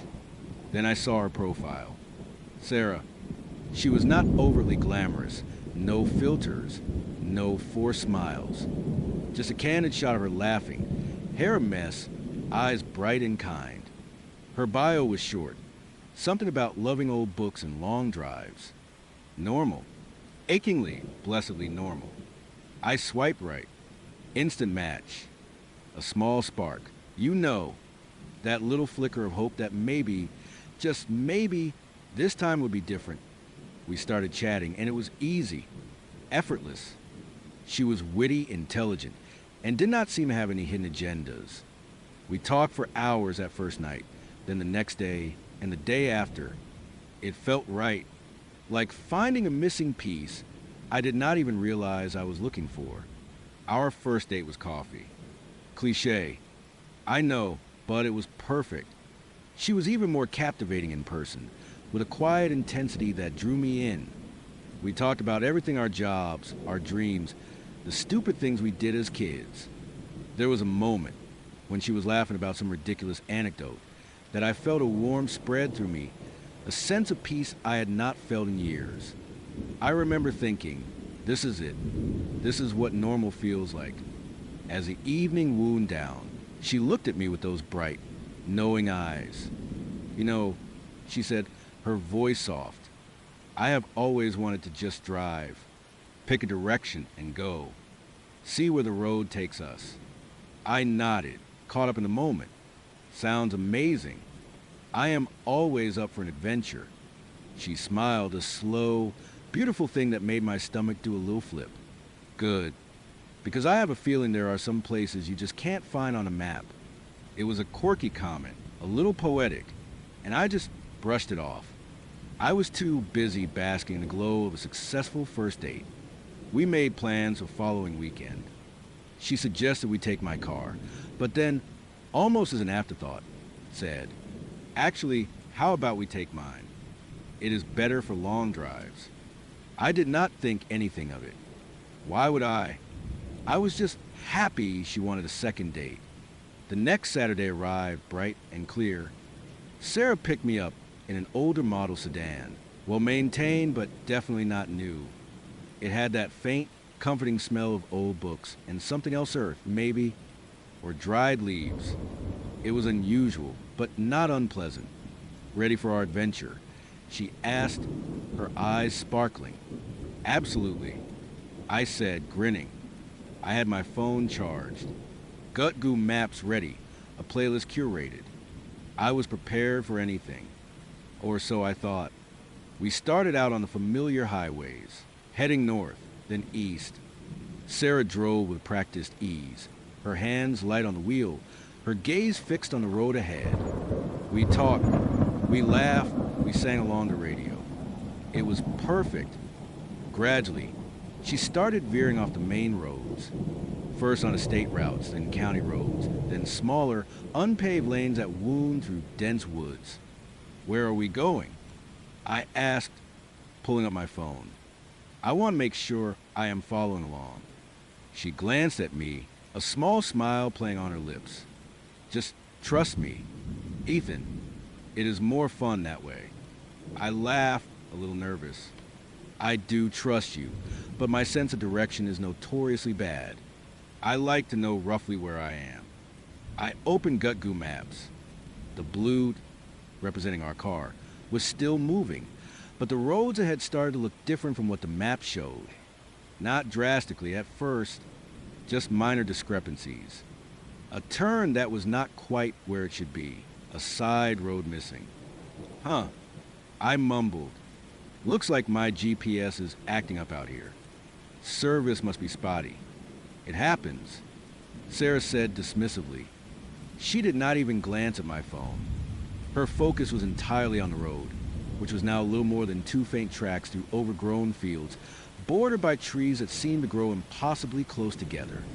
The sunlight, once bright, now struggled to penetrate the canopy, casting long, distorted shadows. The air outside had changed too. It felt heavier, thicker, carrying a faint, earthy scent that was becoming more pronounced. The silence was also unnerving. No bird song, no distant hum of traffic. Just the gentle rumble of the car engine and the crunch of gravel under the tires. "Are you sure this is the right way?" I asked, my voice a little tighter than I intended. My phone GPS was now just a blue floating in a gray void. No roads. Nothing. Sarah chuckled, a low melodic sound. "The right way to where?" "Ethan, we are just driving." "To anywhere." I stammered, feeling a prickle of unease. "I mean, this road is not on my map anymore. I have lost signal, but even the cache data does not show this." I tried zooming out, then in. Nothing. Just a blank, green and gray expanse where our car was supposedly driving. "Maps are just interpretations," she said, her voice still calm, almost serene. "They tell you where they think you should go. But some paths are meant to be discovered." That is when a genuine chill snaked down my spine. This was not just a quirky comment anymore. This was weird. Really weird. I pulled out my actual physical map, the old school kind I kept in my glove compartment for emergencies. I unfolded it, the paper crackling in the suddenly too quiet car. I tried to orient it, tracing our approximate route, but it was useless. The landmarks did not match. The shape of the tree lines, the direction of the low-lying hills, nothing aligned. We were on a road that simply did not exist on any map, digital or physical. "Sarah," I said, my voice barely a whisper, "this is not right. This road, it is not here." She finally looked at me, her eyes unreadable. There was no amusement in them now, no kindness, just a deep, unsettling knowing. "Of course it is not. Ethan, she said, her voice dropping to a low murmur. It is not for the maps. My heart hammered against my ribs. What are you talking about? We need to turn around. Now, I reached for the door handle, but it was locked. I tried the central locking button, but it did not respond. I fumbled for my phone again, thinking of calling for help, but it was completely dead. The battery, which had been at 80 just an hour ago, was gone. Do not bother. Sarah said, her eyes back on the road. It won't work out here. Nothing does. What is this place? I demanded, my voice rising. Panic was a cold hand gripping my throat. Where are you taking me? She sighed, a soft, almost mournful sound. I am not taking you anywhere. Ethan, you are just on the path now. Like so many others, the car continued to drive, deeper and deeper into the non-existent woods. The trees were ancient, their branches gnarled and twisted like arthritic fingers. The light was fading, not with the natural progression of dusk, but as if the sun itself was being swallowed by the oppressive canopy above. It was an unnatural twilight, thick and suffocating. I pressed my face against a window, trying to see something, anything familiar, but there was nothing, just endless, silent woods. And then, I heard it, faint at first, like the rustling of leaves, but it was not the wind. It was a murmur, voices, distant, indistinguishable, like a crowd whispering just beyond the edge of hearing. Did you hear that? I asked, my voice cracking. Sarah did not answer. She just kept driving, her expression serene, almost trance-like. The whispers grew louder, a mournful litany of sound that seemed to come from everywhere and nowhere. They were not words, not yet just a cacophony of sorrow and longing. It was like listening to 1,000 people crying just out of earshot. It made the hairs on my arms stand on end. Were those sounds? I pleaded, turning to her. Sarah, please, what is happening? She finally spoke, her voice still calm, but with an edge of something I could not quite place pity. Regret. They are the lost. Ethan, the ones who found their way here. Or were led here. Led here by what? I whispered, dread coiling in my gut. By their own longing, she said, her eyes briefly meeting mine in the rear-view mirror. By their desperation. By their loneliness. And sometimes by someone like me. My blood ran cold. Someone like you. What are you? She gave a small, sad smile. I am a guide, I suppose. A shepherd for the marked. Marked. I repeated, my mind racing. I remembered the previous story I would heard. A chilling tale from a friend about a woman who attracted strangers. It was marked. But that was just a story, right? A campfire tale. Yes, marked. Sarah confirmed, as if reading my thoughts. Some people, they just attract things. Not just monsters, but their victims too. The whispers follow them, a constant reminder of what they draw in. They try to outrun it, but you can't outrun destiny. Ethan, especially when it is tattooed on someone else's skin. My breath hitched. Are you talking about Maya? The name slipped out before I could stop it. I would only heard it once, in passing, when my friend had recounted that bizarre story. Sarah nodded slowly. Maya, yes. She broke her own rule, you know. Opened Tinder, desperate for connection. Found Caleb, and he had her name tattooed on him, waiting for her. He told her she could not outrun destiny. He was right. A wave of nausea washed over me. This was too much. This was impossible. This was the stuff of nightmares. But how do you know all this? I stammered. And what does it have to do with me? She pulled the car to stop. We were in front of what looked like an ancient, crumbling manor. It was immense, Gothic, and completely swallowed by overgrown vines and trees. Windows were shattered, gaping like empty eye sockets. A thick, oppressive silence fell over the place, broken only by the increasingly loud whispers that now seemed to swirl around the car itself. "I know it," Sarah said, turning to face me fully, "because I am one of them, one of the marked. Or perhaps one of the ones who guide the marked." Her eyes, once bright and kind, now held a deep, ancient sorrow. "And you, Ethan, you are marked too." "No," I whispered, shaking my head vehemently. "No, I am not. I am just a regular guy. I just wanted to date." "And that is precisely how it starts," she said, her voice gentle, yet chillingly firm. "Loneliness. Desperation for connection. The exact same vulnerability that Maya felt. You open yourself up, Ethan, and when you are marked, that is all it takes." She pointed a finger towards my shoulder. I instinctively flinched, but she did not touch me.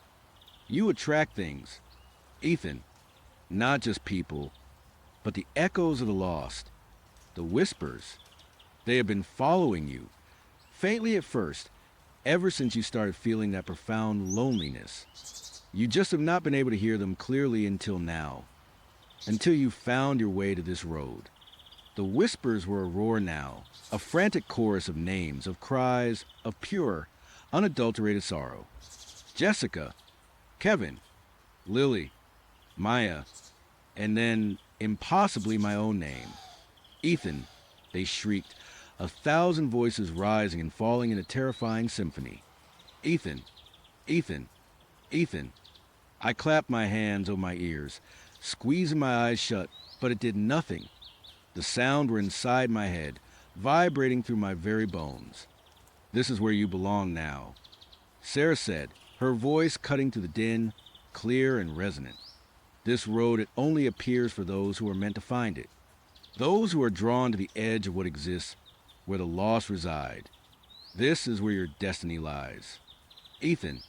"No," I screamed, pulling at the door handle again, desperate. This time opened. I scrambled out of the car, gasping for breath, the whispers engulfing me like a physical force. The air outside was cold, impossibly cold, even though the day had been warm. The decaying manor loomed over me, its broken windows seeming to watch me with malevolent eyes. I could see movement inside, faint shadows flickering in the gloom.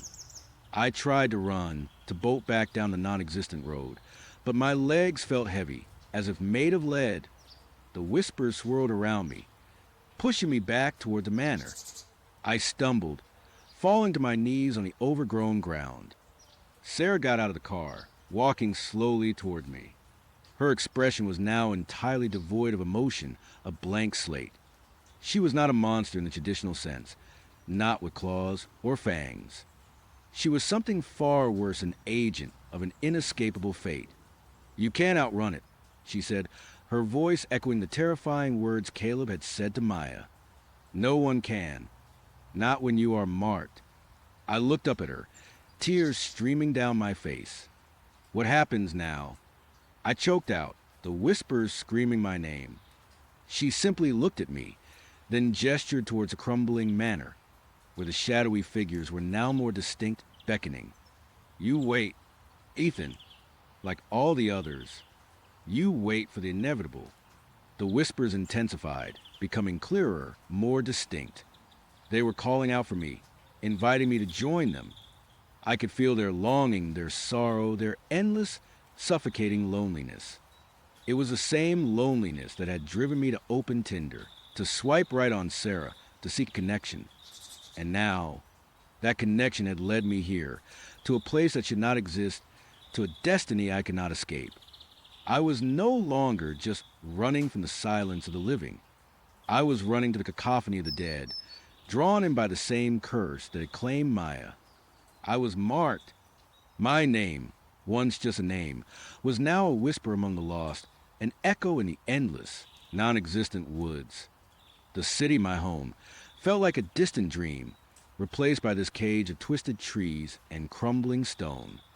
There was no escape, only waiting and listening to the whispers which now, chillingly, included my own name forever. They say time heals all wounds. They say you move on, that you eventually find peace. But they never met Emily. They never drove down a road that simply was not there, a road that swallowed light and sound, or looked into eyes that held the weight of something ancient and hungry, eyes that promised a terrifying kind of belonging. It has been well. It has been long enough since that night in the woods. Long enough for the police to close the case, chalking it up to a delusion, a panic attack, maybe even a drug-induced hallucination, though I have never touched the stuff. Long enough for my friends to stop asking if I'm doing okay with that pitying, slightly uncomfortable look in their eyes, the one that says, "We know you are not okay, but we do not know what to do about it." But it has not been long enough for the chill to leave my bones, or for the certainty that I saw something impossible to fade. Not by a long shot. My life, as I told you, is forever altered. I used to be a grounded guy. Remember, routine logic, cause and effect. A firmly planted foot in the tangible world. Now I see the cracks in reality everywhere. A flicker in the corner of my eye, a shadow that moves just wrong, a sound that does not quite fit into the symphony of the city. Every normal interaction feels like a thin veneer over something unspeakable, a fragile illusion that could shatter at any moment, revealing the monstrous truth beneath. I try to go back to normal. I really did. I saw a therapist, a kind, patient woman who listened intently, but whose eyes always held a touch of professional skepticism when I described the glowing eyes and the non-existent road. I tried meditation, forced myself to go out, to be around people, to re-immerse myself in the mundane. But the world felt different. Like a stage play where I was the only one in the audience who knew the actors were wearing masks, and behind those masks, something truly terrifying lurked. It made dating, as you can imagine, a non-starter. Who could I trust? How could I possibly explain? How do you tell someone? Hey, just so you know, my last date turned out to be some kind of ancient entity that tried to drag me into another dimension via Phantom Road. Yeah, that usually does not go over well. But loneliness, man, it is a powerful thing. It claws at you, whispers doubts, tells you are overreacting, that maybe you are crazy and just need a connection, a warm, human hand to pull you back to sanity. So, against every fiber of my being, against the screaming siren in my gut that warned me to just stay home and lock the door, I found myself back on those dreaded dating apps. I swore I would be careful this time. No more mysterious or off the beaten path. I wanted plain, boring, predictable. I wanted safe. Desperately. And that is how I met Sarah. Her profile was unremarkable. Almost aggressively so. A few selfies, smiling politely, maybe a little stiffly. Her interests were generic reading. Hiking, but like actual marked trails, she specified, which I found oddly comforting after Emily. Trying new coffee shops. She worked in marketing. Lived in a decent part of town. She was by all accounts exactly what I was looking for. Normal. So normal. In fact, it almost felt like a trap. I remember thinking, this is what normal looks like. You idiot. This is what you almost lost. Do not screw it up. Our first date was coffee. She was pleasant, a little shy, almost demure. We talked about safe things, our jobs, our favorite movies, the weather. No deep, probing questions about my past or my darkest fears. No unsettling intensity. She had kind eyes, a soft laugh. I felt a tentative sense of relief, a fragile hope unfurling in my chest. Maybe, just maybe, I could actually do this. Maybe I could find my way back to something resembling a normal life. We went on a few more dates. Dinner at a chain restaurant, the kind with brightly lit menus and predictable comfort food. A walk in a crowded public park. Each time, I was on high alert, scanning for any red flags, any hint of the uncanny. My eyes darted around, my ears strained for anything out of place. But there was nothing. Sarah was just Sarah.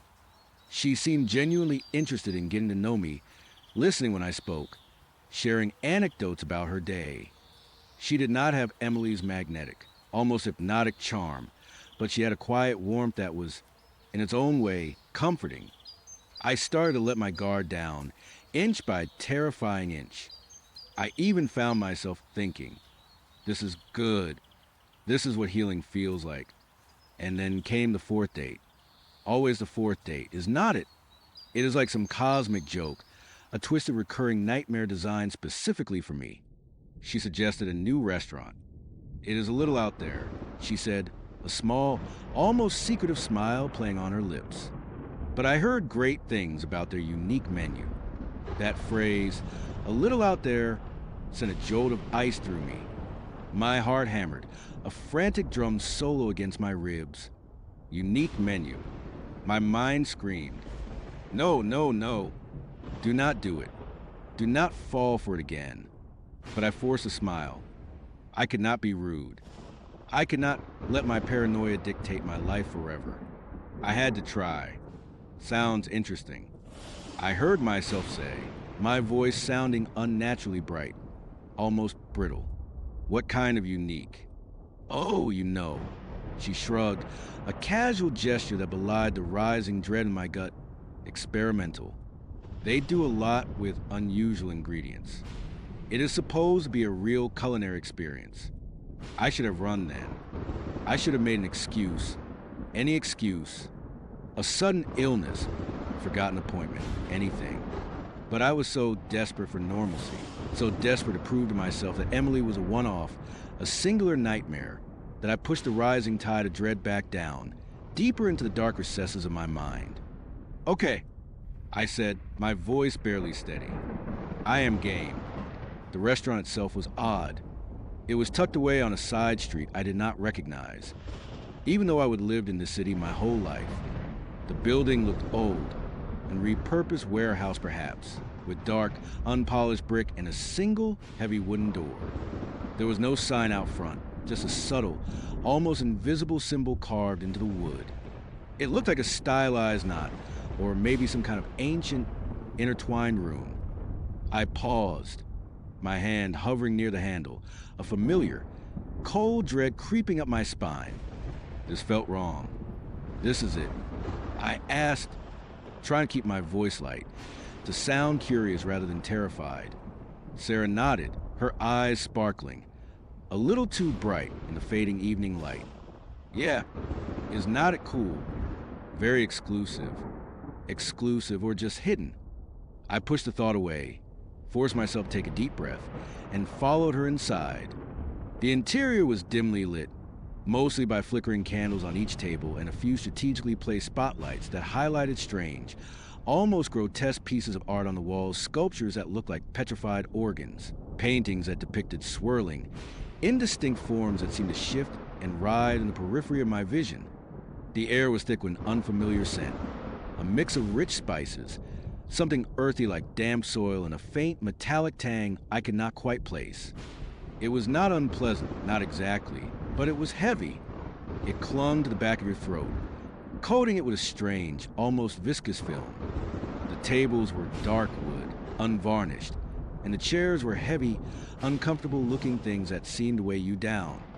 There were not many people, maybe 5 or 6 of the tables occupied, and everyone seemed to be speaking in hushed tones, almost reverently. They were not looking at each other. They were looking at their plates, their faces illuminated by the candlelight, a strange, almost rapturous expression on their faces. It was like they were all part of some silent, sacred ritual. A hostess, dressed in a simple, dark tunic, materialized in the shadows and led us to a small, secluded table in a corner. Her smile was thin, almost painted on, stretched too taut across her face, and her eyes seemed to linger on me for a moment too long, a flicker of something unreadable, something cold, in their depths. I shivered, despite myself. The air around her felt colder, too. We sat down. The menu was a single, thick piece of parchment, rolled and tied with twine. It felt ancient heavy, almost alive in my trembling fingers. I untied it with more difficulty than necessary. The script was ornate, almost calligraphic, and the names of the dishes were descriptive, but in a way that offered more questions than answers.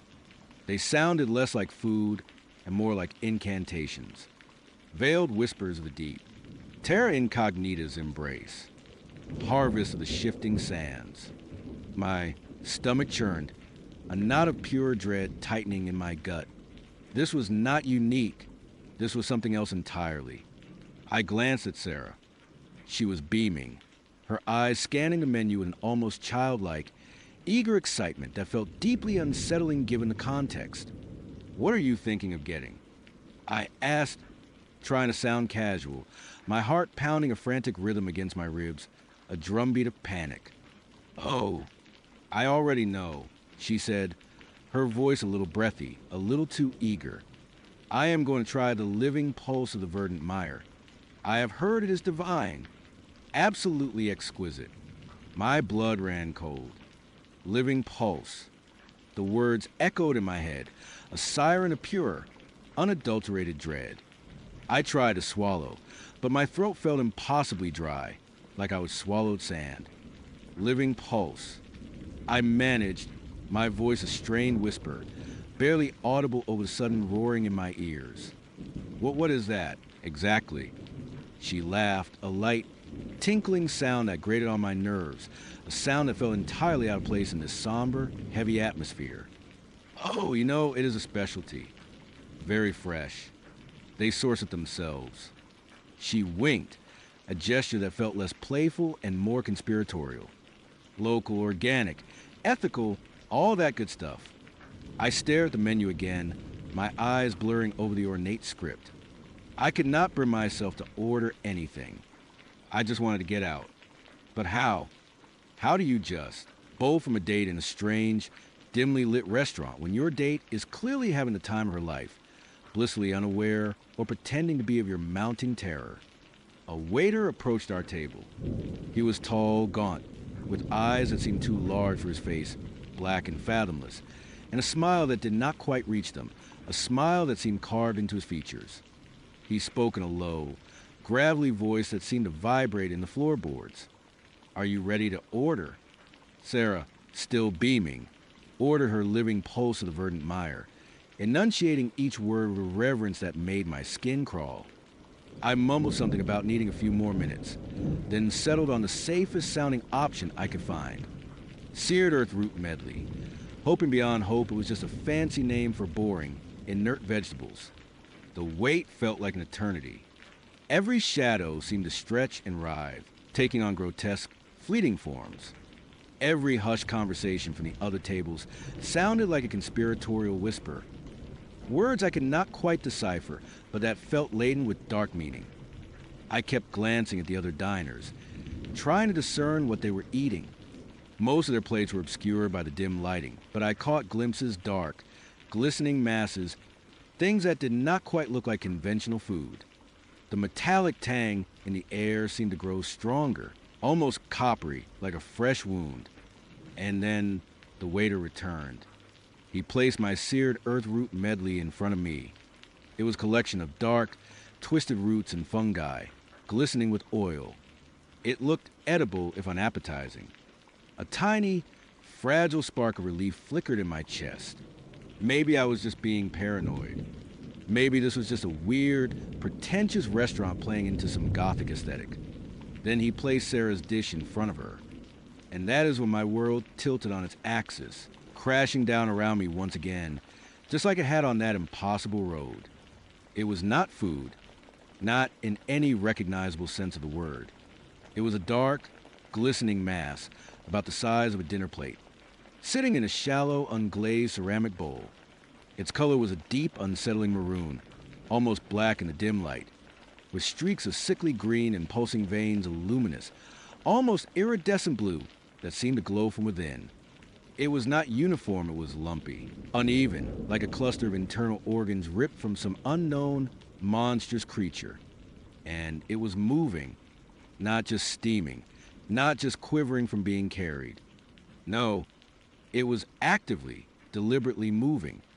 A slow, rhythmic pulsation, like a heart beating beneath a layer of slick, wet skin. Tendrils, thin and almost translucent, twitched and retracted along its edges, like the sensitive feelers of a deep-sea creature. A small, central depression in the mass seemed to flex, opening and closing like an involuntary muscle spasm, like a mouth gasping for air, or perhaps silently calling out. I stared, my jaw slack, my breath catching in my throat, a choked gasp trapped in my chest. The metallic smell intensified, hitting me with the force of a physical blow. It smelled like blood, fresh and potent, mixed with something earthy and a sickly sweet, almost floral scent that made my stomach clench, threatening to betray me. Sarah, however, was beaming. Her eyes, illuminated by the candlelight, seemed to glow with an unnatural intensity, reflecting the iridescent blue veins of the thing on her plate. She picked up her fork, a delicate, almost ritualistic gesture, as if she were about to perform a sacred rite. "Is not it beautiful?" she whispered, her voice full of genuine awe, a reverence that sent shivers down my spine. Beautiful. My mind screamed. It was an abomination. It was a nightmare made manifest. It was alive. Horrifyingly, undeniably alive. I could not speak. I could not move. All I could do was stare at the pulsating horror, my entire body frozen in a cold sweat, every nerve screaming in protest. Sarah, completely oblivious to my terror, or perhaps simply ignoring it, brought her fork down. The tine sank into dark, gelatinous mass. A faint, wet squelch sound, like stepping on something soft and rotten, echoed in the oppressive silence of our corner, a sound that will forever haunt my nightmares. The thing on the plate, it reacted. The tendrils along its edges recoiled sharply, twitching faster, more violently. The central depression pulsed frantically, opening and closing with increased speed, almost like a mouth screaming without sound. A thin, viscous fluid, the same iridescent blue as its veins, oozed from where the fork had pierced it, glistening wetly in the candlelight. Sarah brought a piece to her mouth. It was a small, irregular chunk, still twitching faintly, still glistening with that unholy blue fluid. She chewed, slowly, deliberately. Her eyes closed for a moment in what looked like pure ecstasy. A low, guttural hum, a sound of profound pleasure, escaped her lips. It was a sound that did not belong to a human. I felt bile rise in my throat. I squeezed my eyes shut, then forced them open again, needing to confirm that this was not some horrific hallucination, some delayed reaction from my previous trauma. It was not. It was real. Sarah, my date, the normal woman I had so desperately sought, was eating something that was undeniably, horrifyingly alive. "You should try some," she said, her eyes now open, looking directly at me. Her smile was wide, too wide, stretching her features unnaturally, and her eyes were no longer kind. They held a glint, a predatory gleam, a knowing malevolence that sent a fresh wave of terror through me, chilling me to the bone. It was the same look I had seen in Emily's eyes, that ancient hunger, that cold, calculating awareness. What is that?" I finally managed a croak, my voice barely a whisper, a pathetic sound in the face of such horror. She took another bite, chewing with an unnerving slowness, savoring the gruesome meal. "It is a living pulse, of course," she said, as if I were an idiot for asking, as if it were the most obvious thing in the world. "It is incredibly fresh. They harvest it just before serving. That is why it is so vibrant. Vibrant." The word twisted in my stomach, like a knife. Vibrant meant alive. Vibrant meant it was suffering.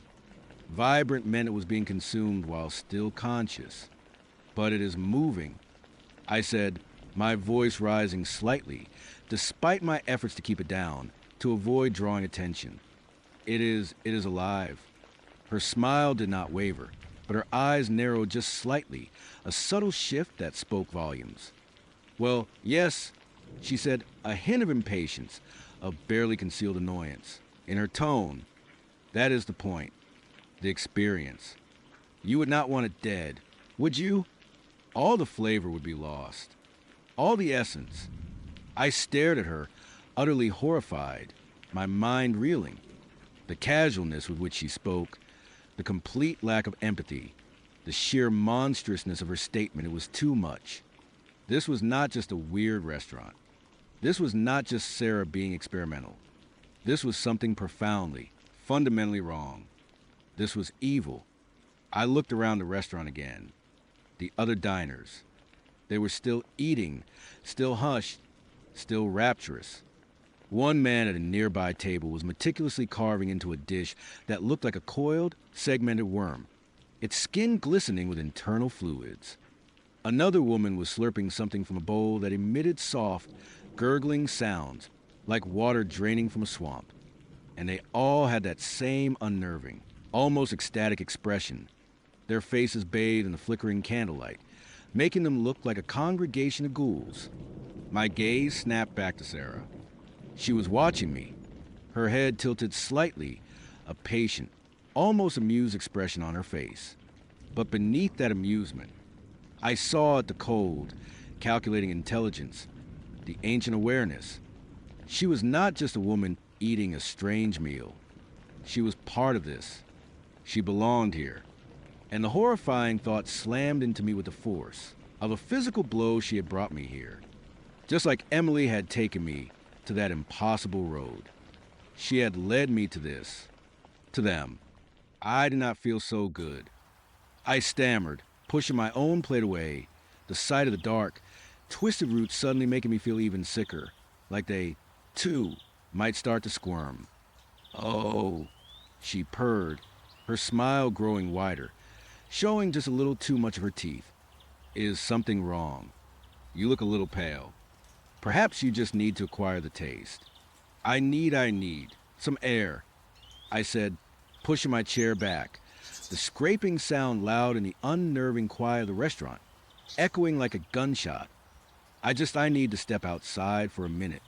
Her eyes, those unnervingly bright eyes, held mine. The smile on her face felt less like genuine amusement and more like a predator evaluating its prey, calculating its next move. Are you sure? She asked, her voice soft, almost a whisper, but with an underlying current of steel, a warning embedded in every syllable. You would not want to leave our date unfinished, would you? Or miss out on such a unique experience. I will be right back.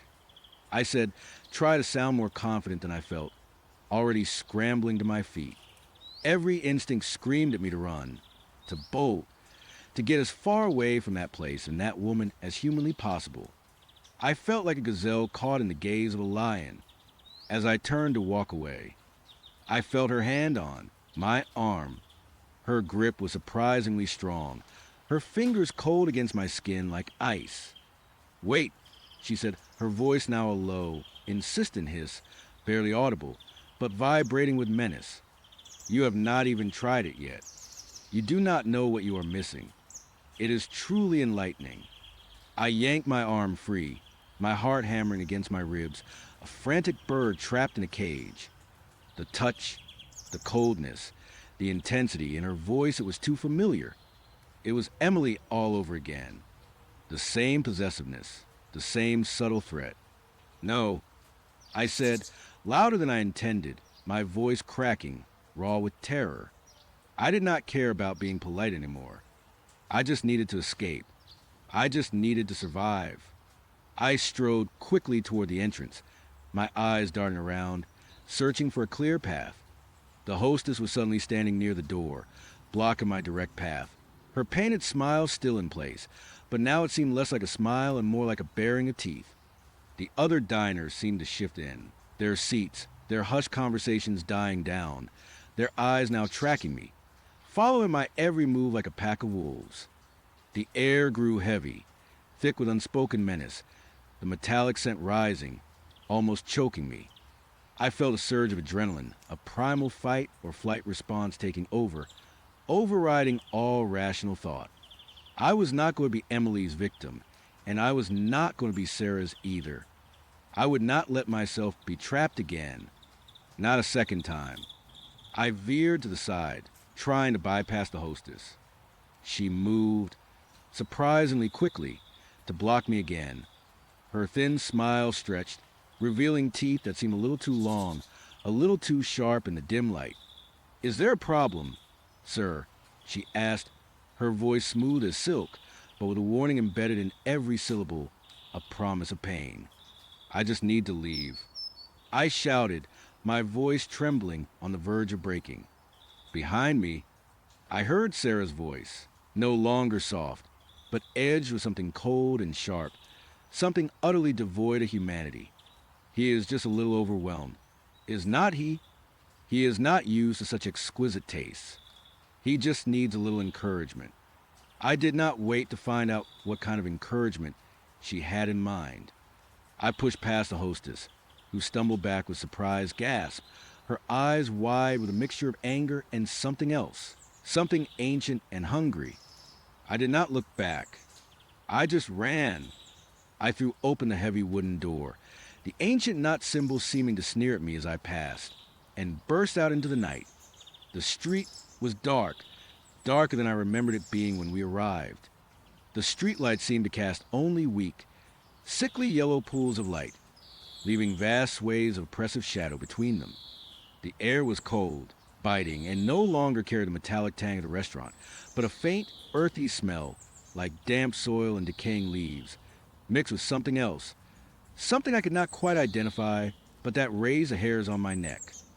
I ran, not caring where I was going, just needing to put distance between myself and that place. My lungs burned, my legs ached, but the sheer, unadulterated terror fueled me. I could feel eyes on my back. I could feel their presence, the silent, predatory watchfulness, a chilling certainty that I was being hunted. I glanced over my shoulder.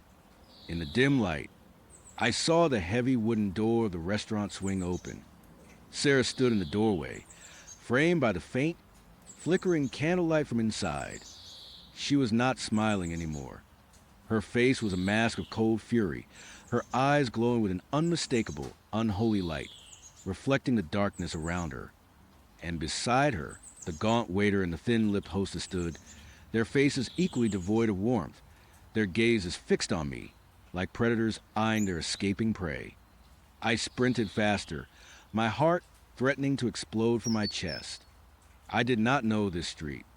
It twisted and turned, each turn leading to another dark, unfamiliar alley or a row of identical, silent buildings. The feeling of disorientation, of being lost in a place that should not exist, was terrifyingly similar to my experience on Emily's Road. Was this another one of their places? A pocket dimension, a trap set for the unwary, designed to disorient and ensnare. I heard a sound behind me, a scuttling, slithering sound, too fast, too unnatural to be human footsteps. It was like something large and multi-limbed was moving quickly over the pavement. I did not dare look back. I just ran, blindly, desperately, my mind screaming with the realization that I had walked right back into the jaws of the same kind of horror I had barely escaped before. I finally saw a main street in the distance, a beacon of bright, normal light, a lifeline in the suffocating darkness. A taxi, bless its yellow heart, was cruising slowly down the street, its headlights a comforting, ordinary glow. I did not hesitate. I stumbled out of the alley, waving my arms frantically, yelling at the top of my lungs, my voice hoarse and raw. The taxi screeched to a halt, the driver looking at me with wide, startled eyes. I practically threw myself in the back seat, gasping for breath, my body shaking uncontrollably, every nerve ending frayed. Drive. Just drive. I choked out, pointing vaguely forward. Anywhere. Just go. The driver, a middle-aged man with a weary expression and a thick mustache, looked at me in his rear-view mirror. "You all right, pal?" he asked, his voice lace of concern, but also a hint of suspicion. "You look like you've seen a ghost. Or 10. Worse." I whispered, pressing my face against a window, trying to see if anyone was following.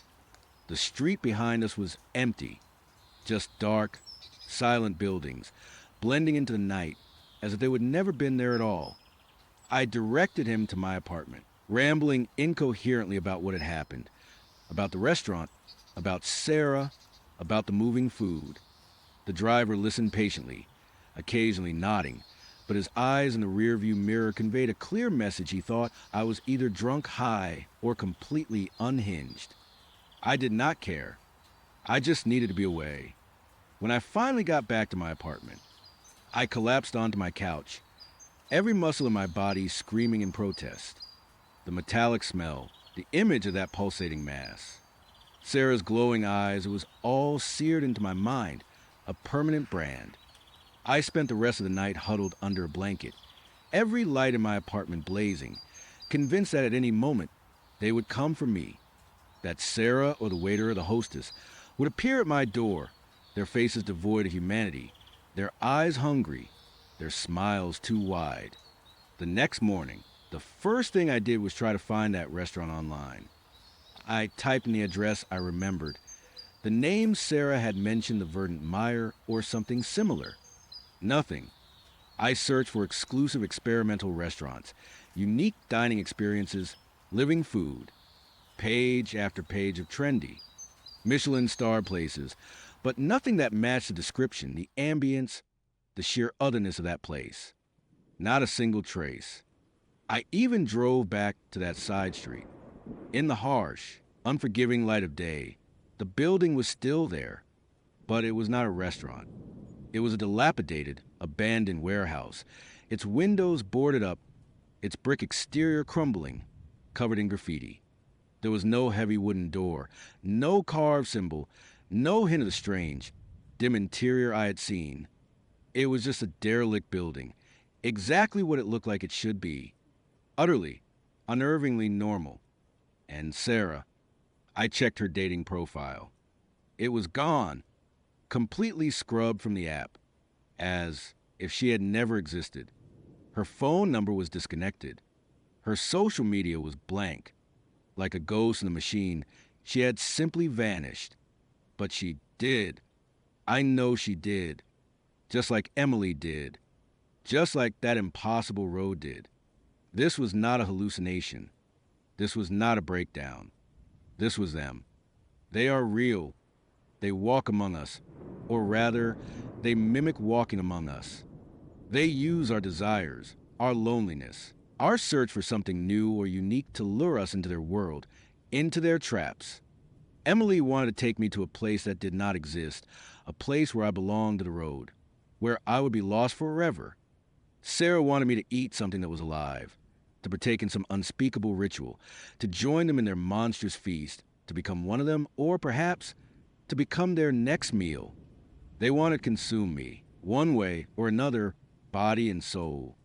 I am telling you this now, not because I expect you to believe me, but because I have to, because I am a witness. I have seen behind the curtain twice now, and the world is not what we think it is. It is a thin, fragile skin over something ancient and hungry, something that watches and waits. I live every day with the knowledge that they are out there. I see them in the crowded streets, in the fleeting expressions of strangers, in the shadows that dance just beyond the corner of my vision. I scrutinize every smile, every gesture, every casual remark, searching for that subtle shift, that hint of the uncanny, that telltale glint in the eyes that betrays the monstrousness beneath. I do not date anymore. I can't. The risk is too great. The thought of unknowingly inviting one of them back into my life, into my home, it is unbearable. Sometimes late at night, when the city is quiet and the only sound is the frantic beating of my own heart, I can still smell it, that metallic, earthy, sickly sweet scent. And I can still see it, the dark, pulsating mass, the iridescent blue veins, the tendrils twitching, the central depression flexing like a hungry mouth. And I remember Sarah's eyes, full of that ancient hunger, and her soft, chilling whisper, "You do not know what you are missing." But I do. I know exactly what I missed. And I am grateful, truly grateful, that I somehow found my way back. Again. But for how long? How many times can I escape before one of them finally pulls me into their world for good? How many times before I become the next meal, the next delicacy, the next soul lost to the impossible, hungry darkness that lurks just beneath the surface of our mundane reality? I do not know, and that More than anything is the real horror, the not knowing when or if they will come for me again, the knowledge that I am just a temporary reprieve. You know, I have always been a pretty grounded guy, not one for superstitions or anything like that. I work a 9 to 5, pay my bills, try to hit the gym a few times a week. My life, for the most part, has been pretty unremarkable, which, honestly, I used to be fine with. Routine, predictability, there is a comfort in that, right?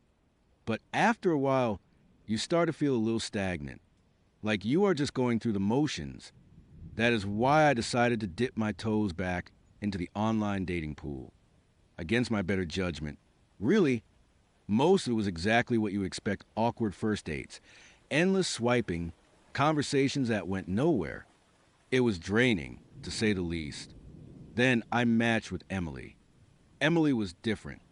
Her profile picture was a little blurry, almost artistic, like she would take it on an old film camera.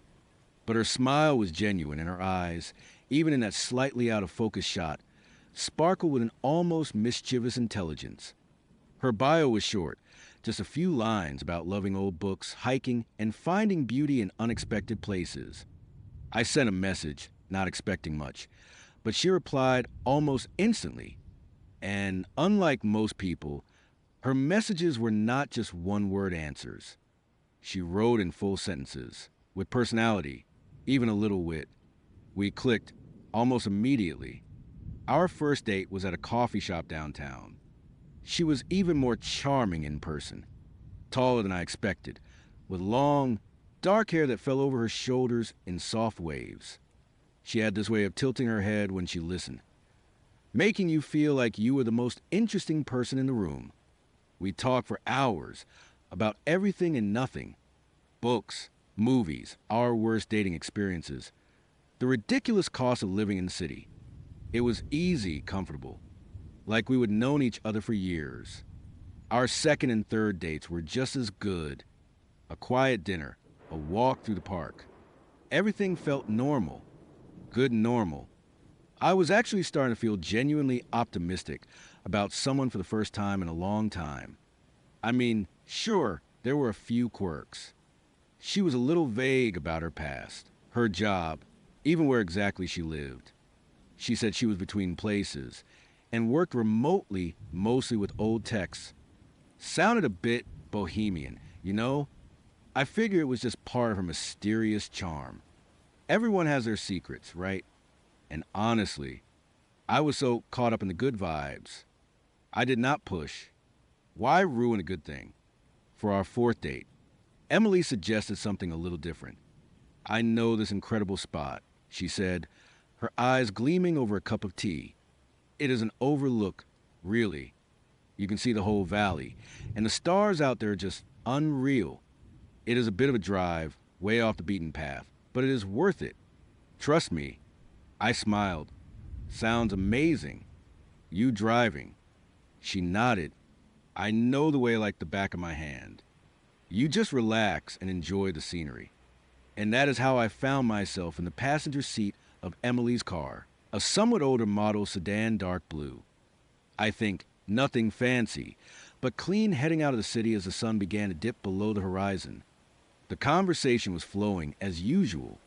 We were laughing about some ridiculous thing a mutual friend had posted online, talking about what we would do if we won the lottery. It was perfect. The kind of date you dream about. We drove for about 40 minutes, sticking to the main highway initially. The city lights gradually faded behind us, replaced by the soft glow of twilight. Then, Emily took an exit I did not recognize. It was a smaller road, 2 lanes, winding through what looked like old farmland. Still, nothing too out of the ordinary. She seemed to know exactly where she was going, navigating the turns with an easy confidence. Almost there, I asked, stretching my arms above my head. Almost, she replied, a small, knowing smile playing on her lips. Just a few more turns. It gets a little rustic out here, but that is part of the charm.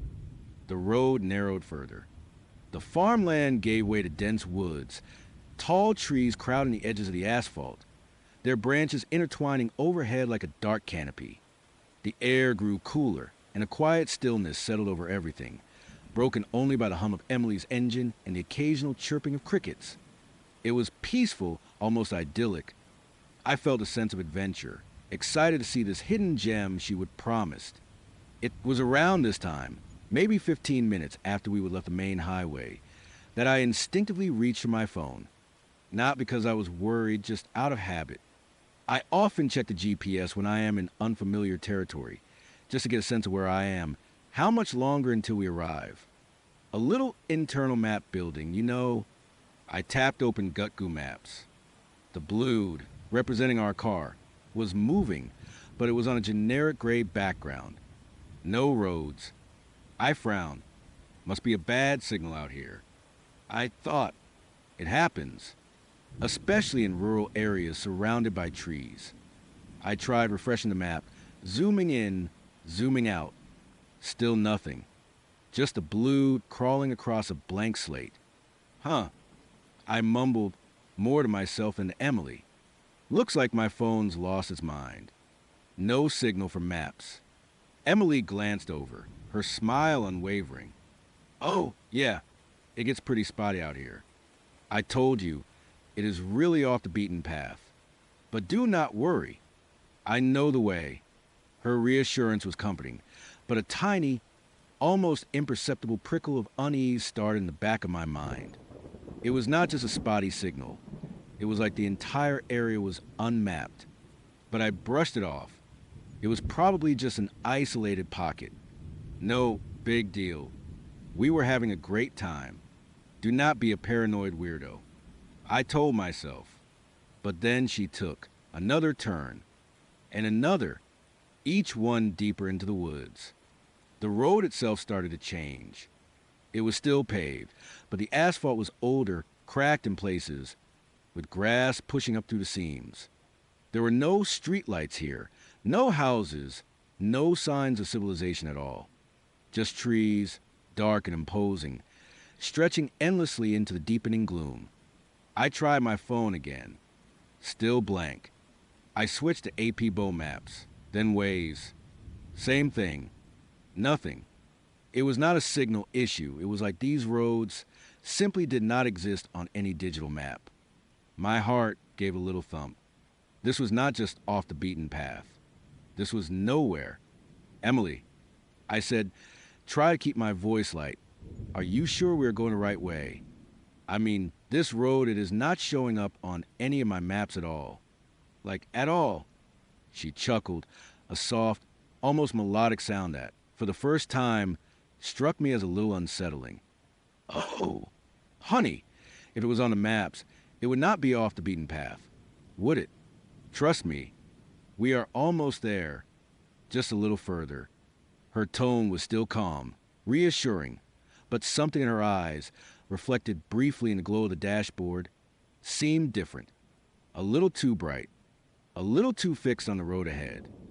I leaned forward, peering out the windshield. The trees seemed to press in closer, their shadows dancing in the headlights. I swear I saw shapes moving in the periphery, just beyond the reach of the beams, but dismissed them as tricks of the light, my imagination playing up in the dark. The road continued to wind, endlessly. Every turn looked identical to the last. There were no landmarks, no distinguishing features. Just the dark, ancient-looking trees and increasingly dilapidated asphalt beneath us. I started to feel a cold knot forming in my stomach. This was not just a secluded spot. This felt wrong.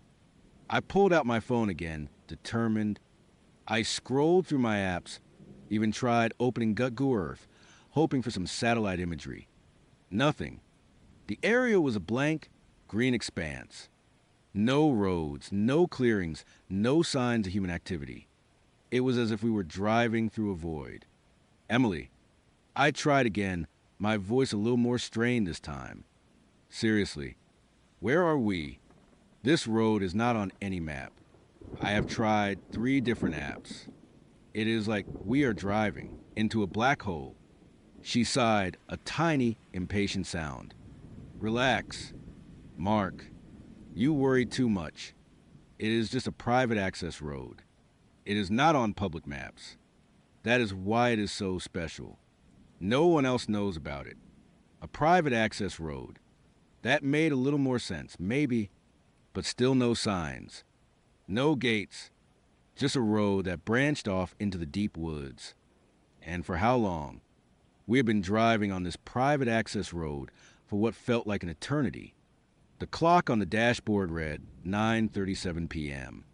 We had left the main highway over an hour ago. An hour on a road that did not exist. That is, when it hit me. A wave of ice-cold dread washed over me, chilling me to the bone. This road does not exist. Not just on my phone, but anywhere.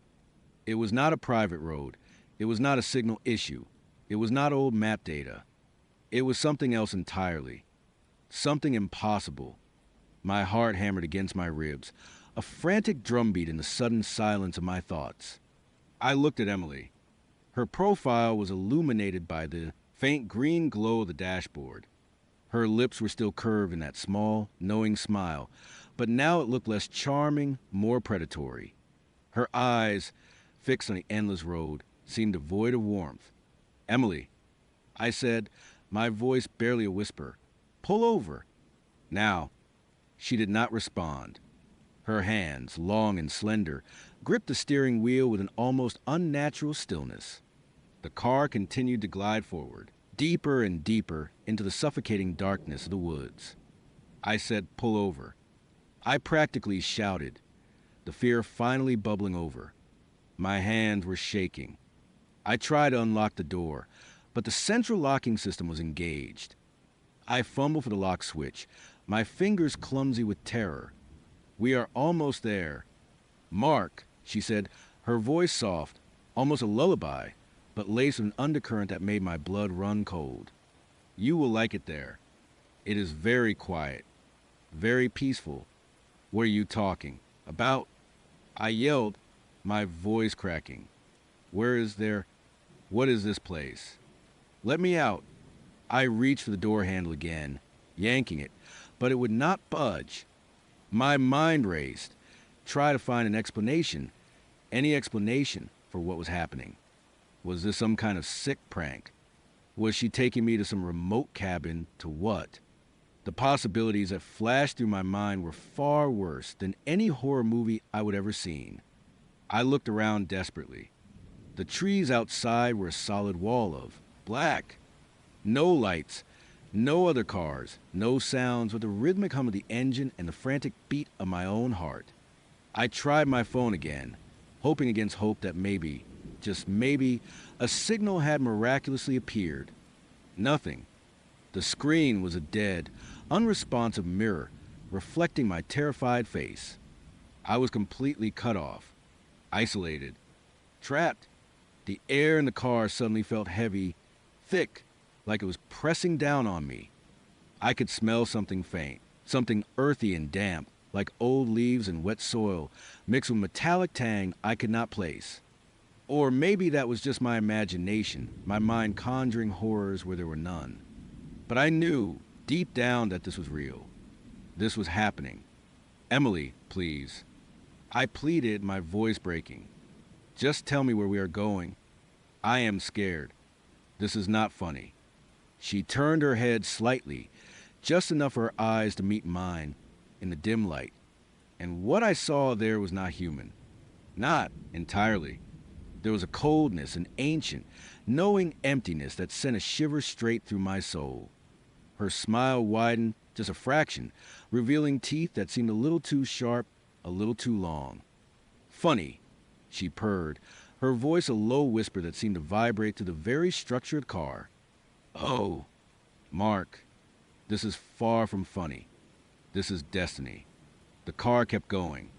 The road, if you could even call it that, became even more deteriorated. Potholes appeared, forcing the car to jostle and sway. The trees grew thicker, taller, their branches intertwining so tightly overhead that only slivers of the moonlit sky could penetrate the canopy. It was like driving through a tunnel of living, breathing darkness.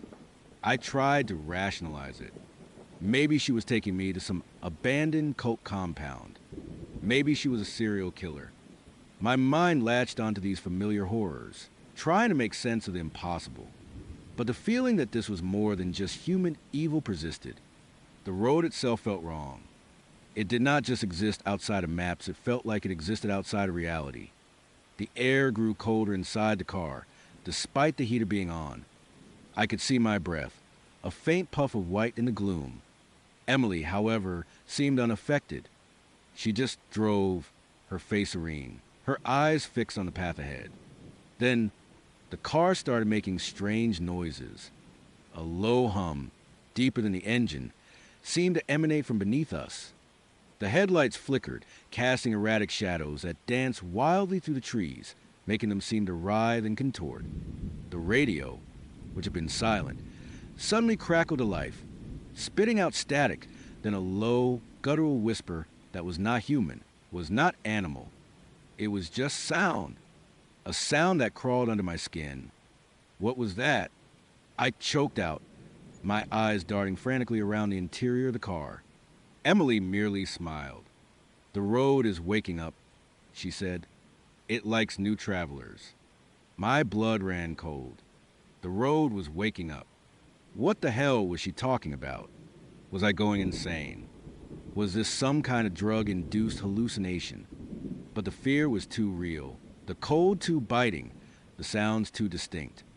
The trees outside began to look different. Their bark seemed to ripple, their branches to sway with motion that was not caused by wind. I swear, some of them looked like they had faces, distorted and ancient, watching us pass. The air itself tasted metallic, like ozone before a storm, but also something else, something acrid, like burnt bone. Suddenly, the car slowed, not to a stop, but to a crawl. The strange humming grew louder, vibrating through the seats. The headlights went out completely, plunging us into absolute darkness, save for the faint glow of the dashboard. I gasped, pressing myself against the passenger door. "Emily, turn on the lights."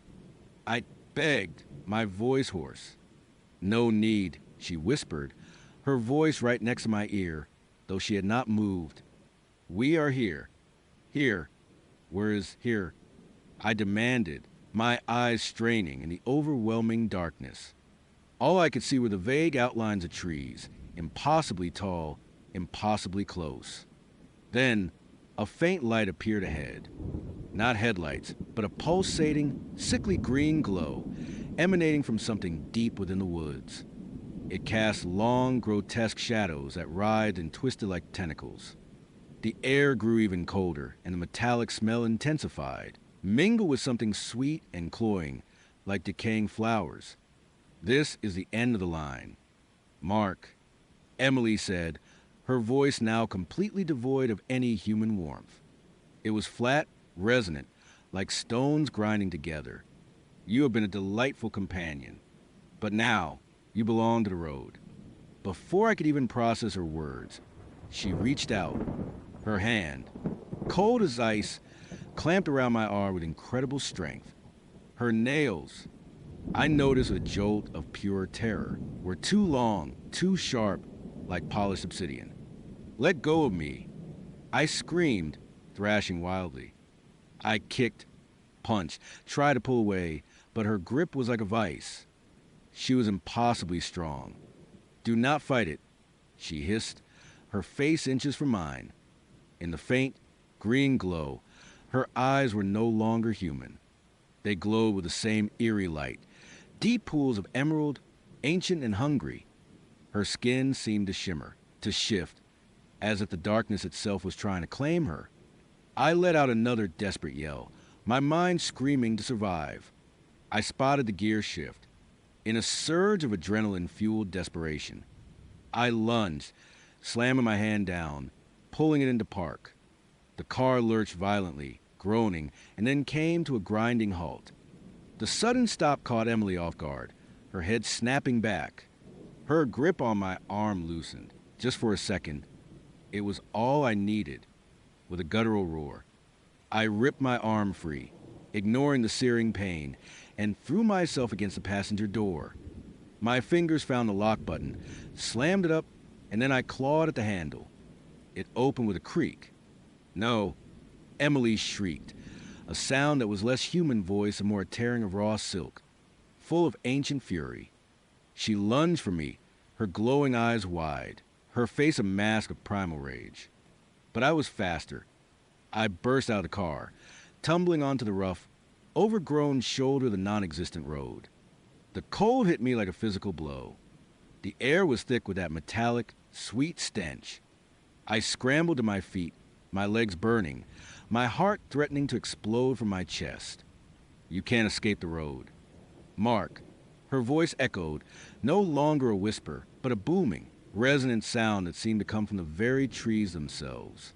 You are part of it now. I did not look back. I just ran, deeper into the woods, away from the car, away from Emily, away from the pulsating green light. The trees were a labyrinth of shadows, their branches scratching at my face and arms as I tore through the undergrowth. Every snap of a twig, every rustle of leaves, sounded like her behind me. I could hear the faint, low hum of the car engine starting up again, slowly, deliberately.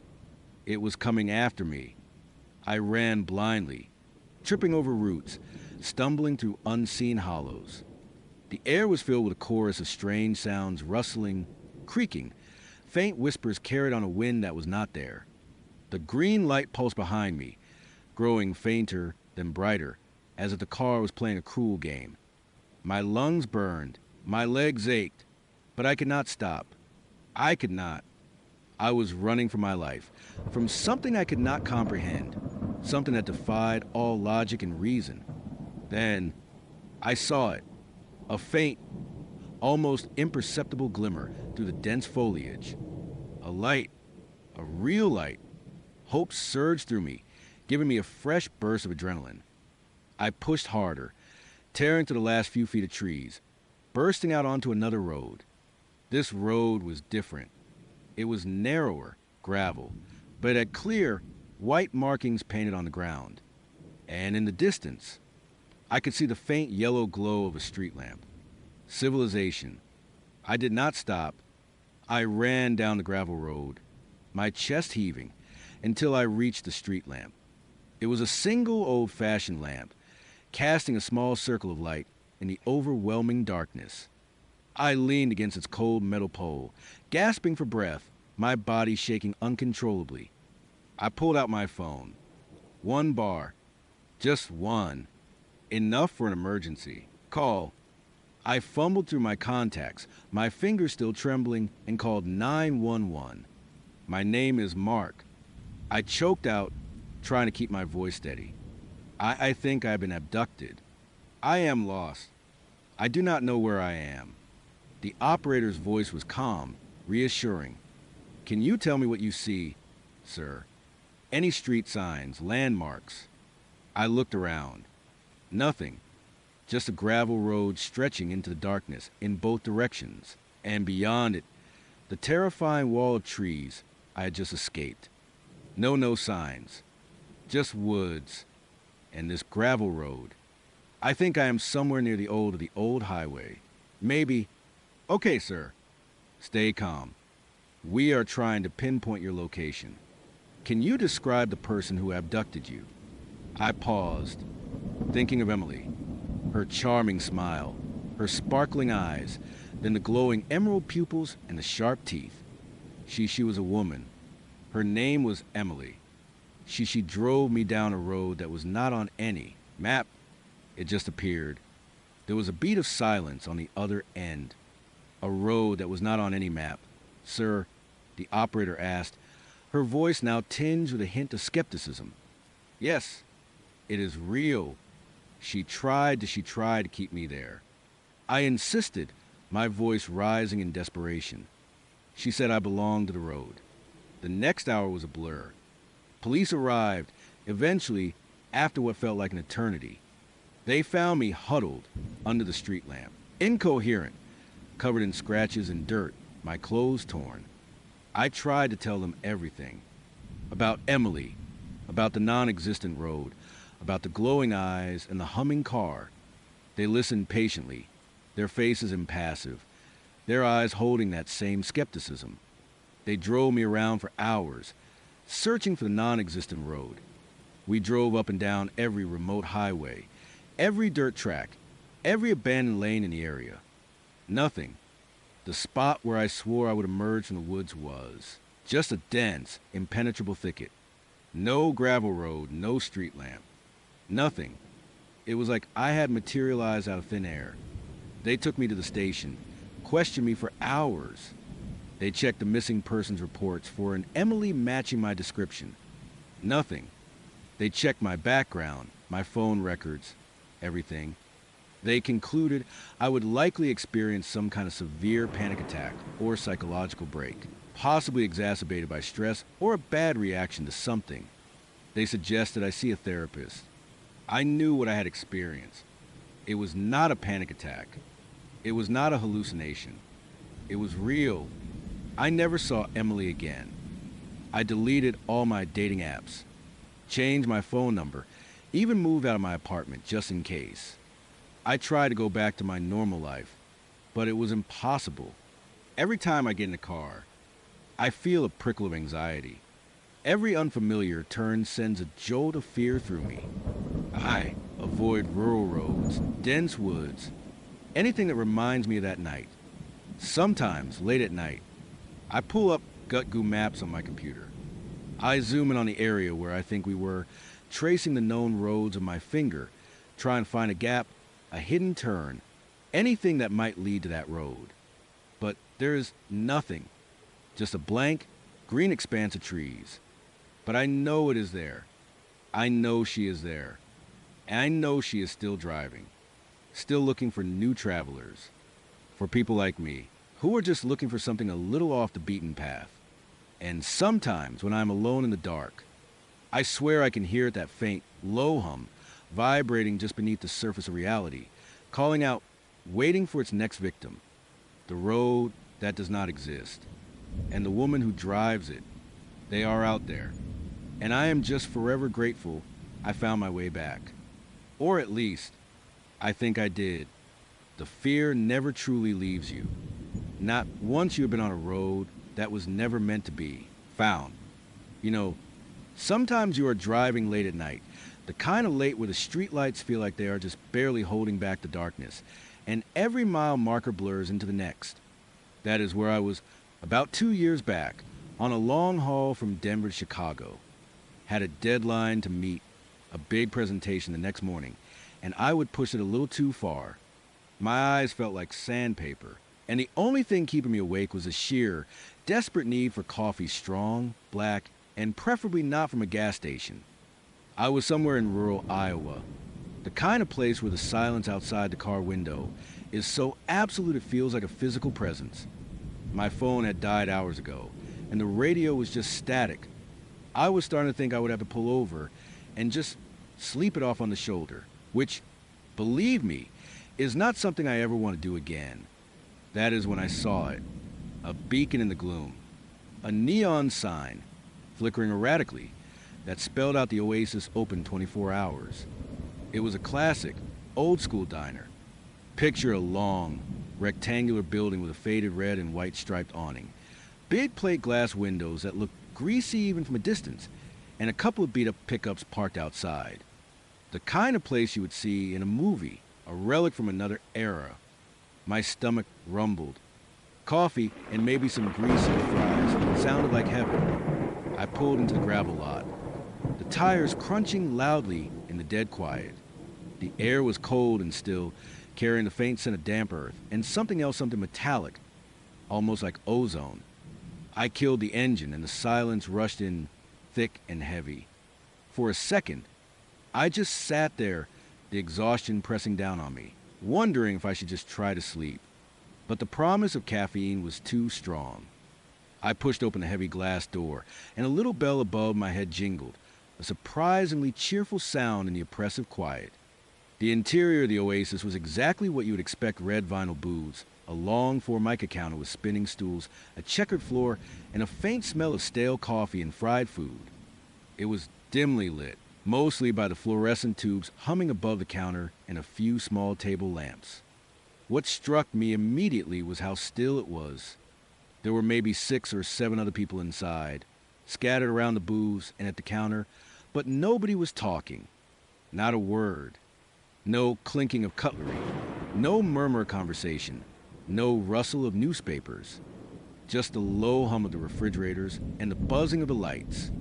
I figure it was just a late-night crowd, tired and keeping to themselves. I get that. I walked over to an empty booth near the back, by a window, and slid in. The vinyl groaned under my weight. I looked around, trying to catch someone's eye, maybe the waitress. That is when I first noticed it. The people. They were all looking at me. It was not a quick glance, the kind you get when a new person walks into a quiet room. It was a sustained, unwavering gaze.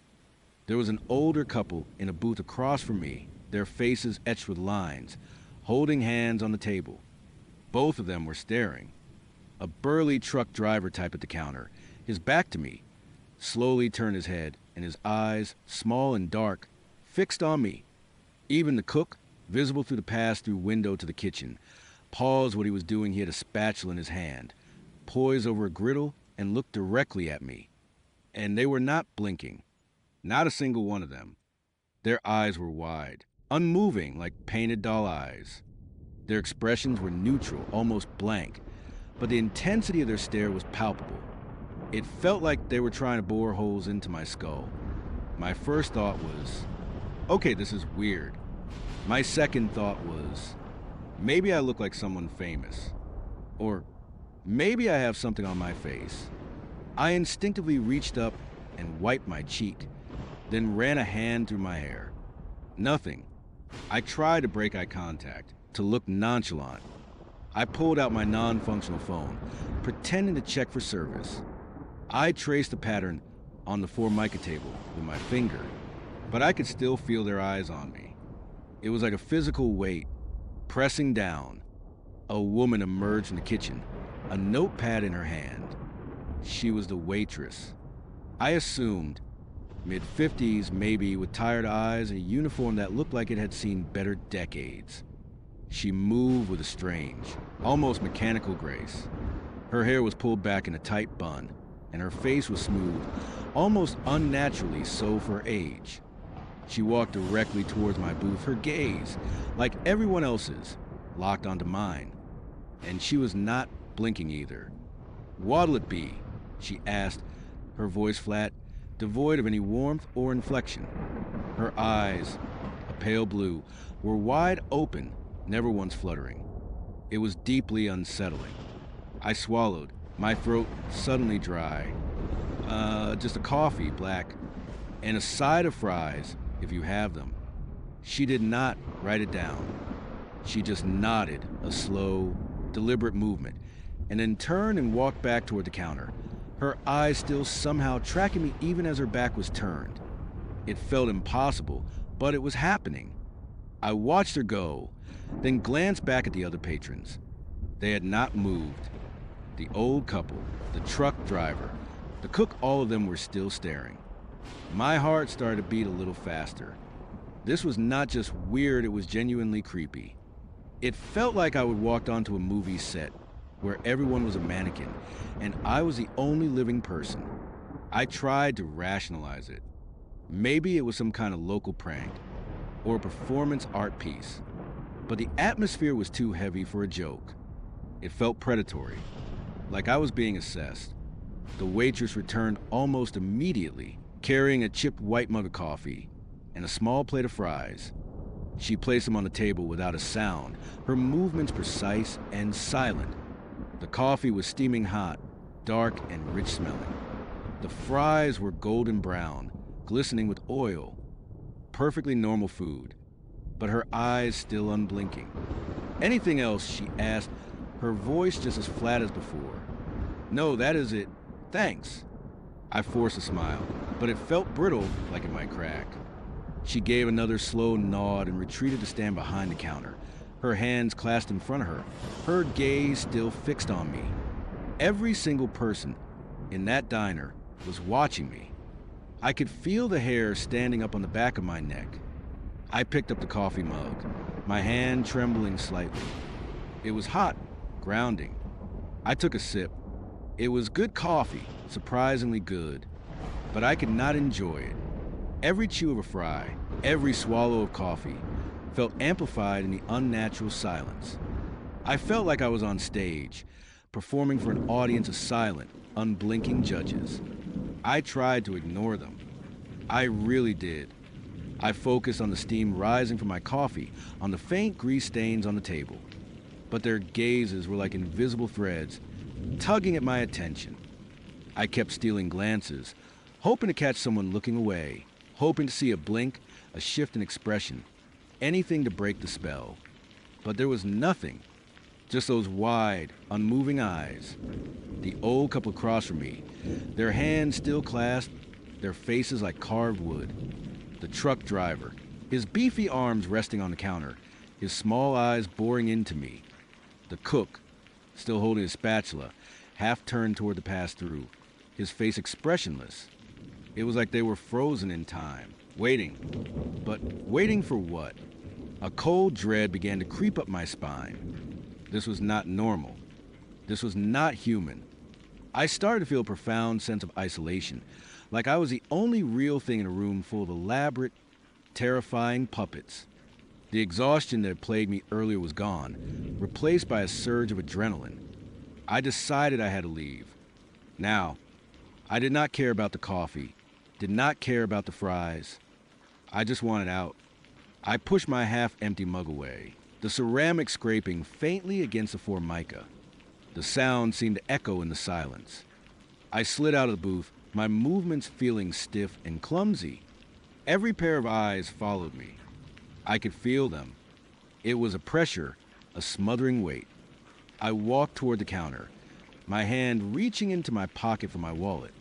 "How much do I owe you?" I asked the waitress, trying to keep my voice steady. She did not move. Her eyes were still fixed on me, unblinking. "It is on the house," she said, her voice flat. My blood ran cold. "On the house." I repeated, my voice a little too high. "Why?" She just stared. The truck driver shifted slightly on his stool, his small eyes still glued to me. The old couple across the room remained perfectly still, but I could feel their collective gaze intensify. It was like they were all holding their breath, waiting for my next move. "No, really. I insist," I said, pulling out a $20 bill. I just wanted to pay and get out. I wanted to make this transaction as normal as possible, as if everything around me was not profoundly, horrifyingly wrong. She did not take the money. She just looked at the bill in my outstretched hand, then back at my face, her eyes wide and unwavering. "It is on the house," she repeated, her voice a little louder this time, a subtle edge to it that sent a shiver down my spine. I dropped the 20 on the counter, not caring if she picked it up or not. I just needed to leave. I turned and started walking toward the door, my pace quickening. My heart was pounding now, a frantic drumbeat against my ribs. Every step felt heavy, like I was walking through thick mud. As I reached the door, I glanced back. Every single person in that diner was still watching me. The old couple, the truck driver, the cook, the waitress, all of them, their eyes wide, unblinking, their expressions utterly devoid of emotion. But there was something in their collective gaze now, something that was not just observation. It was expectation. It was like they were waiting for me to fail. I grabbed the door handle. It was cold, metallic. I pushed. It felt heavier than before, like it was resisting me. I pushed harder, gritting my teeth. The bell above the door jingled again, a loud, jarring sound that echoed in the silent diner. I was outside, gasping for breath. The cold night air shocked my lungs. I did not look back. I just ran to my car, fumbled with the keys, and practically threw myself inside. My hands were shaking so badly I could barely get the key into the ignition. I started the engine, slammed the car into reverse, and peeled out of the gravel lot, Dust and stones fly behind me. I did not stop until I was miles down the road, the neon sign of the oasis long gone from my rearview mirror. Even then, I kept glancing into the mirror, half expecting to see those unblinking eyes staring back at me from the darkness. I drove for hours, pushing the speed limit, my mind racing. What the hell had that been? Who were those people? Why were they all staring? Why did not they blink? The more I thought about it, the more terrifying it became. It was not a prank. It was something else, something deeply unnatural. I tried to tell myself I was just overtired, that my imagination was playing tricks on me. But the memory of those unblinking eyes, the absolute silence, the flat, dead voices, it was too real. It had seeped into my bones. I finally reached Chicago, exhausted but wide awake. The memory of the oasis burned into my mind. I gave my presentation, somehow, but my focus was shot. I could not shake the feeling of being watched. Later that day, after I would finally manage to get some sleep, I decided I needed to find out what that place was. I pulled up Google Maps, trying to retrace my route through Iowa. I remembered the general area, the stretch of highway. I zoomed in, looking for any sign of a diner, especially one called the Oasis. Nothing. I tried different search terms, 24-hour diner Iowa. Diner near town I vaguely remembered passing through. Still nothing. It was like the place had never existed. There were gas stations, a couple fast food chains, but no standalone diner with a flickering neon sign. No the Oasis. I even called the local sheriff department in the nearest county I could pinpoint. I tried to sound casual. Asked if there was an old diner on Highway 30, maybe a few miles west of such and such town. The deputy on the phone sounded confused. Nope, nothing like that out here, fella. Just a couple of truck stops and a subway. My blood ran cold again. It was not just that the diner was gone, it was like it had never been there in the first place. Like it had materialized out of thin air just for me and then vanished. The experience messed me up, really messed me up. For weeks, I could not sleep without seeing those unblinking eyes in my nightmares. I found myself constantly checking over my shoulder, convinced I was being watched. I avoided driving at night, especially on long, empty stretches of road. The thought of stumbling upon another oasis filled me with a primal dread. I never found any explanation. Was it a glitch in reality? Some kind of collective hallucination brought on by extreme fatigue? Or something far more sinister, something that exists on the fringes of our perception, waiting for tired, vulnerable travelers to stumble into its grasp? I do not know. All I know is that I walked into that diner, and for a terrifying 20 minutes, I felt like I was the only living, breathing person in a room full of dead things, all of them staring, waiting, unblinking. And I pray to God I never, ever see another place like the Oasis again. Because sometimes the things that do not make sense are the most horrifying of all. The whispers started as a low hum, a static in the back of my mind, after I was shoved Ethan and bolted from the park. They were faint at first, like echoes in a distant cavern, but they grew louder with each passing day, each solitary night. Jessica Miller, Kevin Bell, Lily, their names and so many others, a mournful litany of the vanished, a chorus of the lost. They did not scream, they just mourned. It was worse than a scream. It was the sound of eternal, desolate loneliness, and it resonated with a part of me I desperately tried to keep buried. I moved again, of course, packed what little I had, which was mostly just the clothes on my back and the crippling weight of my past, and drove until the landscape blurred into something unfamiliar. Another new city, another anonymous apartment, another attempt to outrun the shadow I cast. But the whispers followed. They were woven into the wind that rattled my cheap window panes, in the drip of a leaky faucet, in the silence of my empty rooms. They were a constant reminder that I was not just attracting monsters, I was attracting their victims too. I was a magnet for the lost, a living mausoleum of silent screams. The loneliness, though, was a monster all its own. It gnawed at me, a relentless, aching void that no amount of self-preservation could fill. SD, Jude's, Serafina, Alex with his cage remnants. Ethan and his ghostly choir each encounter left me more shattered, more isolated, more convinced that I was fundamentally broken. But the human need for connection, for just one moment of ordinary warmth, was a siren song I could not resist, even when I knew it led to the rocks. Weeks bled into a month. I tried to stay offline, to live like a ghost myself, but the whispers pressed in, their sorrowful chorus threatening to drown me. I would wake in the dead of night, hearing a new name, a new lament, and the crushing weight of their loneliness would mingle with my own until I could not breathe. I was going insane. Or maybe I already was. One particularly bleak Tuesday, after staring at the same four walls of what felt like an eternity, the despair became unbearable. My finger, almost as if guided by an external force, found a Tinder icon on my phone. I hated myself for it. I truly did. But the alternative, succumbing entirely to the cacophony of the dead and the silence of the living, felt like a slower, more agonizing death. I swiped through profiles with a detached numbness, my paranoia a dull throb in my temples. Every smile seemed forced, every bio a potential red flag.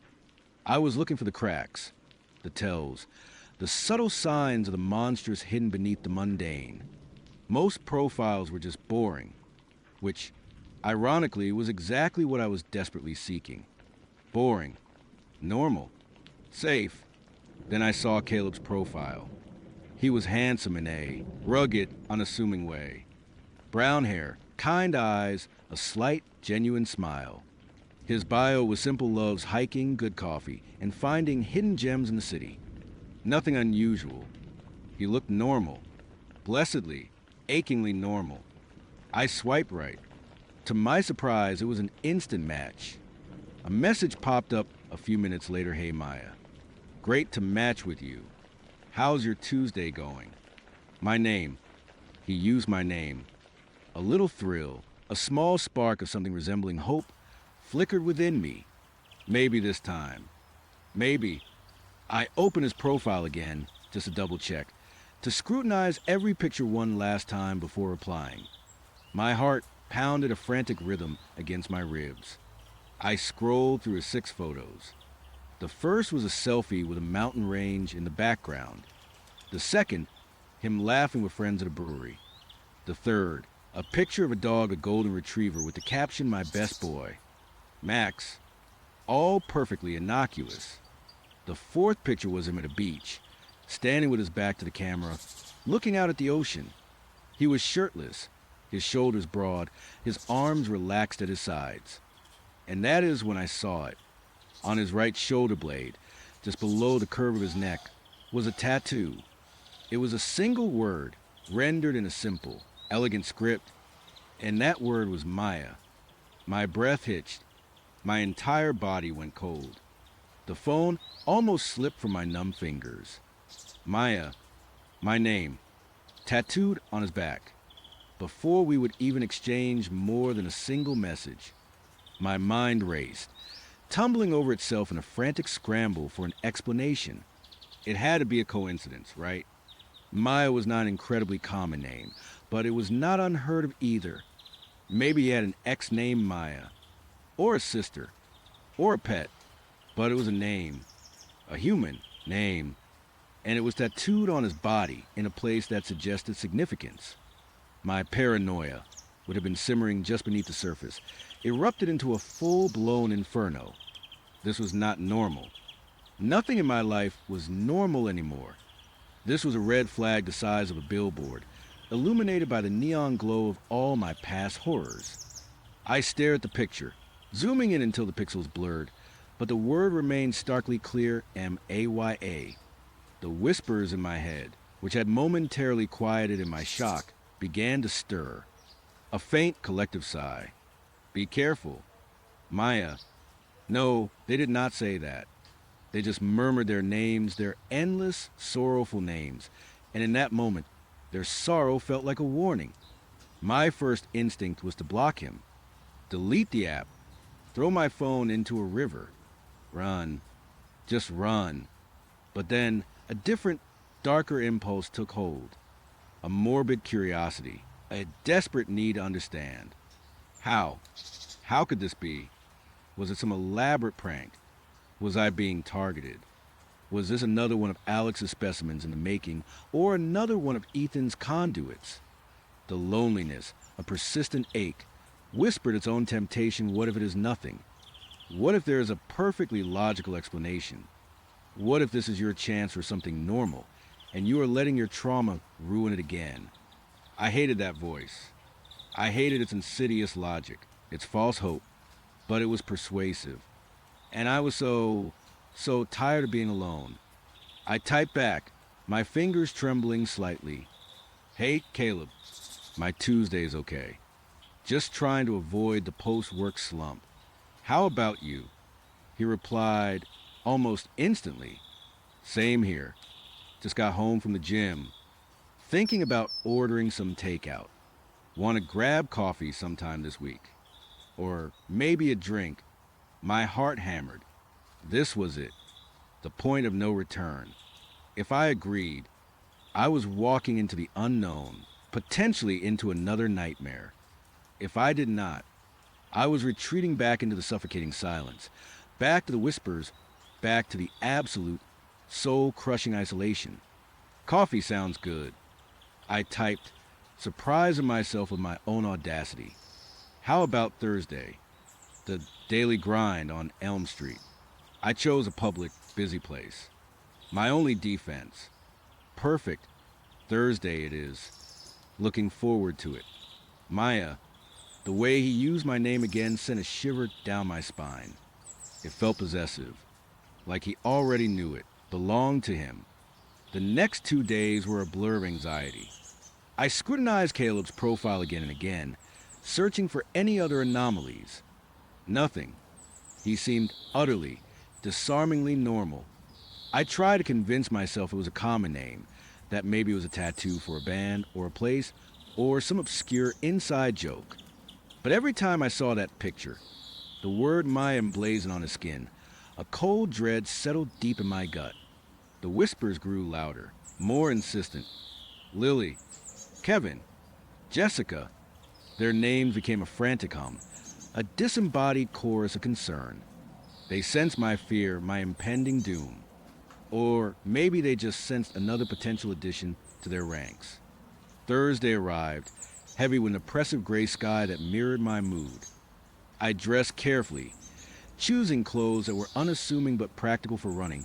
If it came to that, I kept my phone charged. My gains in my hand, Riode. My bag was light, just enough for essentials. I felt like I was preparing for battle, not a coffee date. The daily grind was bustling.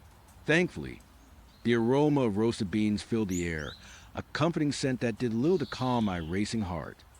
I found a table near the window, giving me a clear view of the street, and ordered a black coffee, needing the bitter sharpness to keep me grounded.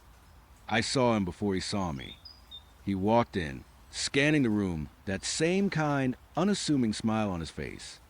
He was even better looking in person, if that was possible.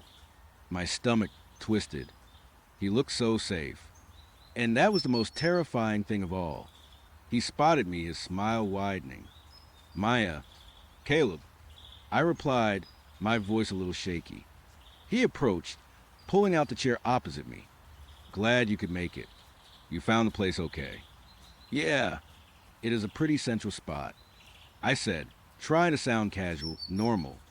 My eyes flickered to his shoulder, instinctively. He was wearing a dark gray long-sleeved shirt.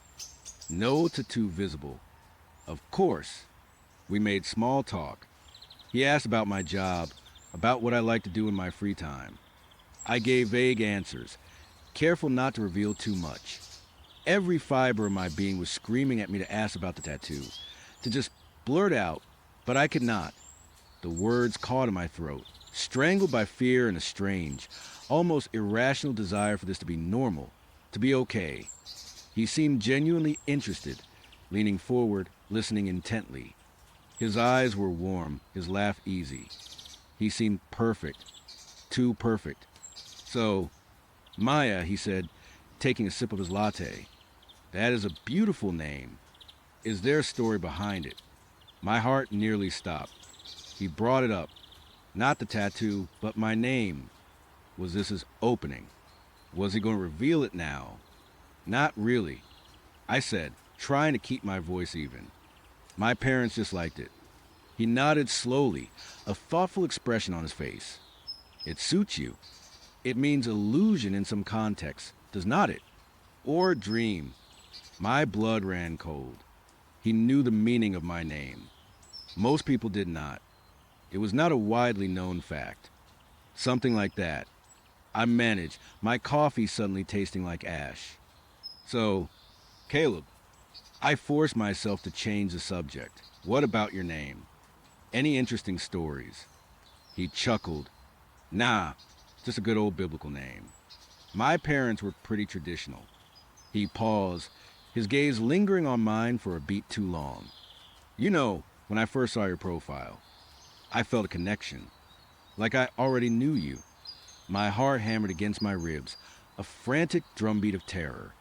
The whispers in my head intensified, a chaotic clamor of names. Jessica, Kevin, Lily, Maya. Was that my name? I heard among them. Oh, I said, trying to keep my voice light, even as my hands trembled slightly around my coffee cup. That is interesting. It is, he agreed, his smile not quite reaching his eyes now. There was something in them, a glint, a spark of something predatory that I recognized from Alex, from Ethan. It is funny, actually. I have a tattoo. A name. He leaned back slightly, casually. It is on my shoulder blade. I got it years ago, long before I ever thought about Tinder or meeting you. My breath caught in my throat. This was it. The moment of truth. My mouth was dry. I could not speak. He continued, his voice calm, almost soothing but utterly chilling. People always ask me about it. Who is Maya, they say. And I always tell them, she is the one I am waiting for. And now here you are. My blood froze in my veins. He did not have an ex named Maya. He did not have a sister. He had a premonition, a preordained claim, waiting for. I whispered, the word barely audible. Yes, he said, his smile widening, a slow, unnatural stretching of his lips. I have always known you would come. The tattoo just confirmed it. A little mark of destiny, would not you say? He reached across the table, his hand hovering over mine. I flinched, pulling my hand away as if burned. Do not be scared. Maya, he said, his voice dropping to a low, intimate tone that made my skin crawl. We are meant to be. I have known it for years. The universe just needed to catch up. The whispers in my head were not just names now.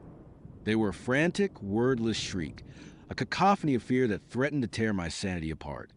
Get out. They seemed to scream, 1,000 lost souls united in warning. I pushed my chair back, scraping it loudly against the floor. I have to go. His eyes, which had been warm moments before, hardened. The predatory gleam intensified. Already. But we just started getting to know each other. I thought we had a connection. No, I said, my voice rising. This is not a connection. This is something else. My gaze locked onto his shoulder, even though the tattoo was hidden. I could feel its presence, a burning brand meant for me. It is something else, he agreed, standing up slowly, his height suddenly looming over me. The easygoing charm was gone, replaced by a cold, unsettling intensity. It is fate. It is written on my skin and in your destiny. I turned and bolted. I did not care about my half-finished coffee, about the eyes that might be watching. I just ran out of the coffee shop, onto the busy street, weaving through pedestrians, my heart pounding a frantic drum against my ribs.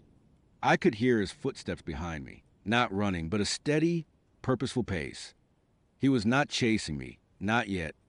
He was following, like a hunter tracking his prey. Maya, his voice calm and clear, cut through the city noise. You can't outrun destiny. The whispers in my head were a roar now, an agonizing chorus of the damned. Jessica Miller, Kevin Bell, Lily, and now, amongst them, I heard it clearly, distinct and terrifying Maya. Maya, Maya, my own name, echoing from the void as if already claimed, already lost. I did not stop running until my lungs burned and my legs ached. I ducked into an alley, then another, trying to lose him in the labyrinth of the city. I did not know if I succeeded. I did not dare look back. I eventually found myself huddled in a small, forgotten park, gasping for breath, tears streaming down my face. My phone was dead, my keys still clutched in my sweaty hand. I was alone, utterly, irrevocably alone. But I was not. The whispers were with me, stronger than ever. They circled me, a cloud of sorrow and despair, their names a constant reminder of what I attracted. I was a magnet, not just for monstrous, but for the lost, for those who saw me as an answer to their own emptiness, or as a predestined mark. Caleb, his smile, his kind eyes, the tattoo of my name. He was not a monster like Alex, who collected people like specimens. He was not a vessel for the lost like Ethan. He was something far more insidious. He saw me as an extension of himself, a missing piece that the universe had already carved out for him, marked on his skin. I could not go back to my apartment. I could not go anywhere. The city, once a haven of anonymity, now felt like a cage. Every face was a potential threat, every shadow a lurking danger. The world was not just a mausoleum of whispers, it was a vast, open prison, and I was a captive, branded by a name I did not ask for, haunted by a destiny I could not escape. I curled into a ball on the cold park bench, the whispers of the lost pressing on me from all sides. My own name, Maya, echoed among them, a chilling premonition of what was to come. I was branded. I was found. And I was more alone than I had ever been, trapped in a nightmare where my own name was a curse, and every step I took led me closer to the fate that had been tattooed on a stranger's skin, long before I even existed to him. There was no escape. There was only the waiting.